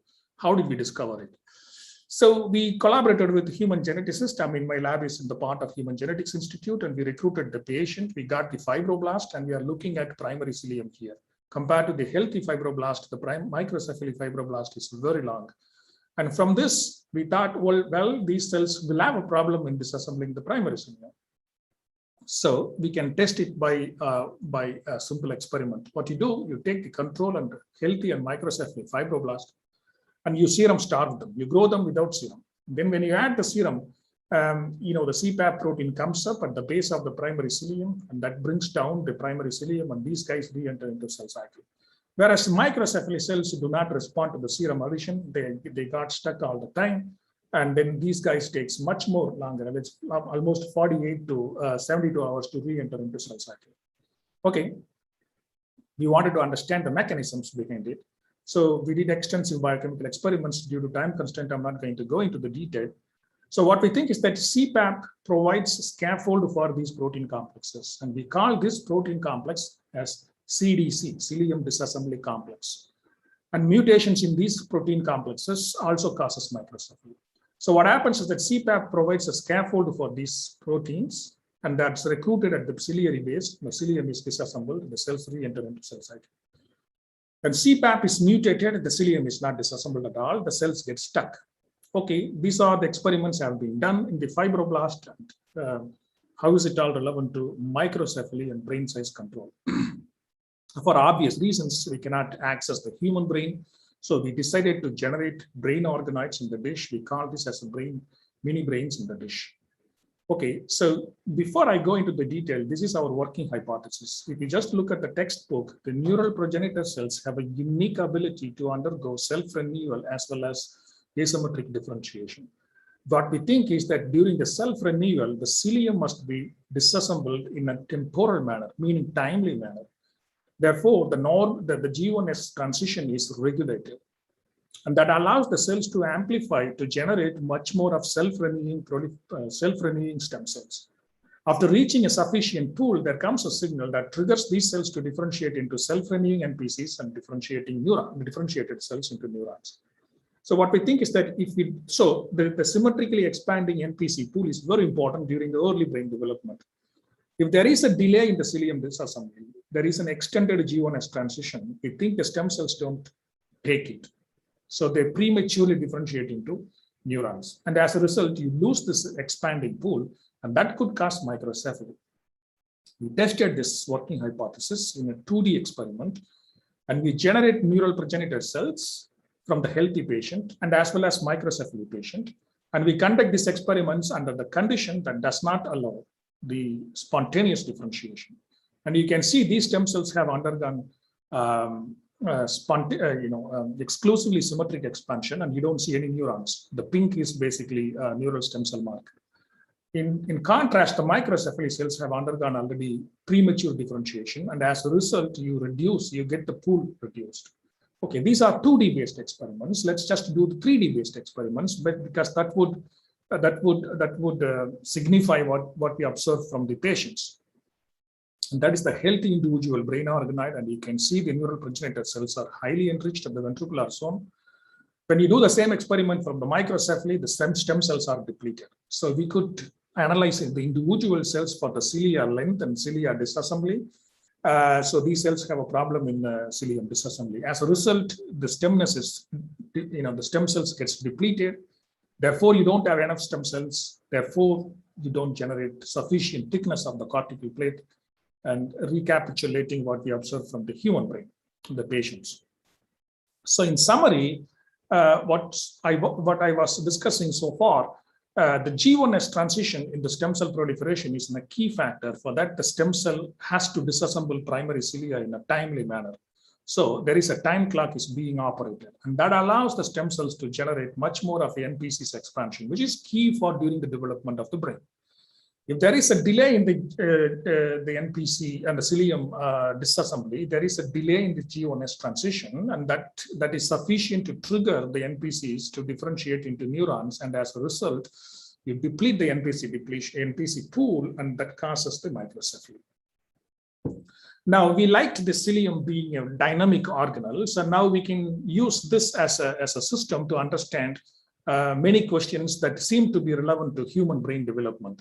So we asked 3 questions. So what happens when NPCs don't assemble cilia at all? So we think there will be a brain organization defect. What happens when NPCs override the cilium checkpoint, meaning that the cells do not wait for the cilium to be disassembled? And what happens when cilium disassembly is accelerated? In this case, both cell cycle proliferation and the cilium disassembly are in a synchrony. So due to the time constraint, I'm not going to go into this first part because we are developing some project on this idea, but we have some data that I would like to explain for the second and third point.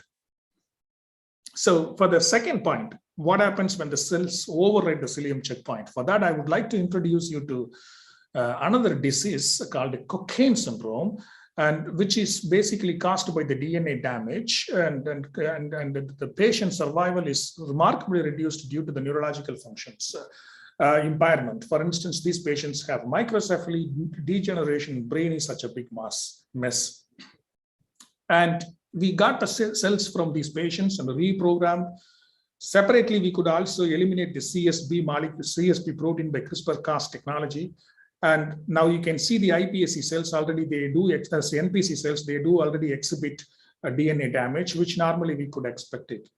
So what was extremely surprising and what we did not expect is that these cells, even though they have DNA damage, they proliferated so high. I mean, the proliferation rate is much higher than the control NPCs.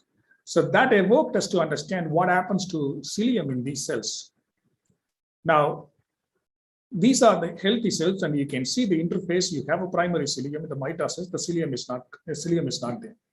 But when we eliminate the CSB protein, where you have a lot of DNA damage, the cells have a primary cilium in the interface as well as in mitosis, provided that these cells are also proliferating much faster. We did live experiments by using different cell cycle markers, and we could quantify the cells that stay in the red phase, which is basically G1 phase, it's very, very small time, meaning that the cells proliferate fast, and the cells are not waiting for the cilium to be disassembled. So the cilium disassembly and cell cycle progression are uncoupled. Okay, now what is the consequences? So we try to devise an assay. So when you grow the stem cells, neural progenitor cells, the large confluency, they self-assemble to form so-called neural rosette. Neural rosettes are one of the intermediates, one of the most important intermediates of the human brain development. And you can see these cells are in the G1 phase, and they have all primary cilia in their lumen, it's in the center. Whereas the CSB knocked out cells don't form these structures, and the primary cilium is randomly positioned. So they don't spend their time in the G1, because the neural progenitor cells follow a strict time clock, and that is determined by the primary cilium. So what's the consequences? Okay, when NPCs override the cilium checkpoint, we call this as an inside out, meaning the normal brain organoids, they exhibit cortical plate at the basal side, ventricular zone at the apical side, and you can see a nice, beautiful primary cilium in the lumen. But when we did the brain organoids from the patient that are derived from cocaine syndrome, this is completely upside down or inside out. So you can see that the brain gets somehow flipped. So the neurons are inside and the stem cells are outside. And that explains that this is called as heterotopia observed from the patient. Okay. So conclusion for this brain developmental part, that the cilium checkpoint is the critical determinant of the human brain organization, and cilium checkpoint controls the neural stem cell homeostasis and brain size. And in fact, this is true in several neurodevelopmental disorders like FOXG1 syndrome, DNA damage syndromes. And if you put all of them collectively together, that's a large number, although they are rare disorders. So we are trying to develop, understand the mechanisms behind it. At some point, we would be able to treat those kids, at least for the secondary microcephaly, not in the neonatal, but secondary microcephaly, not the primary microcephaly, but secondary.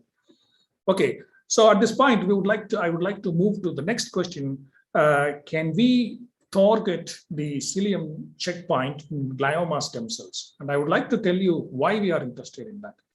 Glioblastoma is a devastating cancer with uncontrolled proliferation of neural stem cell-like cells, and that happens only in the adult. And the presence of neural stem cells in the adult brain is still questionable. And we have an excellent collaboration between the clinic and my laboratory. So the moment they get the samples, we bring it to the lab. And we realized that these stem cells do not have a primary cilium. And the question is that, can we stop the glioma proliferation by reintroducing the primary cilium? So the mechanisms that we learned from microcephaly, can you translate it to the human glioma? And once if you do that, first we can stop their proliferation. Next is that you can trigger them to differentiate, because they just behave like a normal neural stem cells, except they don't have the primary cilium. So we have tested a number of patients, over 50 patients, and this is always true that the cells do not have a primary cilium. There is a suppressed ciliogenesis. And now we wanted to understand why there is a suppressed ciliogenesis. And I want you to please recall about the CDC, cilium disassembly complex, which are not efficiently recruited in the microcephaly patients. As a result, the cilium is not disassembled. Whereas in glioma cells, these protein complexes are highly upregulated, meaning that when the centriole assembles the primary cilium, these complexes are upregulated, and it prevents either the assembly of cilium or the cilium is assembled. These complexes help disassembling the primary cilium rapidly. That allows to have this kind of situation for the glioma stem cells. They shuttle between the S phase and the interphase and the metaphase, and there is no G0 phase. So GS is self-renew non-stop, and no cell cycle exit and no differentiation. The idea is to introduce the cilium checkpoint and fool these cells to exit the cell cycle and trigger them to differentiate completely out of this equation. And when you do that, then you might be able to reduce the self-renewing stem cells, and that would be a nice therapeutic avenue for the glioblastoma multiforme.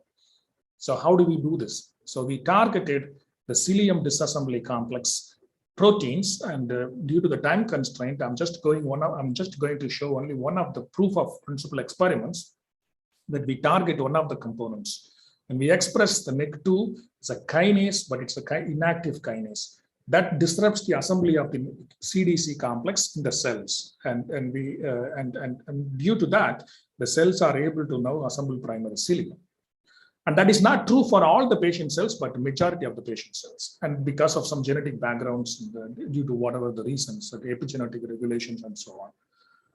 Now, we could induce primary cilium. What's happening to those cells after inducing primary cilium? So if our hypothesis is true, the cells should lose their stemness. That's what we observe. The red is basically nestin. After cilium induction, the cells have lost their stemness, but they are acquired to have a differentiation. You can see the astrocytes and as well as the neuron-like structures. So this could mean if you then induce primary cilia in these cells, you reduce the stemness of those cells. As a result, the glioma stemness is gone and tumor volume can reduce.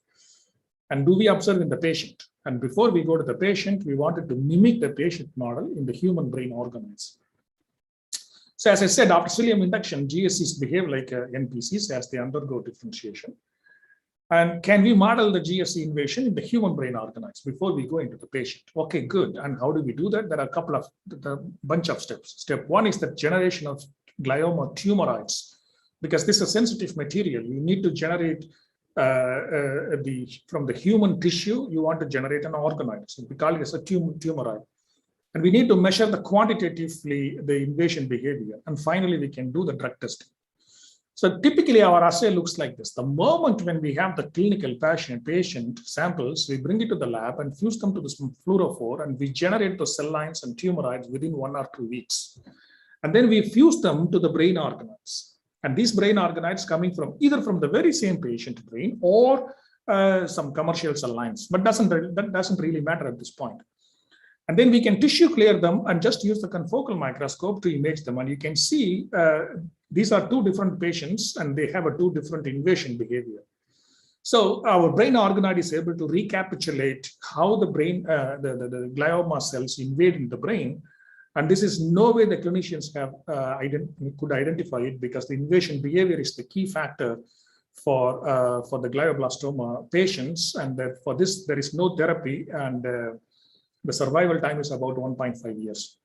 So we could use human brain organoids as a preclinical model. We could stratify the patients based on the invasion behavior and so on. So the step one. So first, how do we generate the tumoroids? So the guys from the lab immediately get a WhatsApp call. Immediately we go to the clinic and we get the tissue material and we chop them on one day. Within 1 to 4 weeks, nice, beautiful tumoroids, we can get it. These are all from the patient material. And that's how it looks like. You have stem cells, which are SOX2 positive stem cells. So genuinely they are GSCs. And you have also tumor microenvironment that's labeled by activated microglial cells by EBA. And so far we generated about 25 samples, 25 patients. Now, this is just an experiment. This is just an example to show you how the invasion, typical invasion behavior looks like. The green is human brain. The red is basically the GSE cells. Now you saw this kind of a tube-like structures, and that is a typical invasive behavior of the human glioma cells in the human brain, which you can't identify it in the human brain. So the point is that we need to stop this invasion by applying some drug screening.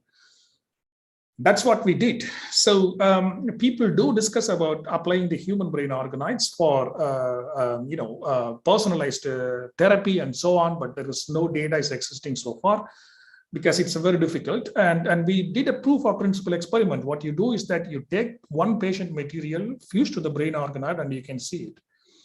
And then we stuck under the microscope and look for the compounds that can prevent the invasion. And we use the FDA approved compounds. And we also have a library of compounds which we discovered to induce primary cilia. And there's a lot of biochemical and structural biology data. I can't go into the detail, but these are all the library that we generated.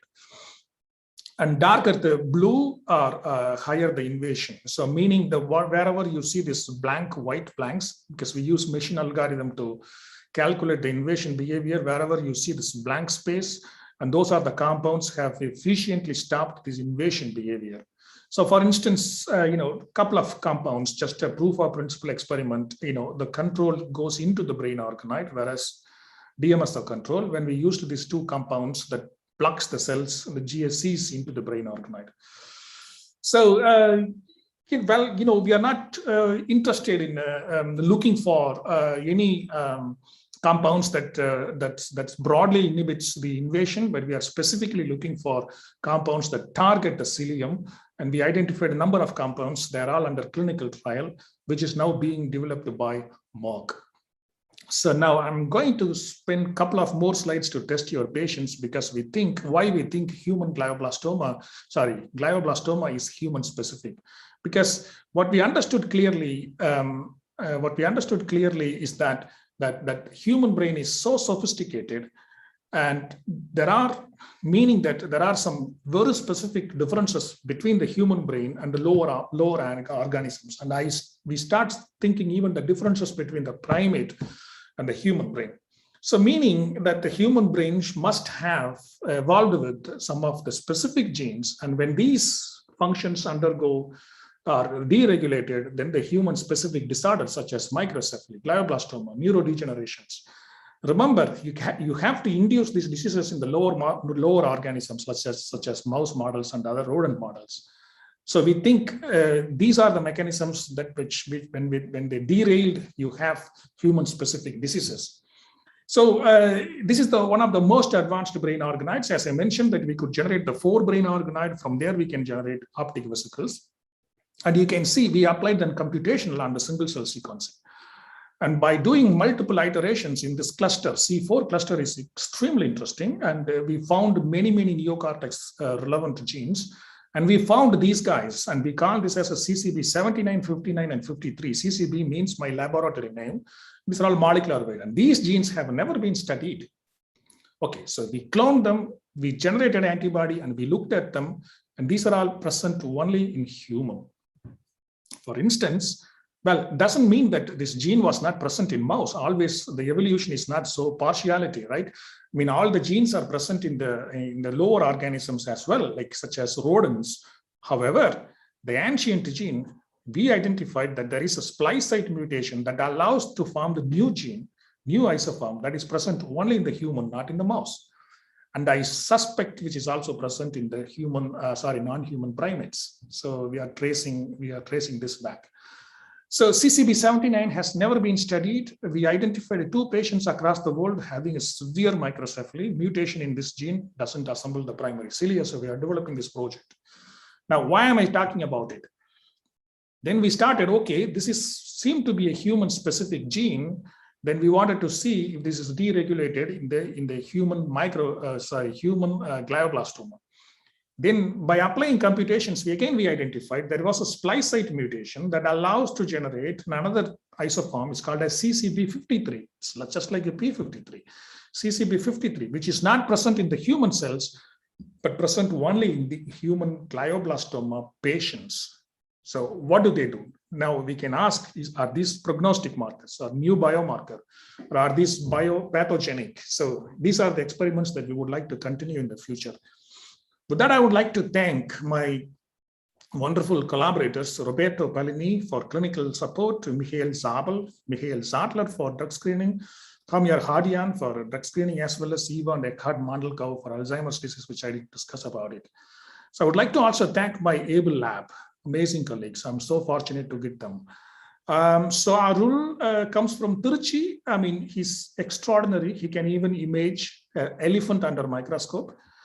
Very talented postdoc, has been spending so many years with me. Anant is also from, I think he's from Pune, extraordinary scientist, and many of my colleagues, Elka Gabriel, she's the spearhead of human brain organoids, and other people in the laboratory. So with that, I would like to thank you for your time, and I can take your questions if you may have.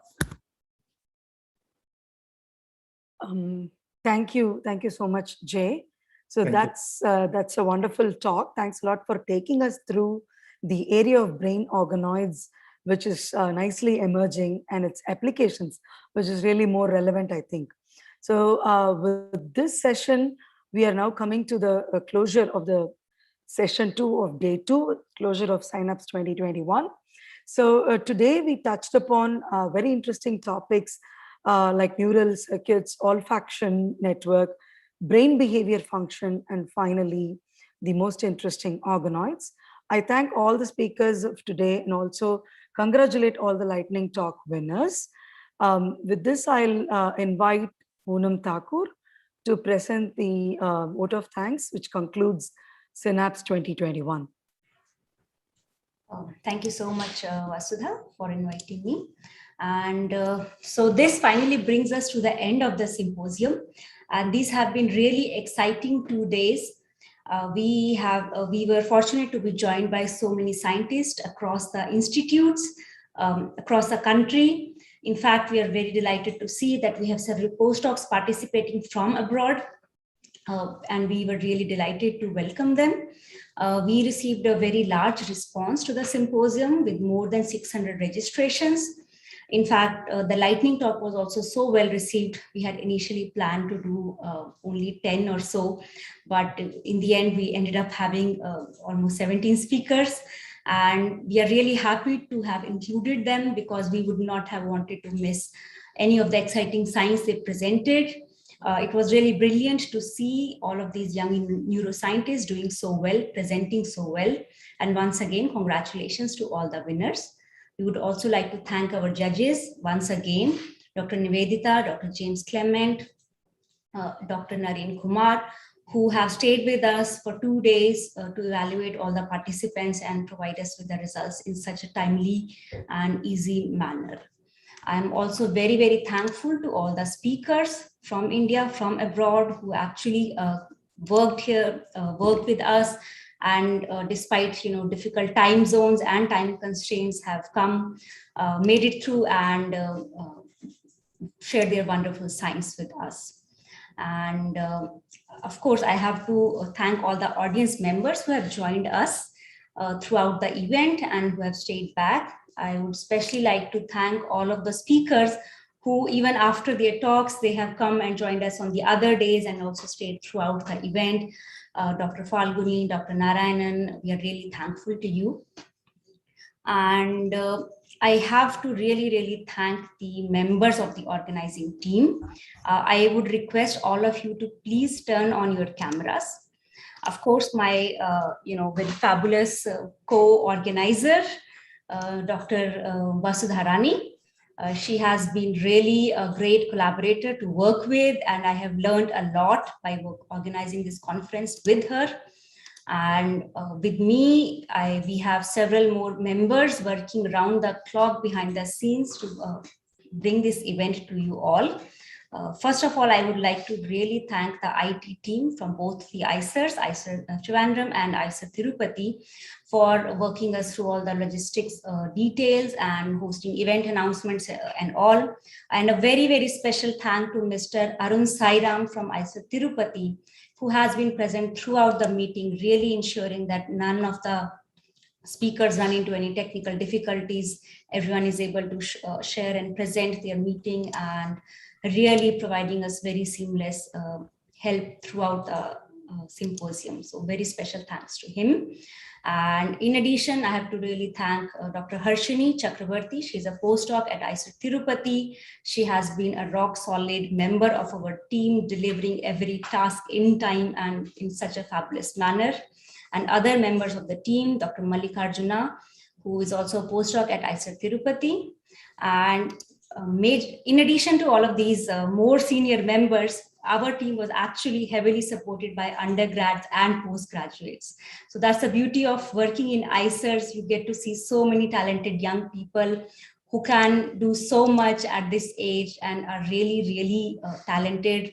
So I would especially like to mention Shruti Shri from IISER Tirupati, Shivam Kumar and Nachiket Sudarshan, also from IISER Tirupati, and from IISER Thiruvananthapuram. Very special thanks to Shresth Shekhar, Neha Kachapili, KP Shri Anandita, and Riya Raju.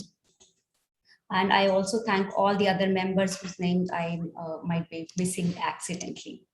And I would really also like to give a very special thanks to all the faculty of School of Biology, none of whom are neurobiologists, but they all showed up to encourage their young colleague organizing the first symposium, and also all the faculty members from IISER Tirupati and other places who have joined us. And once again, I would reiterate my thanks to both the directors of IISER Tirupati and IISER Thiruvananthapuram for their support and help with organization of this symposium.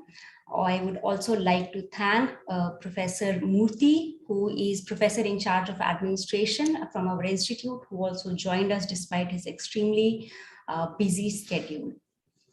And we hope that in future editions, we are able to bring you this conference in even more engaging manner, in a bigger manner, with hopefully participation of more institutes, more IISERs, and really in person. So we would really look forward to welcome you to our respective campuses in future, and we really hope for the pandemic to end. And I'm lastly really thankful for all the audience members for staying with us throughout the 2 days until the end. So we look forward to welcome you all, and adios. I also would like to additionally add Professor K.N. Ganesh, Director IISER Tirupati, joined eventually today also. Thank you, Professor Ganesh, for joining us and staying with us so long. Thank you so much. Thank you. Jay, please join the Slack forum.